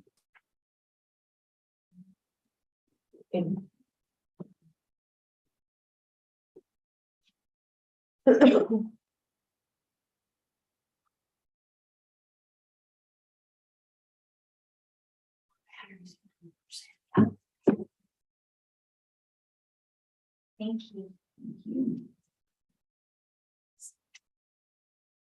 Then I need to ask if you hold a license or certificate from the Texas Appraiser Licensing and Certification. You. Over there on the left side of the table, underneath the survey form is the hearing procedure times. You may remember this from last time. Takes one or two forms. Either you can present first or the district can present first. You both have equal amounts of time, regardless of who goes first.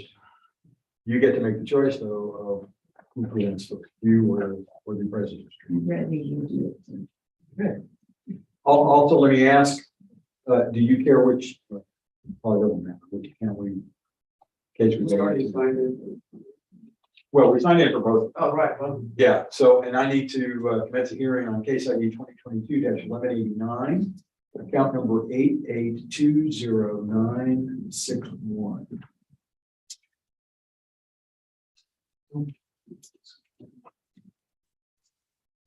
Okay.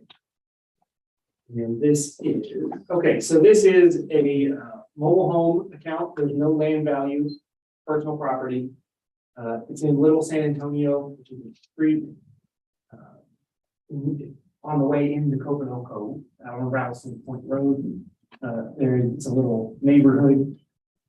There was a bunch of people who moved in there that all happened to be from San Antonio, so they made it Little San. Yeah, this is just the value of the mobile home. And if you look at our sales grid, we have 28,000 on this mobile home. And the sales grid. Hang on. It's All the point of here. I'd rather do that. Yeah, it's not cooperating for some reason. So we've got, this is a mobile home, say 14-foot wide, built in 1982. Somebody bought this for the land that it's on for $190,000. So 76 of that was a mobile home that was built again in 1982. This is a mobile home from 1996, which is 20-something years old. And it sold for 100, and it's on 27,000 worth of land. So it's 63,000 was attributed to that mobile home, which again is over 2 decades. And then this is 2011. This one's sold for 70. This one sold for 80. These are newer mobile homes. But you see, there's a $70,000 one that's in 2011, and then one that's 15 years older, and also $70,000. So this is a problem everywhere in every area, whether you're an appraisal district or a bank or anything. Low-end mobile homes are not depreciating. They're really not. The crazy thing is, you go buy a $40,000 lot, spend 15 grand turning it into a place to put a mobile home on it, put a $40,000 mobile home on it and sell it for $150,000. Why people aren't doing this constantly, I don't know, but they're getting loans on it. People are, you just, I don't know why. And why is that $70,000 when you can literally go buy one that's $70,000? I don't know. But we're not even close. And no district in the entire state is close. The low value mobile homes are underappraised everywhere. So, This is 28,000. 28, yeah. And the way we get our values is still sort of like a 20-year-old idea of, well, it's a mobile home, it's worth what it costs to buy it and put it in, and then it depreciates over time. But that's not happening. I mean, that's where we get our number from. But our sales grids are just gonna destroy every livable mobile home on here. The other thing I'll point out is, it says that it's your homestead, correct? Yes, sir. Okay, do you know, what year did you turn 65? And were you homesteaded somewhere? Like a week ago, on the second. Okay, okay. Got it, okay, that makes sense. And, but yeah, so the value on the mobile home is gonna, our sales value is gonna be very high. And then when you look at our equity value, it's gonna be much closer to our number, because it's comparing how we appraise these things, is 28,945. This is mobile was built in 2018. So it's a lot newer than the other ones, but yeah, I think we're a good deal low on this actual mobile, but there's kind of nothing we can do to fix it. There's no easy answer for how to deal with that. Yeah. Okay, can we have 7 minutes for comments and questions? The trailer, when we bought it, it was, my mother bought it, after the hurricane, and they built so many so fast. You know, they just whipped them out, and it's, everything in it, it's just like it's falling apart. You know, they didn't do a good job at putting it together. They were in a big hurry to do so many. I can't remember how many they had to do right away, like 80 of them or something like that. And just everything in it is not good. And it's not level, and it's making it worse. And it's just, it's not a good trailer. Just like I go around the corner and it chipped off of the cabinet, and it's not level. So my son did that. He's schizophrenic and threw a glass through the wall. So, and there was mold. I had to get a plumber to fix a pipe in the wall that was broken by the shower.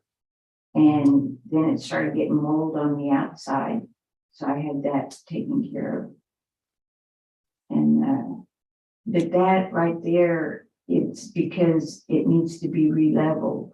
Ever since about a year after my mother got it, she didn't do it in time for it. The warranty went out, and she didn't get it done. And I paid a year ago to get it re-leveled, and so much has been going on that I haven't got it done yet. So that's the next thing I got to do. But we spilled something on the wall, and just wiping it, trying to clean it off. That's what happened on the wall. You can't even clean it, and it I don't know, it just messes up. And that's our, I call it a garage. They put a workshop on here, and they said it's with electricity and water. There is no more water and no more electric that my dad did. There's the water hydrant it used to be. Oh, sorry. And the electric deal up at the top, nothing works. Everything's falling apart.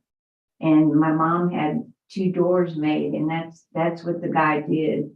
He left old boards on the doors. And when my mother died 3 years ago, my brother-in-law he got his own attorney. He got an appraiser. They jacked it up to weight 90,000. He got a realtor that put this on here. I noticed this is exactly what she put on it. A perfect Fisher's getaway. And let's see, what else did it have? Yeah, that's where it said the workshop had power and water. And on here it says well, this doesn't have to do with the trailer though, but there never has been no paved road out there. But the trailer is just in bad shape already. So I'm gonna have a lot of things to fix in the future. And I wonder why I bought it sometimes. But it was sentimental, you know. My parents had it for 60 years, so I just wanted to keep it. And the rest of the family didn't matter to them. You want to add? I don't think so.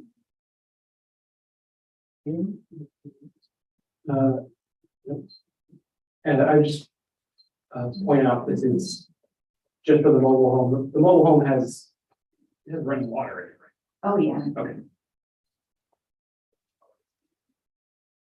This is just the improvement account, or an improvement account only has the. Are these subject to homestead cap? Yes, yeah, they're part of a property group, homestead group. So the cap would be, the cap and the freeze is calculated on the combined value of the two accounts put together, which currently is $61,670. All these two are added together, is that right? To get to the homestead freeze, yes. Oh, Yeah, which is, there is no homestead. well, there will be starting this year. Well, It'll freeze whatever it is. I'm sorry, what? The home, her property taxes will freeze this year. Yeah, property tax is one thing, homestead, the homestead exemption. You said you just turned 65. Right. Have you had the homestead exemption for a while? I can't remember when I did it. It wasn't that long ago. Did you do a vote at the same time? She did the freezing at the same time, and I wasn't 65 yet. So she just had a homestead exemption. It doesn't sound like she had. a homestead. No, it doesn't, but. Yeah. We did them at the same time. Yeah. Okay. She was born in 65.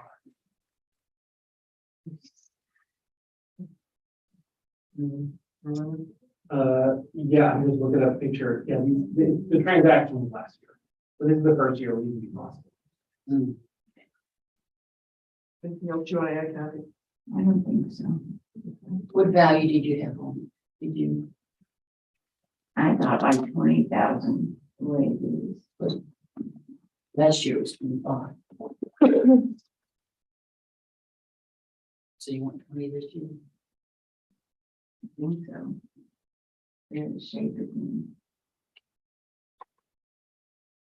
We get too long to level it and it's messing up. I hear at night, I hear the walls cracking and you walk down the hall and the floors are creaking and you can't shut the doors now.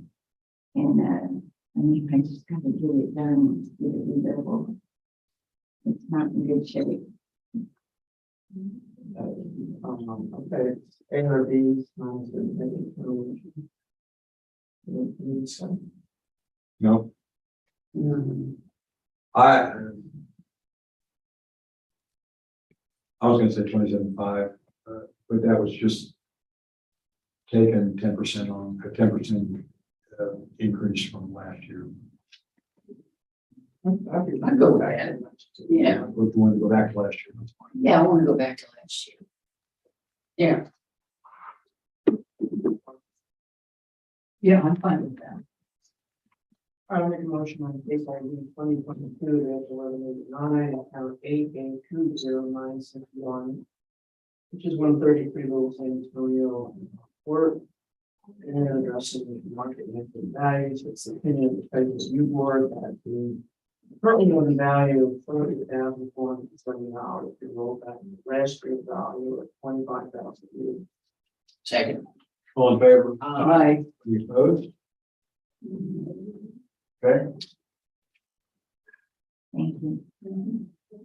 And you'll see a bit of more noticeable effects next year because of your homestead and over 65 exemptions. They'll be fully in effect at that time. Okay, that closes that hearing. We're going to open a hearing on case ID 2022-1191, account number 26368, which is the same address. I see we have the same evidence for both.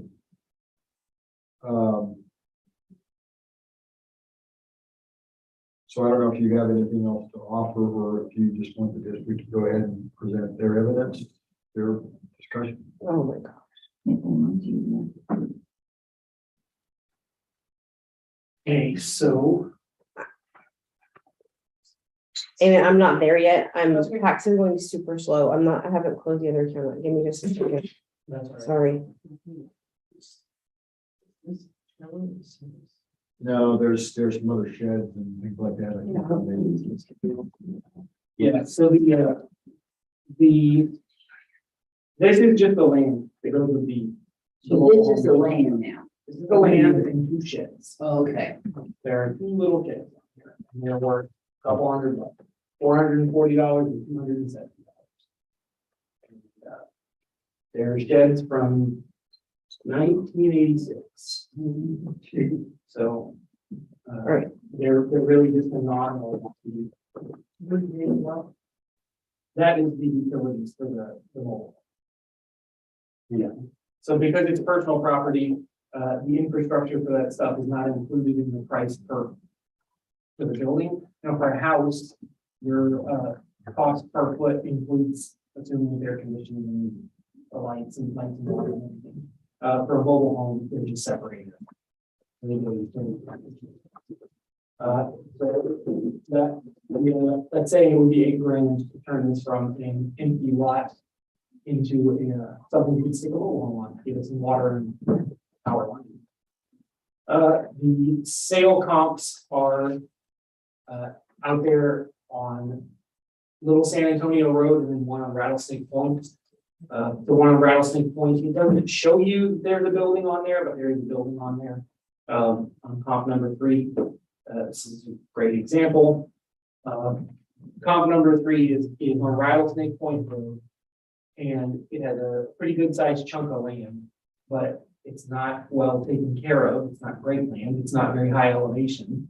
And it has a single wide mobile home on it, and it was purchased for $150,000. So, and then the land out there, the first comp is subject to 16,000 square feet. And it looks like we've got 2 land sales out there with wildly different prices per foot. Really different. Is that We got one that someone paid $18,000 for 5,000 square feet, basically. That's $3.20 a foot. Someone paid $3.20 a foot to buy a lot on Little San Antonio Road. And then we have one that is $6,000 and it's almost 12,000 square feet. And someone else paid 53 cents. Somewhere between 53 cents and $3 is what this land is worth. And we currently have it at $1.50. So they paid 33 and what? $3.20. We have it at $1.01. $1.50. It's just about the middle.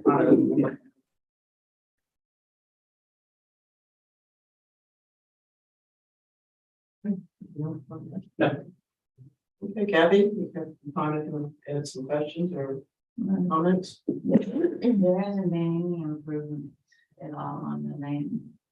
It's not level at all. It's level when it rains. And hopefully it won't be a hurricane when it does. Okay. I mean, it's it's bad when it does rain. And, the roads are bad. The area is awful. The neighbors are bad. It's not a good place to be. Like I said, I only want to be there just for sentimental reasons, but the land, it needs to be leveled and put a lot of dirt into it. My mother told me a long time ago when they got the place, the man on my back lot, he was selling all the dirt out of it. And that's why it's so low. And the rest of the land is, it's the same. It floods on those pictures that I showed. It just floods everywhere. And the roads are awful out there. They're really bad. And we have to fix them. It says on here that it's a paved road, but it's not. It's never been paved in like 60 years. It still has a little bit of cement on it, but that's it. So. Okay, anything else? I don't think so. All right. Yeah, I was thinking of using, last year's land and this year's improvement, because they both, well, at least improvement the town, they appreciated it well. 29.8. I know you somewhere around 30 to 29 inches. 30,000. I would go back to last year's back. It's just a place. Yeah, I'm good. I'm fine with that. Last year's back. Yeah. All right, case ID 2022-1191, count 26,368, 133 Old Santa County, Rockport. Investment market and equity values, it's the opinion of the trade review board that we currently know the value of 33,200. You roll back last year's value of $30,008. I'm second. All in favor? Anybody opposed? Okay, Kathy. I think that wrapped up both. Both hearings basically went back to last year. I appreciate it. Okay, good luck. Thank you.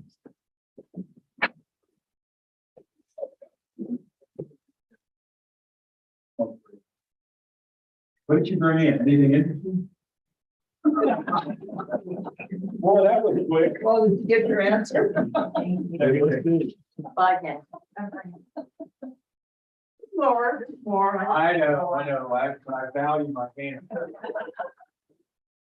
didn't do that.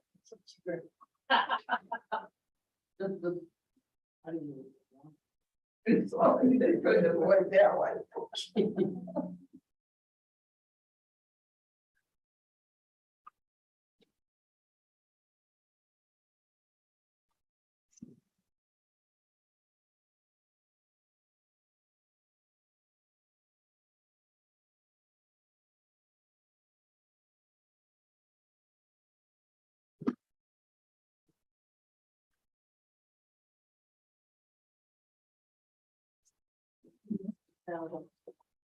How many do we have left? I don't know exactly, but yeah. Frank,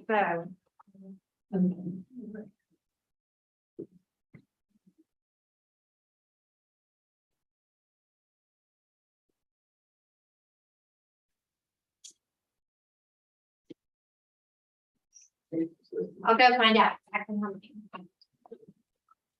Okay, 1415. On page 10.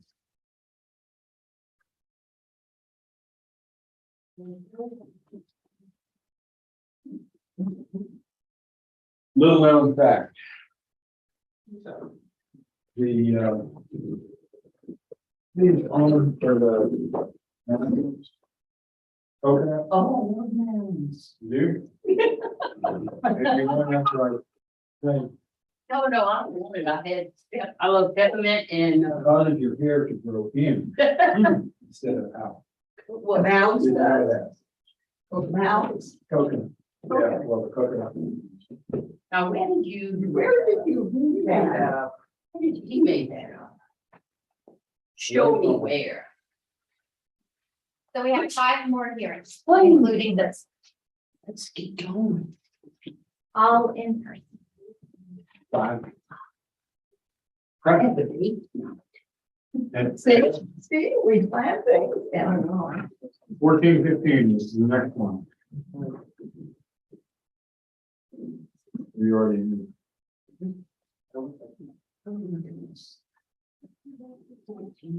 This is the agent for the property owner.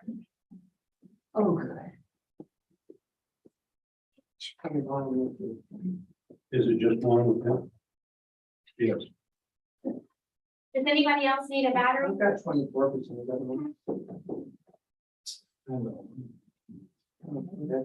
Teams the winner. And I've got one plugged in. It's just you have to go to the website on it. Oh, oh God, I'm at 19. I'll read on here. I have, battery pack when you use it. We get mine up a little bit and move it over. Here's 6.3. I'm at 25, but I'm plugged in to it. All right, Yeah, so they said ours aren't like that. Battery packs. They don't keep you running, but Yeah, well, that's all. Okay. hi, home, back down. Okay. All right, guys. Where'd you get that? Amazon. What number is it? I got my plugs for my it's this It one. kicked me out. Underneath. European Oh, trip. it's gonna be this one then. Underneath. Underneath. My ribbon, I There you couldn't get it to do that either. go. Is that the right plug? No, Yes, please. oh, it is? Okay. Okay. What? It's better. Now ready for me to bring in? Yes, Yes. Oh my gosh, hold on. we had 14 and 15. My computer, 5917. my computer just froze. I don't know what's going on. Your computer just froze. There we go, never mind, it's back. 5917. Sure. Yes, And I right have there. her. That's a full house. Hi, how are you? Good, how you Pretty good. Pretty good. Okay.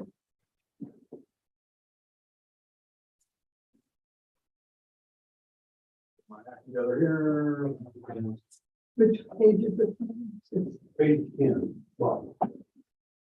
Okay. Okay. All right. And you are Ken, okay, if I call you Ken? Sure. Or Mr. Stewart. Ken is great. My dad's Mr. Stewart. Okay. I have some administrative stuff to run through before we get started. And at some point you'll be asked to swear in, and Val will help you do that when we reach that point. We're commencing a hearing on case ID 2022-1415, account number 59174, which is 3990 Highway 35 North. This hearing is being recorded and streamed live on YouTube. Verify what's under protest. Looks like, come on, okay.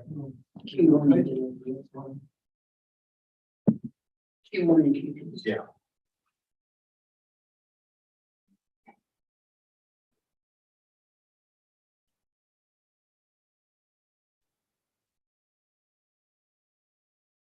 This is where market equity, I think. Yeah, okay, so we'll read out market and I'm sorry, since it's online, market and equity is what's under protest. We are the appraisal review board that will be hearing your protest today.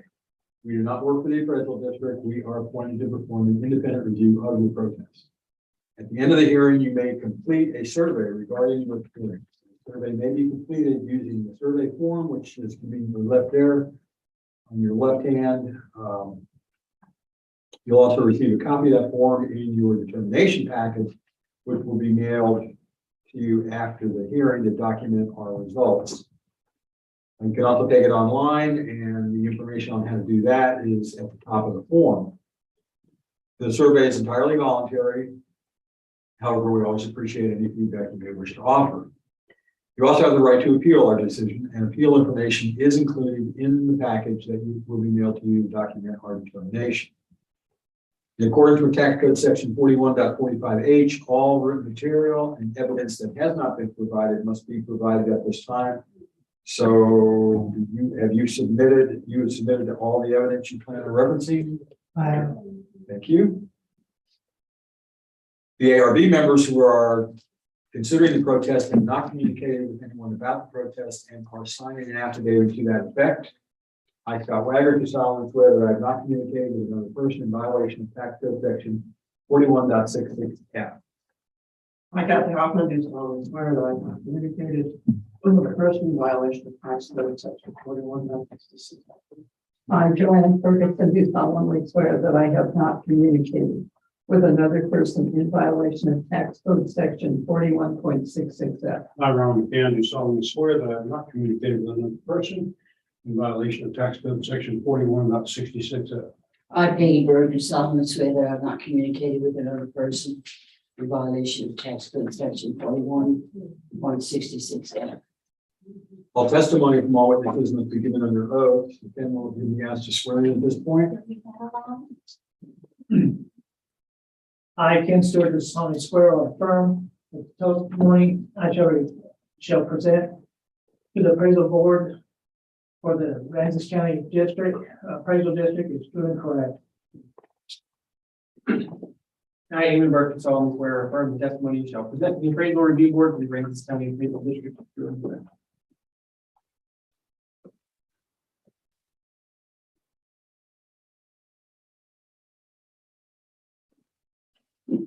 That's it. Thank you. Ken, I need to ask if you hold a license or certificate from the Texas Appraisal Licensing and Certification Board. I do not. Thank you. Be here. Over on the left side there is a chart called hearing procedure times. That's how we're going to run the hearing today. It's one of two forms. Either you can present first or the appraisal district can present first. You both have equal amounts of time, regardless of who goes presents first. You get to make the choice of whether you would like to present first or the appraisal district. I'll go see. You'll go second. Okay. Thought you could mess me up, huh?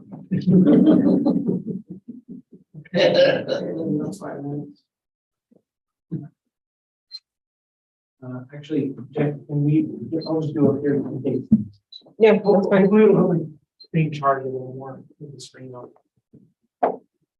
Okay, so this is 59174. Last year it was certified at 1,264,210. Scrolling a little bit. Oh my gosh, sorry. This thing has been acting a little crazy. This year it was noticed at one more. 1,232,190. The difference year over year is that the tax rate changed. So the value is going to change a little bit because this is an income value property. It is a bunch of self-storage units outside of Fulton on the way towards the airport. They are not boat storages, as far as I know, and they're not climate controlled as well. So this is where the value comes from. So the market rent is $9.25 a foot a year. There are 24,000 square feet of gross building area on these. Traditional storage units don't have any kind of thickness to the walls. They're also not insulated. They don't have air conditioners, that kind of thing. So the building area is pretty much whatever the buildings are. The stabilized vacancy is 15% allowed, and the expenses are displayed as a weird dollar amount, but it's 45% expenses, giving an NOI of 103,000. And then that just gets a cap rate added to it, and the tax rate. The higher the taxes are, the lower the rest of it is, and it looks like there's $80,000 of excess land value. Go back up to the picture. The picture? Yeah. Oh, where is that? Yeah, that's my question. Where's the $80,000? No, I'm talking the property. Okay, oh, wait a minute. I need to look. No, you're fine. Oh, I see. Oh. See, that's something weird. I don't know. So the airport. That's Aaron's roof before you get to that property. That's standard drive over there. Right. Oh, that's Aaron's roof, just below the property. Right, Oh. and behind. What is it? I'm Sharon's Roost down below. Oh, here, okay, okay, now. And the airport is further out. Aaron's Roost. Yeah. This one you pull down in there, the keypad right there. Oh, I know what it is. It's an automatic. Jack, you go to the card or the income worksheet again. Sorry, I grabbed the wrong. Okay, I just want that. It's okay, I have been having to reset this now, so I don't know, I think maybe the batteries are about to go out. Hold on just a second. Your mouse. Sorry, excuse me. Maybe I'll get one.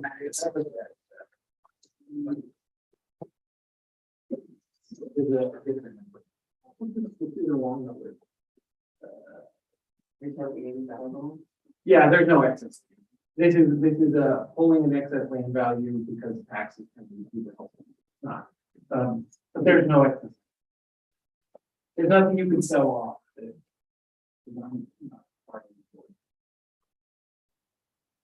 And then what follows after that was where our cap rate came from, where our cap rate points are.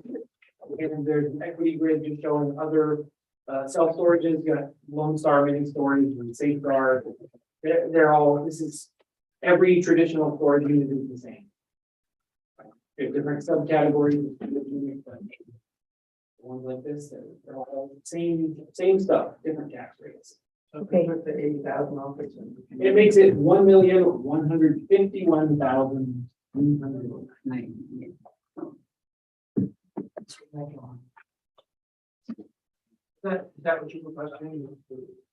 That is, that's part of it.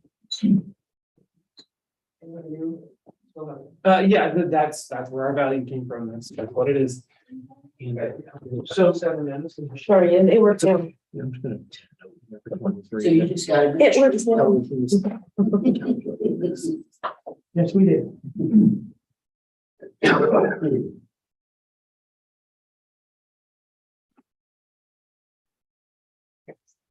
Okay. Is this my turn? Okay, all right, so.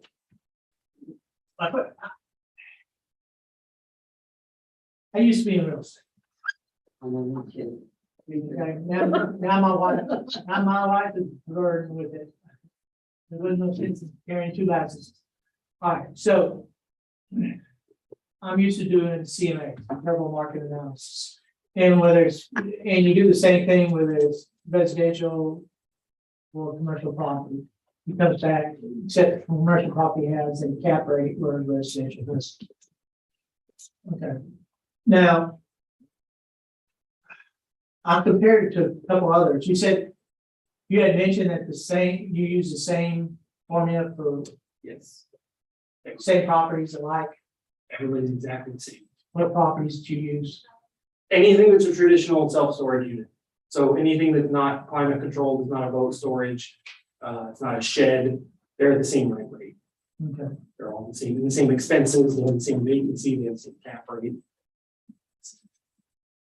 And I believe you. However, can you share with me what properties you actually used against this property?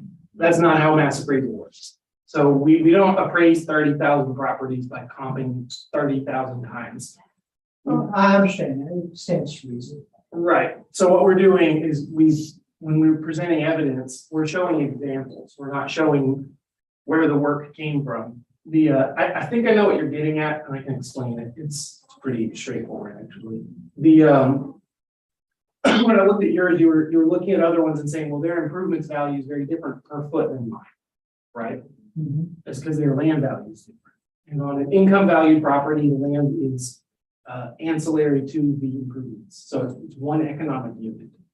So if something's sitting on $600,000 worth of land, and then something else is sitting on $450 of land, and they're both the same business, they're both a self-storage, they don't get to charge different rent.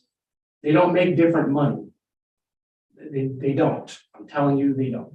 It does not matter. Like the use of the property determines what it's worth because it is an investment vehicle. So unless you can show that that this property is not producing that, then it's not overvalued.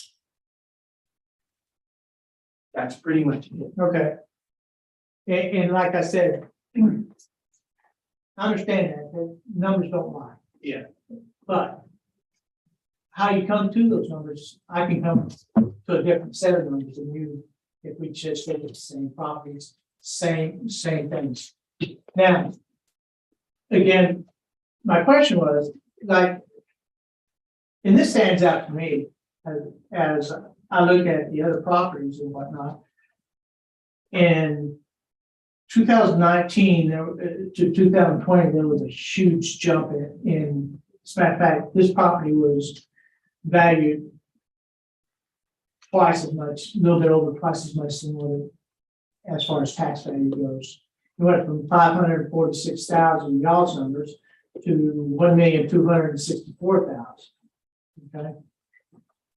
Then in 21, it stayed at 1,264,210, which was the same as 2020. Then in 22, it went down a little bit. To me, and this is kind of echoes my personal property. Okay, it doesn't.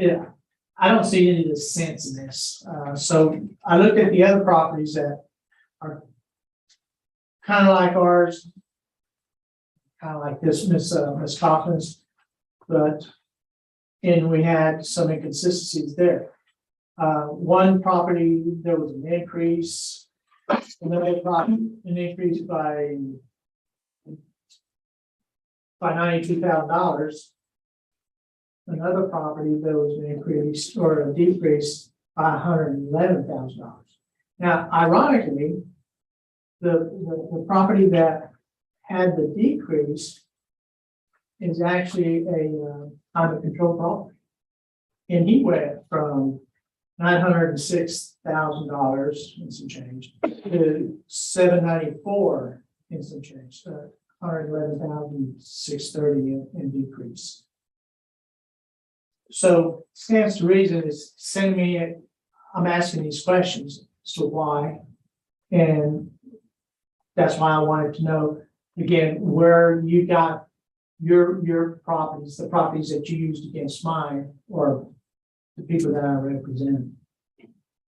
Yeah, so the way an income valuation works is you make a survey of rent, that type of property, lease rate for a building, or in this case for the storage units. And you figure out, okay, what is market rent? And you figure out what market expenses are the same way, by buying the data or surveying people, or people bring it to us, that kind of thing. Same thing goes with vacancies. So the model is built and then applied. This is the same thing that happens when you go buy it. An appraiser that is valuing this for a purchase would be doing the exact same thing. And that'd be great if we can get $1.2 million You can.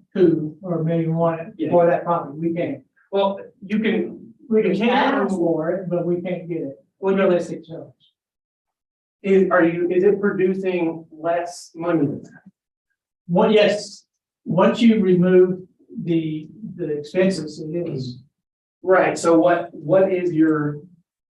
the difference between what this property is actually doing and what this says? So you don't just replace one of them. Okay, well, what is the, And if we'll go back to the picture, can we go back to the picture, please, of the property? Now, thank you. Now, I made sure you. Yeah.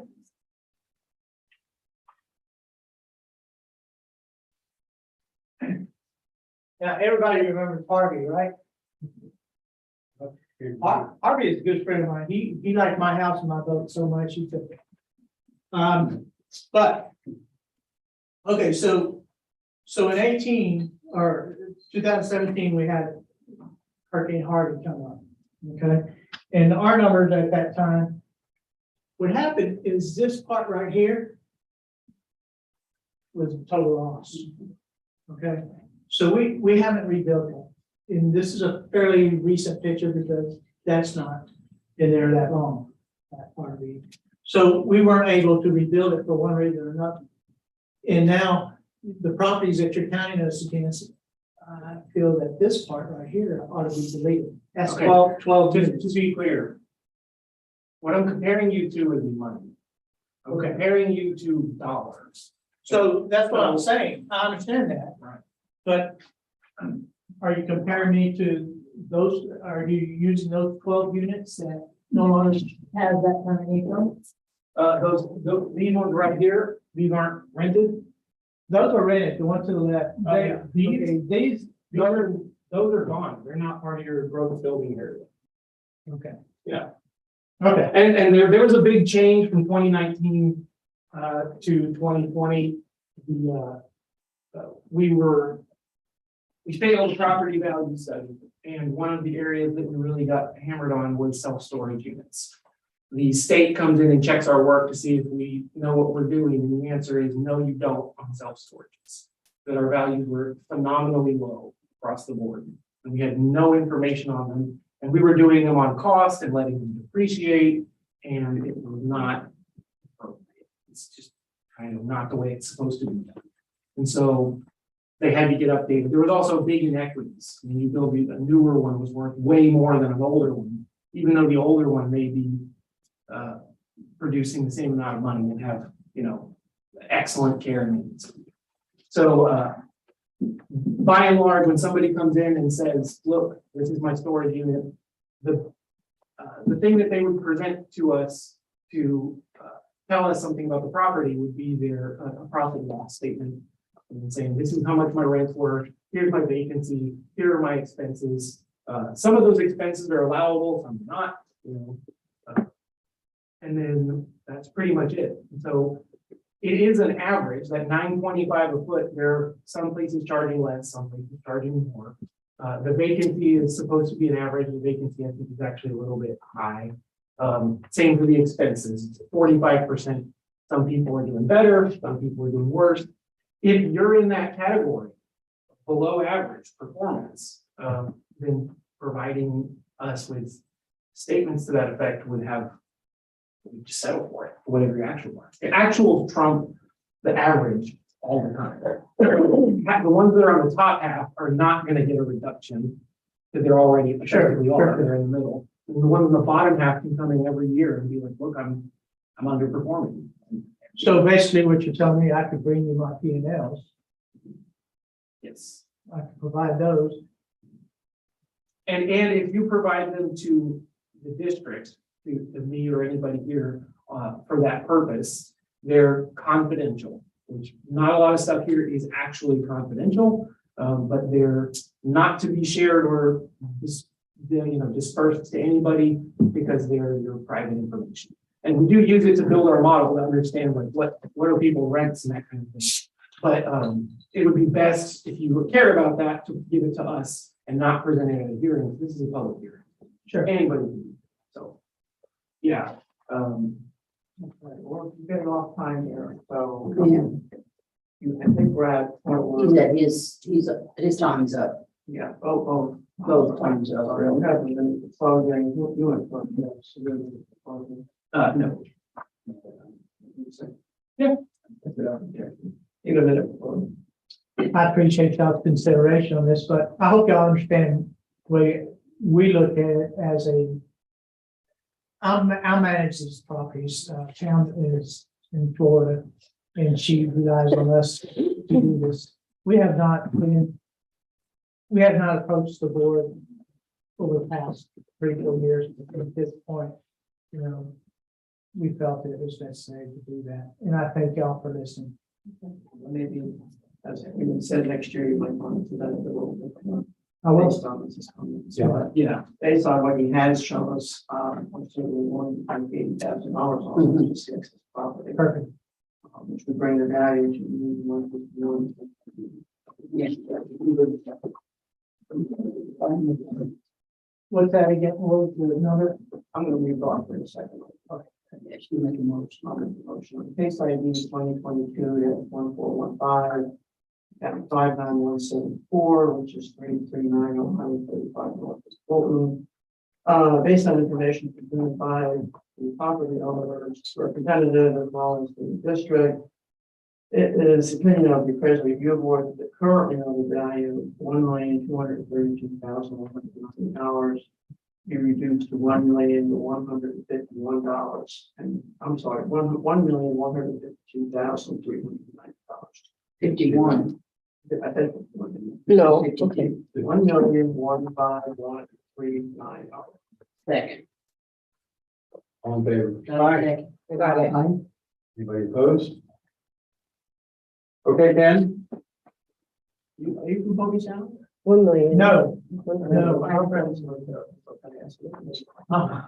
One million, 151, 390. Okay. Got a small plate, open down. Florida's real pretty. It's Beautiful area. Okay. Thank you very much for y'all's time. You're welcome. Y'all have a good day. You too. Thank you.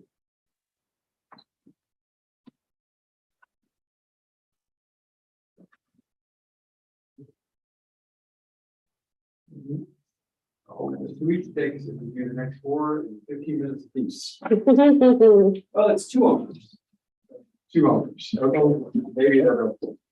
We'll send them the time and we'll read it. We'll let them ramble on. It'll be you accounts. 2 on 1. 1860, 1860, 1861. Black Oh, ball. those sound like good years. Yes. On page 11. Last two. Yeah, that's both of them. It's funny, black ball investments. Little jungle. Maybe bring a USB. Maybe yes. You're asking me. You can't get there from here. Oh, come on. To take an airplane. Oh, Like I can see where it's at. Can you see it? It's a Les Filinski. Hi, Les.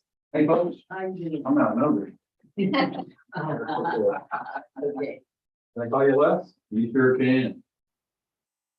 Okay, Les, I have some administrative stuff to run through before we get into the specifics of the hearings.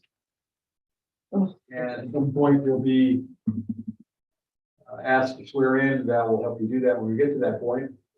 So we are commencing 2 hearings. I'll announce each one as we go into them. The hearing is being recorded and streamed live on YouTube. And we'll verify what's under protest. Market value and equity level are under protest on each of these. We are the appraisal review board that will be hearing your protests today. We do not work for the appraisal district. We are appointed to perform an independent review of your protest. The 5 of us here are the ARB, and work at the end of the table is representative of the district. Val and Jackie are also representatives that help us in many, many ways.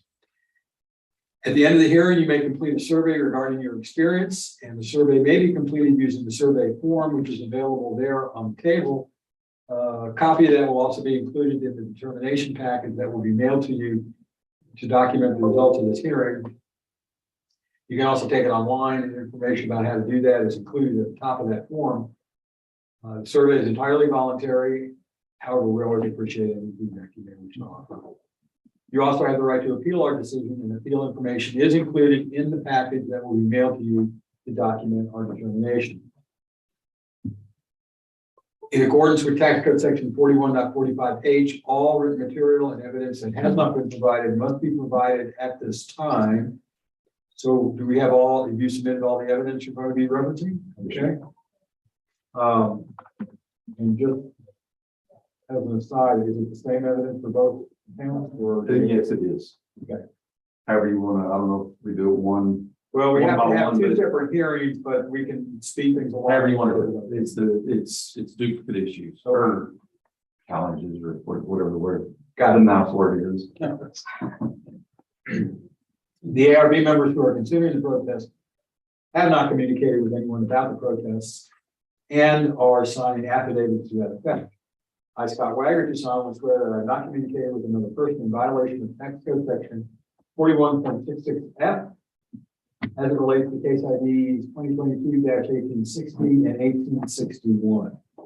I, Kathy Hoffman, do solemnly swear that I have not communicated with a person in violation of tax code 41.66F in relation to cases 2022-1860 and 1861. I, Joanne Ferguson, do solemnly swear that I have not communicated with another person in violation of tax code section 41.66F related to cases 2022, 1860, and 1861. I, Ronald Kennedy, solemnly swear that I have not communicated with another person in violation of tax code section 41.66F related to case ID 2023-1860 and 1861. I, Peggy Burton, solemnly swear that I have not communicated with another person in violation of tax code section 41.66F in reference to case ID numbers 1860 and 1861. All testimony from all witnesses must be given under oath. Rest of you have to swear in. Let me raise my hand. No, that's. I do solemnly swear or affirm that the testimony I shall present to the appraisal review board for the Aransas County Appraisal District is true and correct for cases 2022, 1860, and 1861. And if you'll state your name. Les Solinsky. Thank you. I am embarked to solemnly swear and affirm the testimony I shall present to the appraisal review board, the Aransas County Appraisal District is true and correct for accounts 1860 and 1861.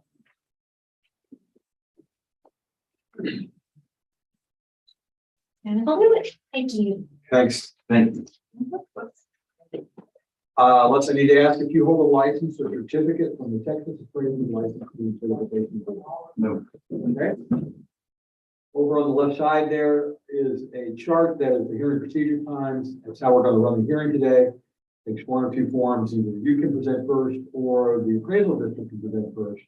You both will have equal amounts of time regardless of who presents first, but you get to make the choice of who presents first, you or the district. I'd like to. That's fine. Okay, so we're gonna open a hearing on case ID 2022-1860, account number 70277. 161 Acre Lane, Rockford. Can I stand up and do some pointing? Yep. Sure, okay, perfect. Let me just open this. I opened the wrong thing, so. Okay, so I'm standing. Okay. Protest hearing for 1860 to 141, 161 Aiken Lane in North Rockport in the county. Next slide. Yeah. Sorry. Let's go back here. There's three properties contiguous all together. I protested all three of them. Next slide. The property is Silverleaf 35 airport property. Go down towards Phil Dirt down here, take a left on Leaf. Here's the three properties. They all touch and make up a 9-acre parcel. Okay, we only have two. I'm gonna get there. Oh, okay, fine. Just wanna make sure. 169, 141, 161. So there's the parcel. I'm challenging these two. I'll talk about 169 next. Next slide. Appraised value 64.8, appraised value 101,250, settlement offer 64.8, accepted, 4.5 acres raw land. Contiguous property, we'll get to the flood issues in a minute. Land value 32,000, improvement 140, utilities, we'll get to that in a minute. Land 64,000, double, improvements went up 50,000. And the same here on the land, 40,000 doubled. We got accepted back down to that, but these two, I'm not real sure what made them so valuable or doubled. And I'm agreeable to the cottage. There's a cottage on 141 about right here. 49,540, 68,660. I'm good with that because I'm an engineer and the cost of housing is through the roof. So I'm agreeable to accept it there and I agree to that improvement. No issues here. It's land and it's land value on this guy and improvements over here. It's on USB sheet. Next slide. If I'm going to be faster, follow so far? Yeah. Okay, here's the properties.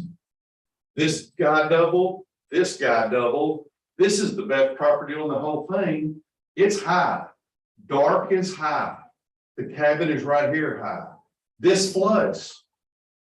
The RV park is right here. This is where I went 145 to 191 on improvements. We went backwards here to 14.4. Maybe I understand these are a little more expensive because they're fronted, they front. Guess what? I maintain the road. It's private. I've got $38,000 in the road. So that might be a wash.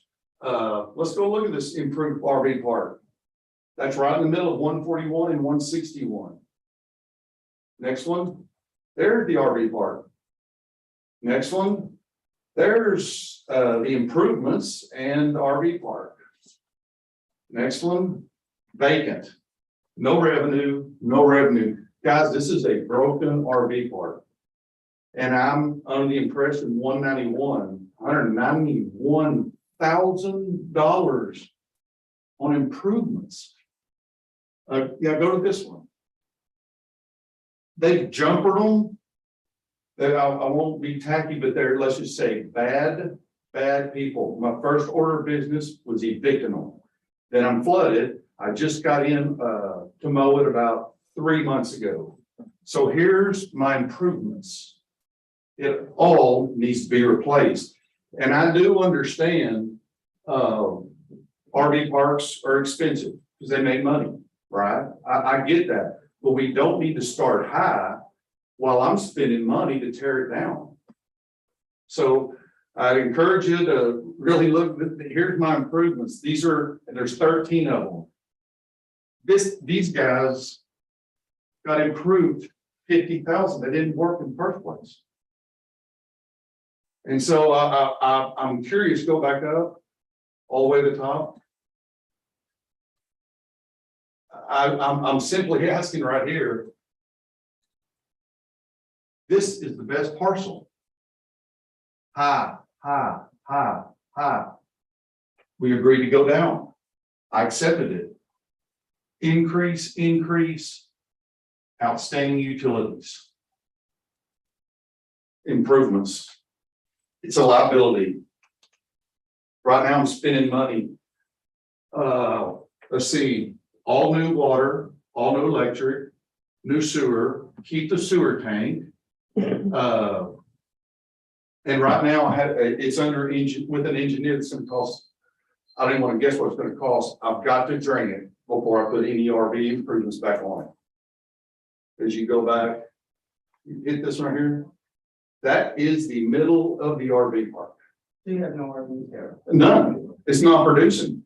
I've got to spend drainage engineering money, dirt work. It's a challenge because you have a hill right here. The cabin's on the hill. I accepted that value went up on the cabin. It does this. And so, yeah, here's the improvements. And I guess that's what I'm challenging is the value. This is unusable. If it rains, this is unusable. A significant rain. I'm not going to sit here and tell you this happened because of the showers. But these pictures were taken within the year. You're gonna have to stop for now. You get some more time. Okay. Okay. Is anybody staying there at the RV park? Do any tenants at all? None. Okay. The cabin is leased on 141. Okay, yeah, I mean, but in the RV space. None. There's nobody in there. None. The other thing is, almost all of the, RV parks are labeled in a different neighborhood, and this one isn't labeled in a different neighborhood, so whenever There was a neighborhood improvement adjustment added to Silverleaf. It was added to the RV spaces as well, which it shouldn't do. It's a common problem to deal with. It'd be really nice to, hopefully we'll be putting the RV parks on income so that that's not, it's worth whatever it's doing, you know? But yeah, there's, for all intents and purposes, there's no trailer hookups here. It's like none. I would consider there to be 0 here. And the other thing is, just to try to understand, and this is really just informational here. In our evidence, we have a consideration value for this. It was a recent purchase at 540. Was that, what was included in that? I mean, that's just, all we have is a deed and it has that number on it. What does that represent? What is this? I'm sorry. This is it, the subject property was part of a sale in 2021. You bought it. It was you were the grantee of the deed. And there is a consideration on the deed for 540. Whenever we're looking at kind of obscure places in the county like this, and we see stuff like that, we're trying to understand. Right. So what is that? Because I can't imagine that that was what was paid for the land. What was it? I can't remember what I paid for land, but I didn't pay 540. It's 3 parcels as well. Yes, right. It's not just this, it's not just several things put together. Okay. But was that, yeah, I'm just trying to understand what that is. You know, on a house, that's the portion of the house that was financed, and outside of that, there would be a different thing. It's not a house, so it could be a lot of different things. I'm just trying to understand what that number is. Yeah, I don't know where the last sale price, I don't know what it is. I don't know who came up with it. I don't know what the market. That's on the warranty deed with, like when there's a vendor lien, the warranty deed will have to list the principal that's being secured. I see. And so that number is there. Like I said, normally on a house, that's whatever was paid plus the down payment. Understood. But the, on the RV sites, there's no. So are you saying the improvements on this property or Nothing. nothing? There's Is no- that the 197, 110? Yes. That doesn't exist. That doesn't, so it's just a land value of $64,000. Okay. And I'm Okay with that? I'm not done. All right. You okay with that? I'm actively developing it because it is a moneymaker and it's a gorgeous piece of property. And I'll give everybody a grand tour and I know it's going to triple because it's going to make money. It is beautiful out there. But anyway, right now it's a liability. We all know it's Yeah. just. Yeah. Well, it's yeah, not even being, it's, yeah. So you're okay with the 64,000? Is that what it was? Yes, It's the land value on 141? yes. And then. No, no. Doing correct. And I apologize, I'm learning this. I bought it last year. And going through, and I would have brought it up, because the thing last year is at 140 something. Yes. And it was, 172 actually. it was a mess from the get-go. And I plan on, I'm waiting on my drainage plan as we speak, so. We're just gonna get through this. Right. Yes, ma'am. Okay. So we're on, okay, so 64,000. Yeah.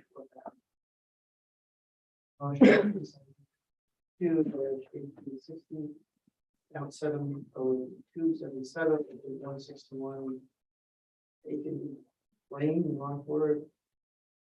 Opinion of the credit review board that the current noted value, based on information presented by the property owner in the district, current noted value of $261,110. Wait, you're okay, that's something's wrong. Yeah. I'm hung up. I'm sorry. Should have thought of it before. There are three properties here. They're all contiguous. They're all owned by the same person.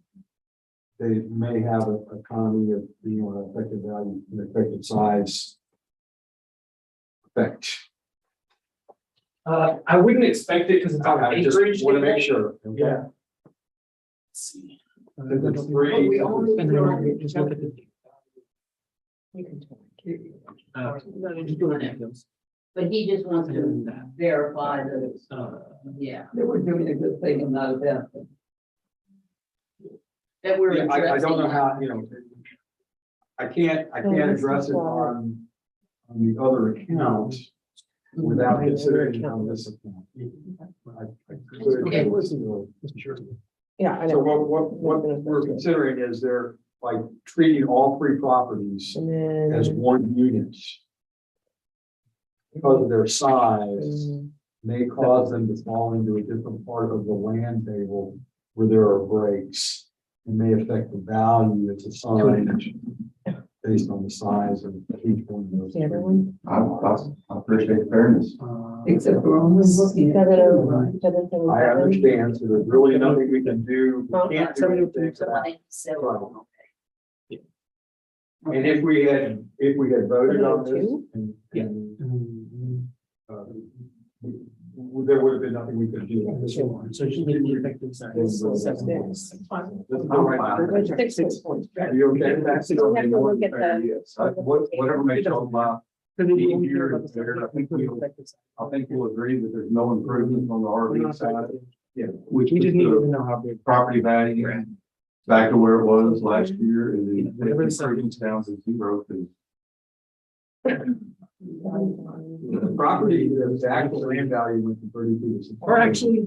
22, yeah. It's not letting you Zero look it at out the to range. the improvements of 190. And we have the supplement anyway, because we're How going is to change that? about. See, that's what I was told not to bring anything in here, so you are looking at numbers. So, That was last year. This is. So it's. so the setting the value at 64,000 is based entirely on the land table. That's for the area. Okay. Andrew, do you have any? I mean, I can adjust it and tell you what the number is, Eamon, if you want me to. What was the land on 141 in 2021? It was, the land in, on 141 was 32,000. But we're at 161, Yeah, right? I'm sorry, 161, what was 2021 land? 32,000. 32, so how did that one double? But the good high dirt get sent back down to what it was in 2021? So first of all, that number would be 47,000. That's 64. Yes. Okay. And I understand that one's higher, but it is an accessibility thing. Like if, that thing by itself is, it's got this in front of it, The private drive that I just spent 38,000, that's a Right. complete private drive, so. Yeah, that's true. They're two kind of competing concepts. Does that mean I can put a That gate one- in front of it? And That block the one- oil field traffic? Hold on, wait. Yeah, so this one, basically, an appraiser looked at this and said, this thing is buried in the back of some property. So it's worth less than the stuff that's accessible. And now we're looking at the whole thing as one big piece. Those two things are not compatible. They don't go together. Mhm. But we're not here in this case. We're only here. in this. So that's what we're looking at for that is, if you buy this, you're gonna pay more per foot than if you buy the whole thing. So what is this worth in light of the facts of part of it? 9 acres, okay. Yeah, So 161, 47,000. 32 to 47, correct. and then. Well, no, that would take it from, 261, 110 to $47,000. You need. Can I get some of those handouts? I was told not to bring anything on paper, tell me earlier, so you are looking at all the numbers, I don't have them. Jackie, show him, A slide that I didn't get to had kind of where I've been and where I'm at. Do you want Peggy? It doesn't the matter. value from this year, what we're looking at. With an increase in the land value, but we have reduced it based on economy of scale. Yes, ma'am. Go down a little. So it brings it higher value of 161, Aiken Lane down to 47,000 from 261,000. That sounds pretty good to me. Yeah. Sure that we remove the improvements. It's removing. Good, thank you for that. Thank you. We'll make a motion on that account. Case ID 2022-1860, account 70277. Interesting market and equity value, based on information presented by the property owner and by the district. Taking into consideration economy of size. Based on property. It's opinion of the appraisal review board to reduce the current value of the property from $261,110 to $47,000. Second. On favor? Aye. Any opposed? Okay, that closes that hearing. Now we're gonna open a hearing on case ID 2022-1861. Jackie, yell at me if I'm going too fast. You can go, Okay. I'll keep up. Account number 20276. 2026. 20276. 7027. 7027. It's 4:30. I'm gonna wait on it. Even when they tried to correct me, I was resisting. That's right, you were. Listen to what I'm saying. Okay, now you've gone through most of the evidence, in the prior presentation, and you also indicated in your prior presentation that the improvement value of 68,660, which is the little cottage that you talked about, was amenable to you. I'm good with that. Very fair. So the only question then becomes the land value and. Yeah, the total is 127,410. 127,410, and that actually makes the lands, Make the land 58,000. 58. Yeah, 58,750. Okay. So that decreased the land value from 80,000 down to 58,750. So the total is 127,410. Yes, 127,410. Down from 148,660. Okay, and so is that land still at the unit price that we did 161? Yes. Okay, Yes. fair enough. So we did 2022-1861. The 141, which is when the market equity values. Based on information presented by the property owner and by the district, the review board that we lower the current note value of $184,660 to $127,410. Second. All in favor? Aye. Anybody opposed? Okay, that closes that here. I have two comments, asides. One is during the discussion, I kept hearing conflicting things about the word improvements. Now, improvements is anything that exists on the land, not changes that were made, not things that were updated or made better or worse or whatever. Okay? Just want to make sure that we're all. Yeah, and look, I called on that, and like I said, I'm an engineer, this is way outside of my. So, but when I called and said, what went whatever that was, 150, Amen. 190, utility, I said, what's the improvement? This office said utilities. And so that's why I really stressed on improvements in utilities and. Okay. The second thing is the second thing is, I'm not sure where you got the information that's included coming to the table. You can come in with whatever evidence you wish. You need to make that evidence available, submitted as part of the hearing. They'll scan it, they'll do whatever. I know you came with a USB key, but there's nothing, and in addition, you also should have received the evidence package from the district. It's perfectly reasonable for you to come in with that as well. So in the future, if you need to do that, just make sure that, you know. My last one's easy, August 17th, so. Thank you for the info. Okay. Thank y'all for being fair and working through it and plowing through it and. All right. Okay. Now I got an RV park to do. Okay, let us Take care. Thank y'all for your time. Good luck. Get the survey. Fill out. Okay.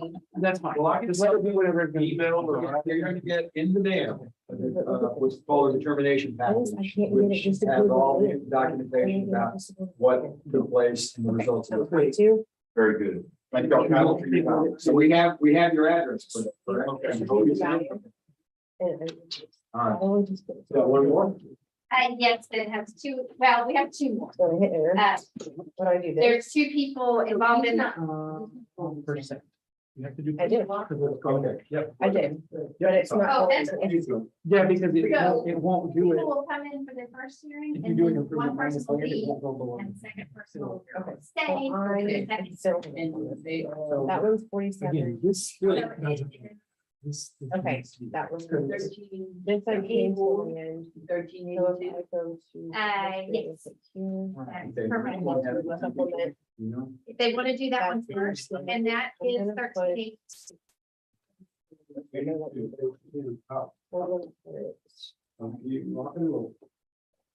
And so we'll just sign in one at a Oh, I time. needed to say that. I gave you both of them. See? I'll take. No, because I'm gonna put the improvements on next year. I'm gonna You give can leave you it a with note me. that says, Oh, okay, sure. Check it. check improvements. Yeah. I won't take Okay, it. yeah. Check improvements. That's fine. Even though they try and correct the one, and I resisted, all got away with it. And you can put them in. Before, did you find 13? yes, It is page, Gosh, I'm, 8, 9. I'm gonna have to give me just 1 second, please. That's Sure. Bob. Okay. But we're gonna. Oh, Yeah. Right. Okay. 1354 and 1382, and we're starting with 1382. Yes. Okay. And there's no editing. Neither one? Okay, very good.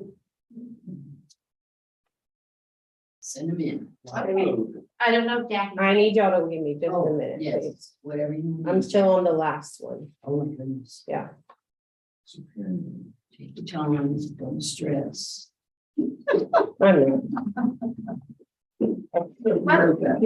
Oh, So, And thank you for the candy. Oh, is it that handful?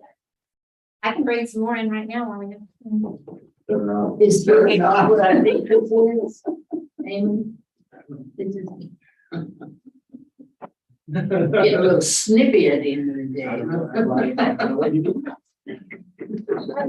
just turn the air down. Yeah, please. it's good when you open that door. Can you, I wonder if the chair will block it? Well, we need both here. Okay. I was They got kind it of loud. surprised when they put that air exchange up there, that they oh didn't. gosh. Okay, so y'all went to 127, 410. The value, 127, 410, Took it all. or 7276. Okay. I saw them going down the hallway. The land value, Jackie, was But $58,000. the thermostat in the other room. How did y'all get that? Because of the This is- combination, what do you call it, a land effective size. effective size. I'm getting different numbers than y'all. That's why I'm confused. Amen. I need you to come over here and look at this.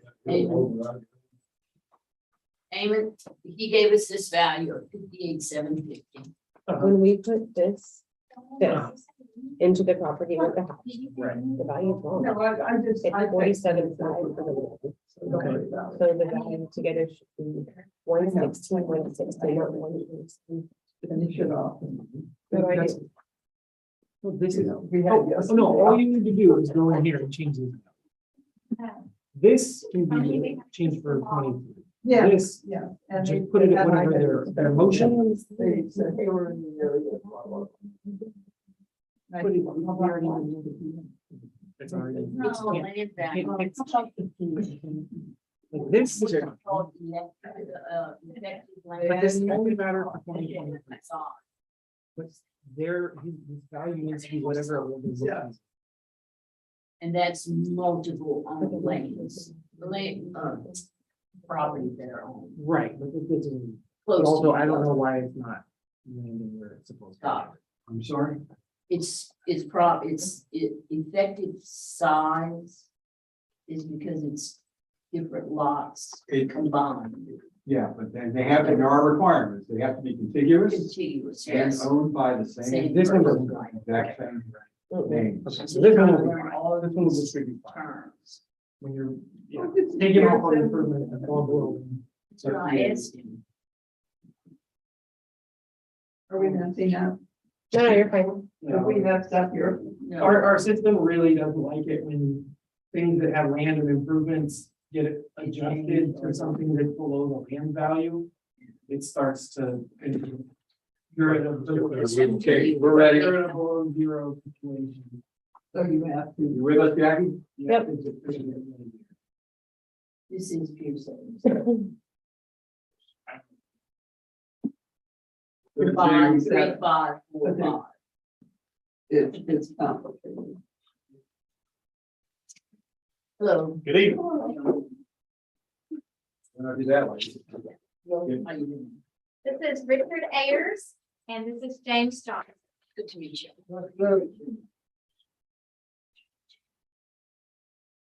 Okay, gentlemen, I have some administrative stuff to run through before we get started in the specifics of your hearing. We're going to open a hearing on case ID 2022-1382, count number 53545, which is 3307 Highway 35 North in Fulton.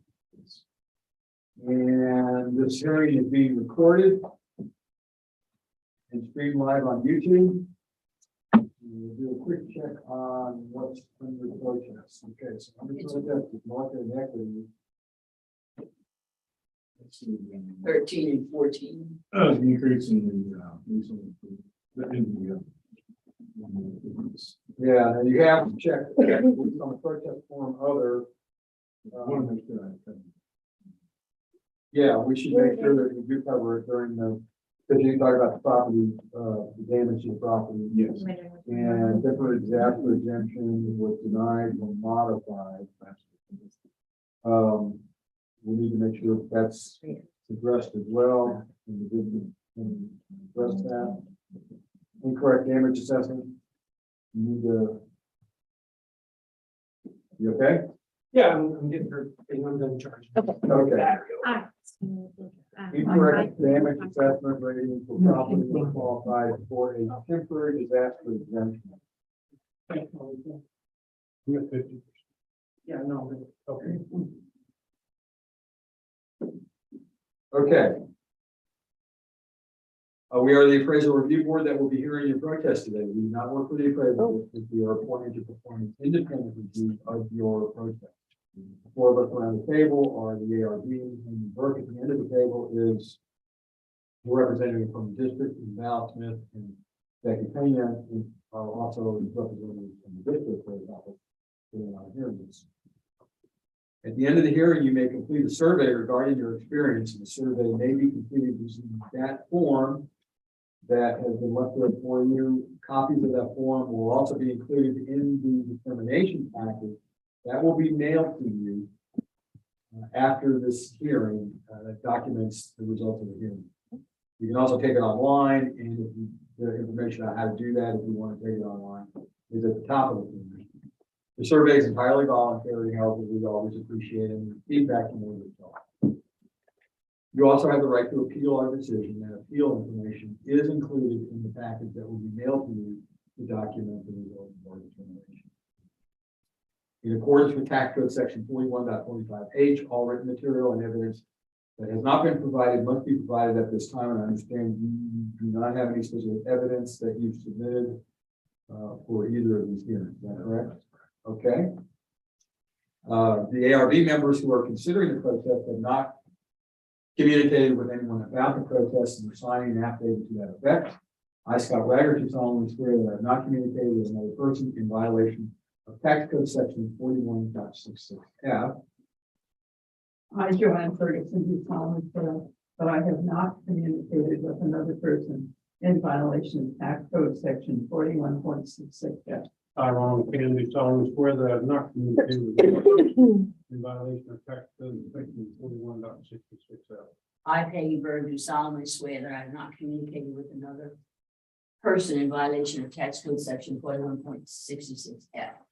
Well, testimony from all witnesses must be given under oath. So, gentlemen, we would ask to swear in this time. Now we're doing that. I, Richard Ayers, do solemnly swear or affirm the testimony I shall present to the appraisal review board For the Aransas County Appraisal District. is approved. Johnson, if you'll do the same. I, James A. Johnson, do solemnly swear that affirm that the testimony I shall present to the appraisal review board for the Aransas County Appraisal District is true and correct. I am member, do solemnly swear or affirm the testimony I shall present to the appraisal review board, the Aransas County Appraisal District is true and correct. It's for, count 63465. This one. Yeah, we're just gonna do, one. Did at a I time. give you? That's okay. Just one. Oh. I didn't. Which one are we doing? We're doing 1382, which is 53545. Okay. Okay? James, Richard, I need to ask if either of you hold a license or certificate from the Texas Appraisal Licensing and Certification Board. I do like. Okay. It's easier, I've asked everybody. The chart there in front of you is your procedure times. One, you get a few times during this time. Thank you. The hearing this is how we're gonna run the hearing. And it takes one of two forms. Either you can present first or the appraisal district can present first.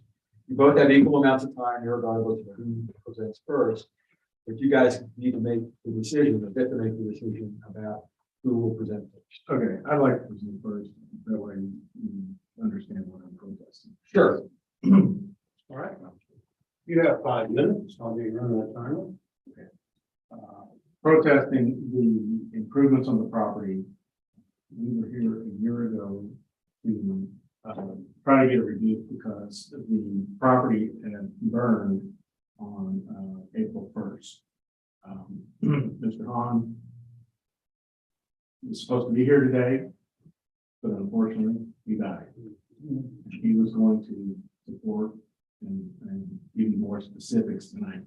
Yeah, unfortunately, he's not here. So I may not get everything correct. But I'm trying to give you estimates and approximate stuff. Okay. So we asked that the value be changed last year, and we were told those things are set on a certain date. But come next year, we would see some type of reduction because it was pretty much total in a sense. I mean, the roof was still on it, but he had to replace kitchen equipment, the inside. He did a lot of refurbishment, and I believe it was about 6 months it took him to refurbish. And so for these reasons, asking for a reduction or temporary something like that. I don't know the verbiage correctly. But so that's what we're here to protest is some type of relief because for 6 months it was out of commission. There was really no value. He couldn't operate his business, you know, and he had to basically spend as much money as he did on the first time.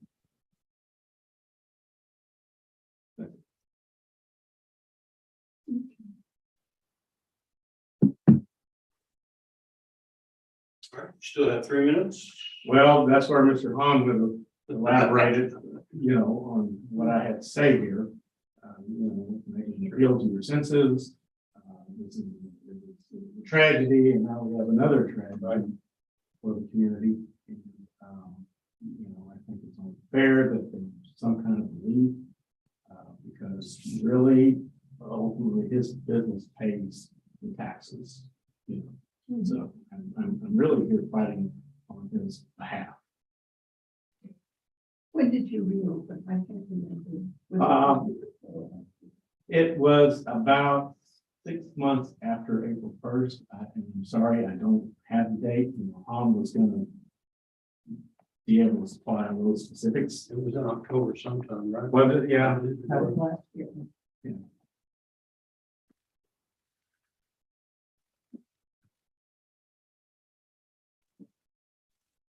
Okay, so yeah, this is the Pier 77 building, and I previously mentioned it had a fire last year.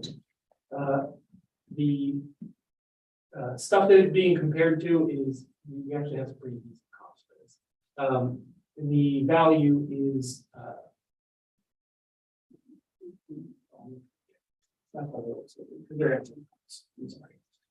so the value indicated by the sales grid for the subject is 287, and it's noticed at 265, but the equity grid indicates a negative adjustment to 227 change. So that could just be 225, 227, 942.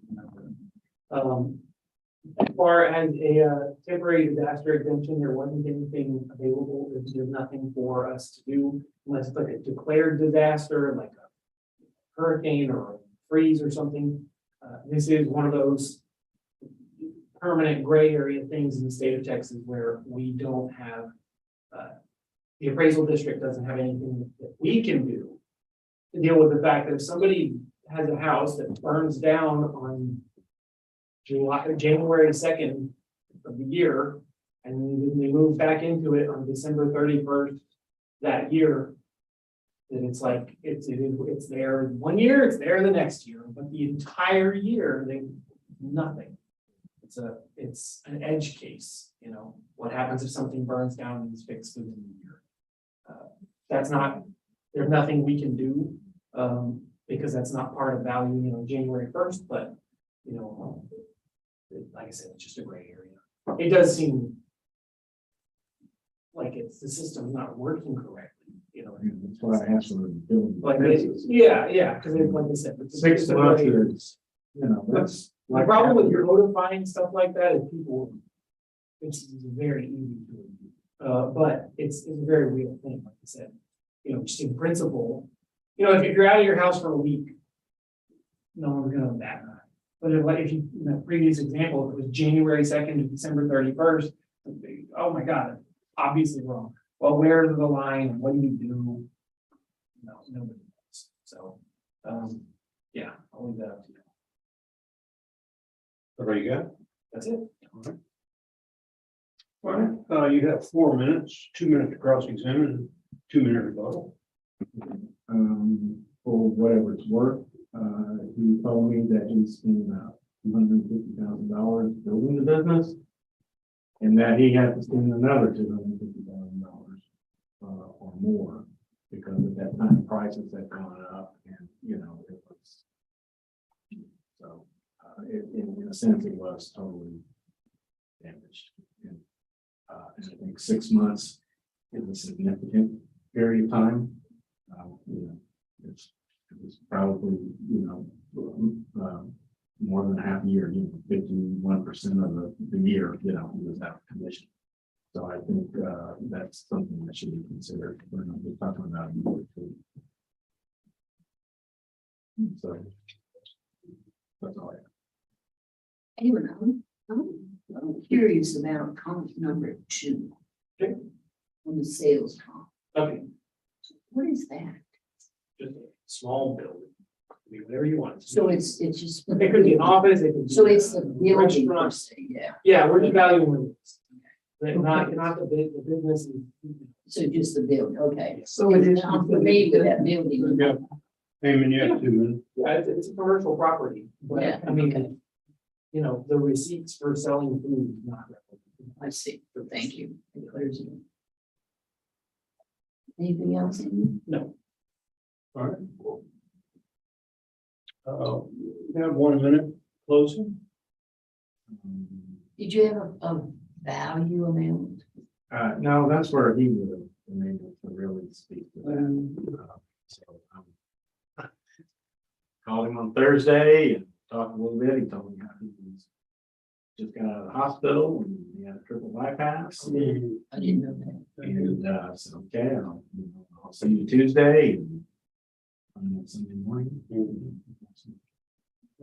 About 10:30 Saturday night, I believe. So he did. Honestly, I have not talked to the wife. I don't think it's appropriate for me to burden her with something like that. So. All right, still got a few seconds. Anything else? Again, I'm just making the appeal to your sense. I would be okay with going back to All right, that. Amy, you have Oh, 1 minute sorry. closing. No, I know. I thought it was on. You good? Yeah. Okay. ARB now has 5 minutes.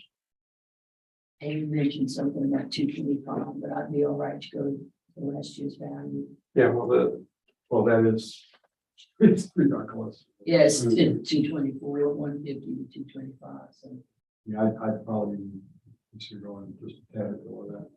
I mean, the Lower. equity value in the bridge is 227. Yeah, So last year's value is 224. you're right. Right, yeah. I don't, yeah, that's fine. 224, got an idea. 224. 224, okay. You're okay, 224, 220, 224? Okay. I mean, you said a little more. It's getting late. in the You day. said We're it was sorry. I'm gonna use that money. I'm going to. Yeah. Okay, I'm going to make a motion. It's the opinion of the ARB that after, evidence was presented by the district and the, owners, agents, and after we addressed incorrect, Q1 and Q2, and other and temporary disaster, and incorrect damage assessment. It's the opinion of the ARB that value, oh yeah, well, okay. Okay. Considering account number 53545, 3307 Highway 35 north of Oakton, that the value be reduced from 264,930 to 224,150. Okay. All in favor? Aye. Anybody opposed? Okay, gentlemen, that closes that hearing. And we are going to open the hearing on case ID 2022-1354. And that's gonna be Richard. Yeah, That's you. Yes. Yes. Account number 63465, which is 1101 Myrtle Street in Fulton. We're not gonna run through the whole thing again. We do have to swear in for this hearing. And let's need to make sure Val comes into that. Jackie, can you poke your head out and see if Val can come in? She's the witness to them swearing in. I, Scott Wagner, do solemnly swear that I've not communicated with another person in violation of tax code section 41.66F. I'll be going for this, solemnly swear that I have not communicated with another person in violation of tax code section 41.66F. I, Ronald Kennedy, solemnly swear that I have not communicated with another person in violation of text code section 41.66F. I, Peggy Bird, do solemnly swear that I have not communicated with another person in violation of tax code section 41.66F. Mr. Harris, do solemnly swear or affirm that the testimony I shall present to the appraisal review board in the Aransas County Appraisal District is true and accurate. And Mr. Johnson, you're not speaking. No, he's. I am Berkeley solemnly swear or affirm the testimony shall present to the appraisal review board, the Aransas County Appraisal District is true and correct.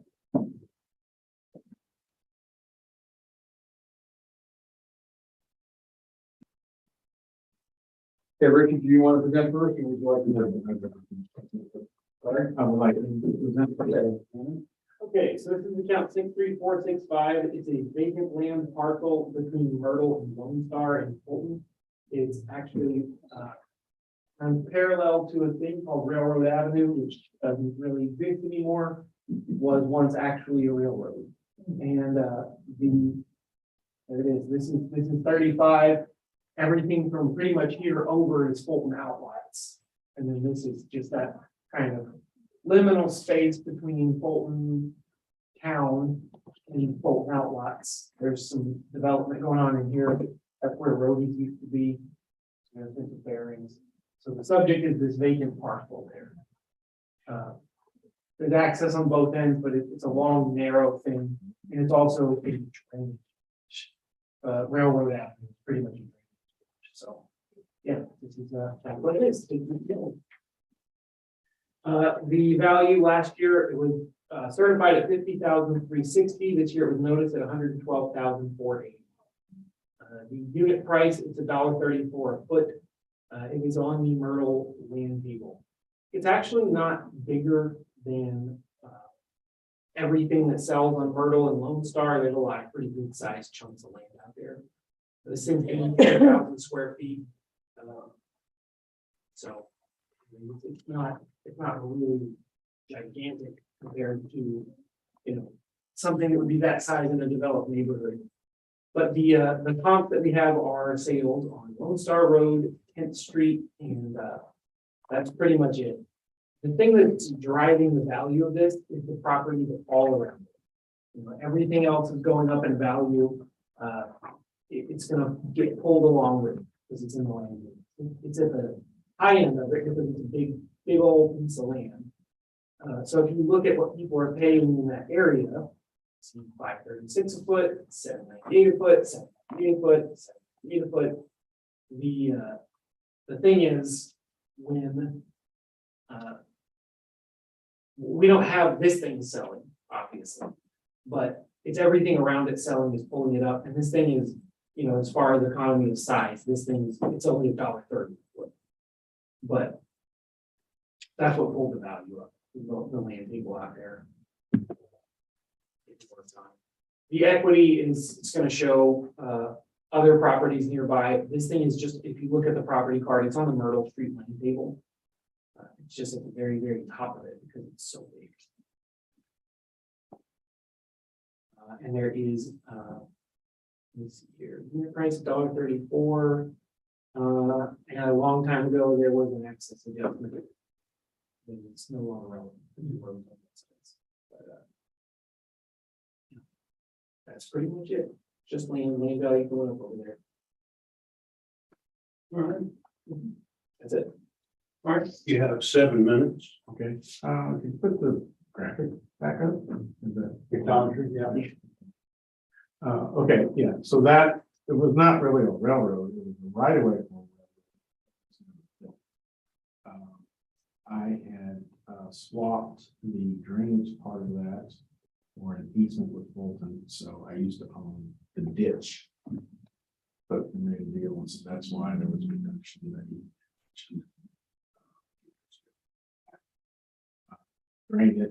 drainage is on each end, not on the side, but on each end.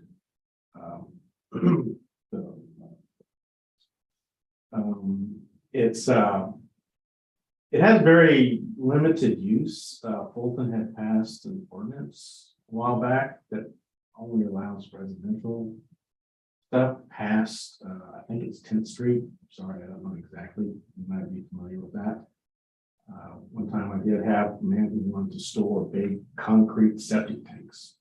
He manufactured them and he wanted to store them there. The town of Fulton did not allow that because it was deemed residential. Ridiculous. Who wants a yard that's long and deep, I guess, unless you got an airplane to land there. I mean, it's I would, if I wanted to do something other than residential, I'm not sure how much of a fight I'd have to put up. I tried it once before and I wanted to get a business owned, but they said, well, you need to tell us what you're going to do with it first before you leave zone it as business. I thought maybe it would bring the value that you're talking about if it was some business. But it's not. Do you have what it's zoned? No, I don't know when like where the boundary is for that. Yeah, no, but currently how it's zoned. No, I don't. No, you don't, okay. That would be part of it. Anyway, I do understand people are overpaying for things in this county and, they're buying stuff all around it. Which, that's your main point is that everything else is going up, so mine should go up too. But again, this is it has limitations, because I swapped the ditch, I can't build. I have to build a little bit further away from this because they need access to the ditch. So there's, Maybe I never should have done that, but anyway. So I couldn't fill in the ditch because then they claim I'm flooding everybody else. So it just, it's not as glamorous as a lot of the other property that's being sold around here. They have very large trees because there was a railroad right away. Anyway, so, but then I also would like to say, I don't understand on the comp number 2, 19403. It's like triple the size of comp number 3 and 4. But if you look at your picture up there, they appear to be the same lot. Unless I'm reading this wrong, where 19403 includes the 3 lots. Can you go back to the picture? Is that possible? So you see 19403 there, right? So you're saying that is 149. I'm sorry, this is correct. It's 18,750 square feet, which is 3 times the size of the lots of it. So are you counting the 2019 and the 2040 as part of that 19403? It doesn't make sense to me. Okay, so yes, this was one sale, Okay, all right. and then this was a sale house. Okay, that's what I was thinking. What happened, but I live by there too, and there are different things on each of those lots, so. Yeah. I guess it's solar, I don't know. Yeah, Okay, so I wasn't sure if that was a mistake or if it was the 3. yeah, no, it just picks one property ID to display whenever there's multiple. It'll just, you go off the main one. And I can tell you, because of how these are numbered, this entire thing was probably 19403. It was. And then it was cut up. It was both barns and Harvey. Oh, yeah, Shredded them. yeah. So I guess we got sold. Yeah, and it makes sense that they would be a little restrictive of what you do with it, because the highest and best use of that piece of land, like everywhere else, is going to be an RV park or self-storage units. And so if you want it to be residential, you've got to tell people to stop doing that. But the residential in this area is, knowing that, probably, the thing will eventually get a house. Well, I there's a strip in the ways, and they're so small, it brings in their own clientele. Okay. I don't think Judge me on you're what I right. say, but when you build super small houses. You mean the row of duplexes down there? Yes. Oh, yeah. None of them in the park, Mm-hmm. and it's just, that never should have been allowed. But, and it's also, I've talked to the town planner, Donnie, and he made it sound like they wouldn't approve any more RV parks. Yeah. Yeah, so Haven't seen one turned down. really, okay, well, that's insane to know. If you say there's a moratorium, no one knows. Well, Never we're really- talking about, like in Fulton, I mean, yeah, we see them out around the outskirts of the county, Also. So, yeah, so, enforcement of things and management. so you're saying there's an increase in the value because of the sales, and I'm saying that piece of property is limited in its value, on what can be done, so. Did it? Amy, you have 4 minutes. Pretty clear. You have 2-minute rebuttal. Well, he didn't say anything, so. It's hard to. Well, I already presented. Yeah. Again, I don't see that piece of property going up in value like the others are done because it has limited use. If I can ever get it changed from residential to some type of business.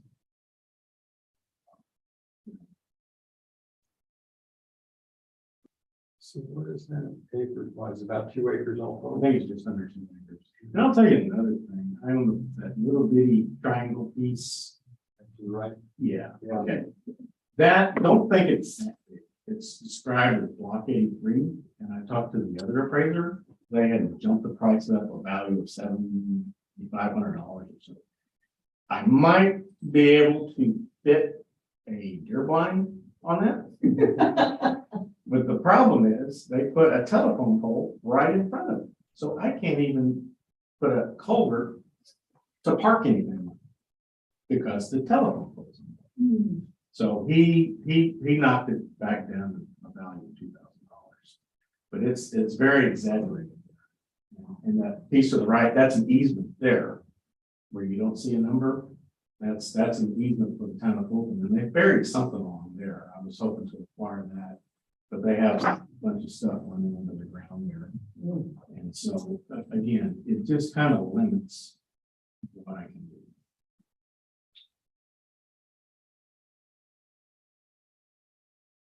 Okay. That all you got? All right, Amy, you have 1 minute closing. You have 1 minute closing? No. Okay. ARB now has 5 minutes. Jackie, can we take a peek at 19,726, the property card?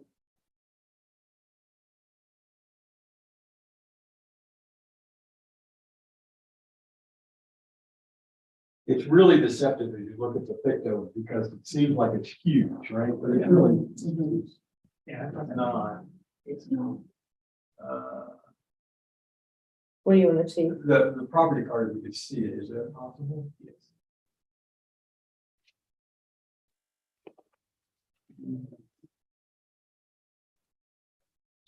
The $1.60 a foot, and it's just.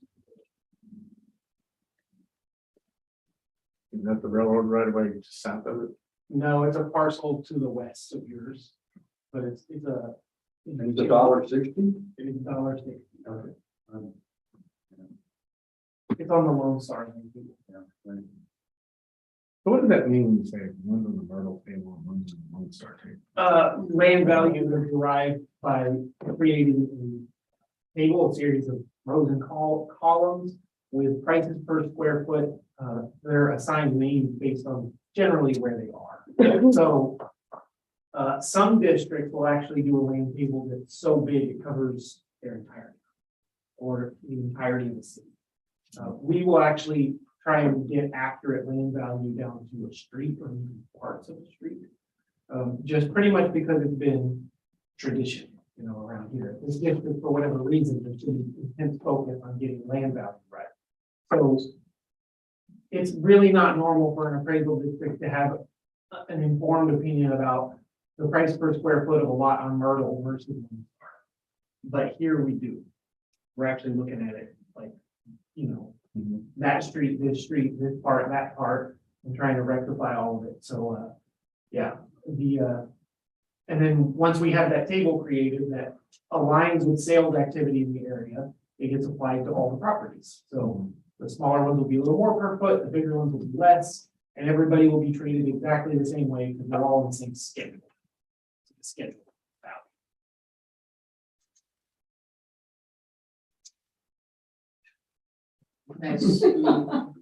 I don't see any trends. I agree. I'm struggling. This value, yeah.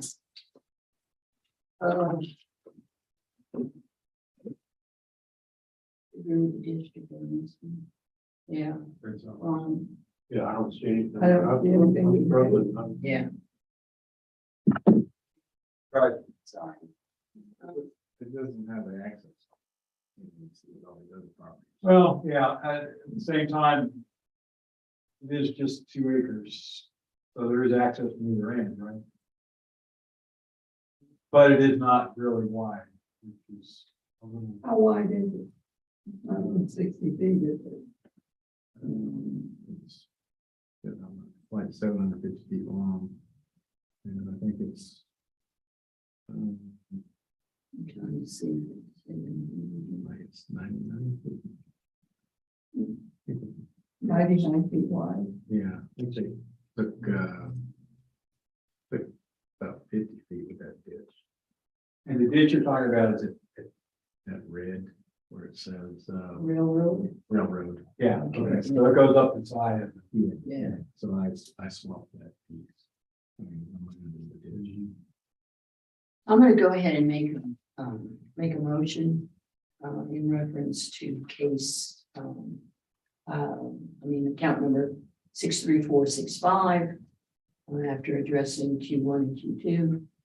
It is the ARB's opinion after, presentation from the district and the owner, that the value of $112,480 remains. Second. In favor? Aye. Any opposed? Okay, wish we could do more, but with the market values around. Yeah. Problems up there. We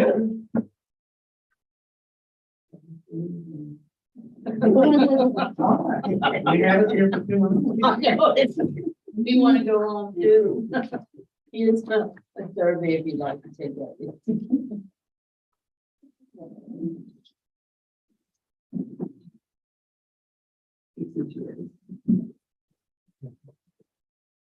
Well, I know the whole community is upset about long lines. That is the- Yep, it's the only recourse we have is the little breaks. Actually, It's awful that happened. They've had some streets that bad luck in the past. With the fire and. I think we're all ready to come to. Yes. Yes. I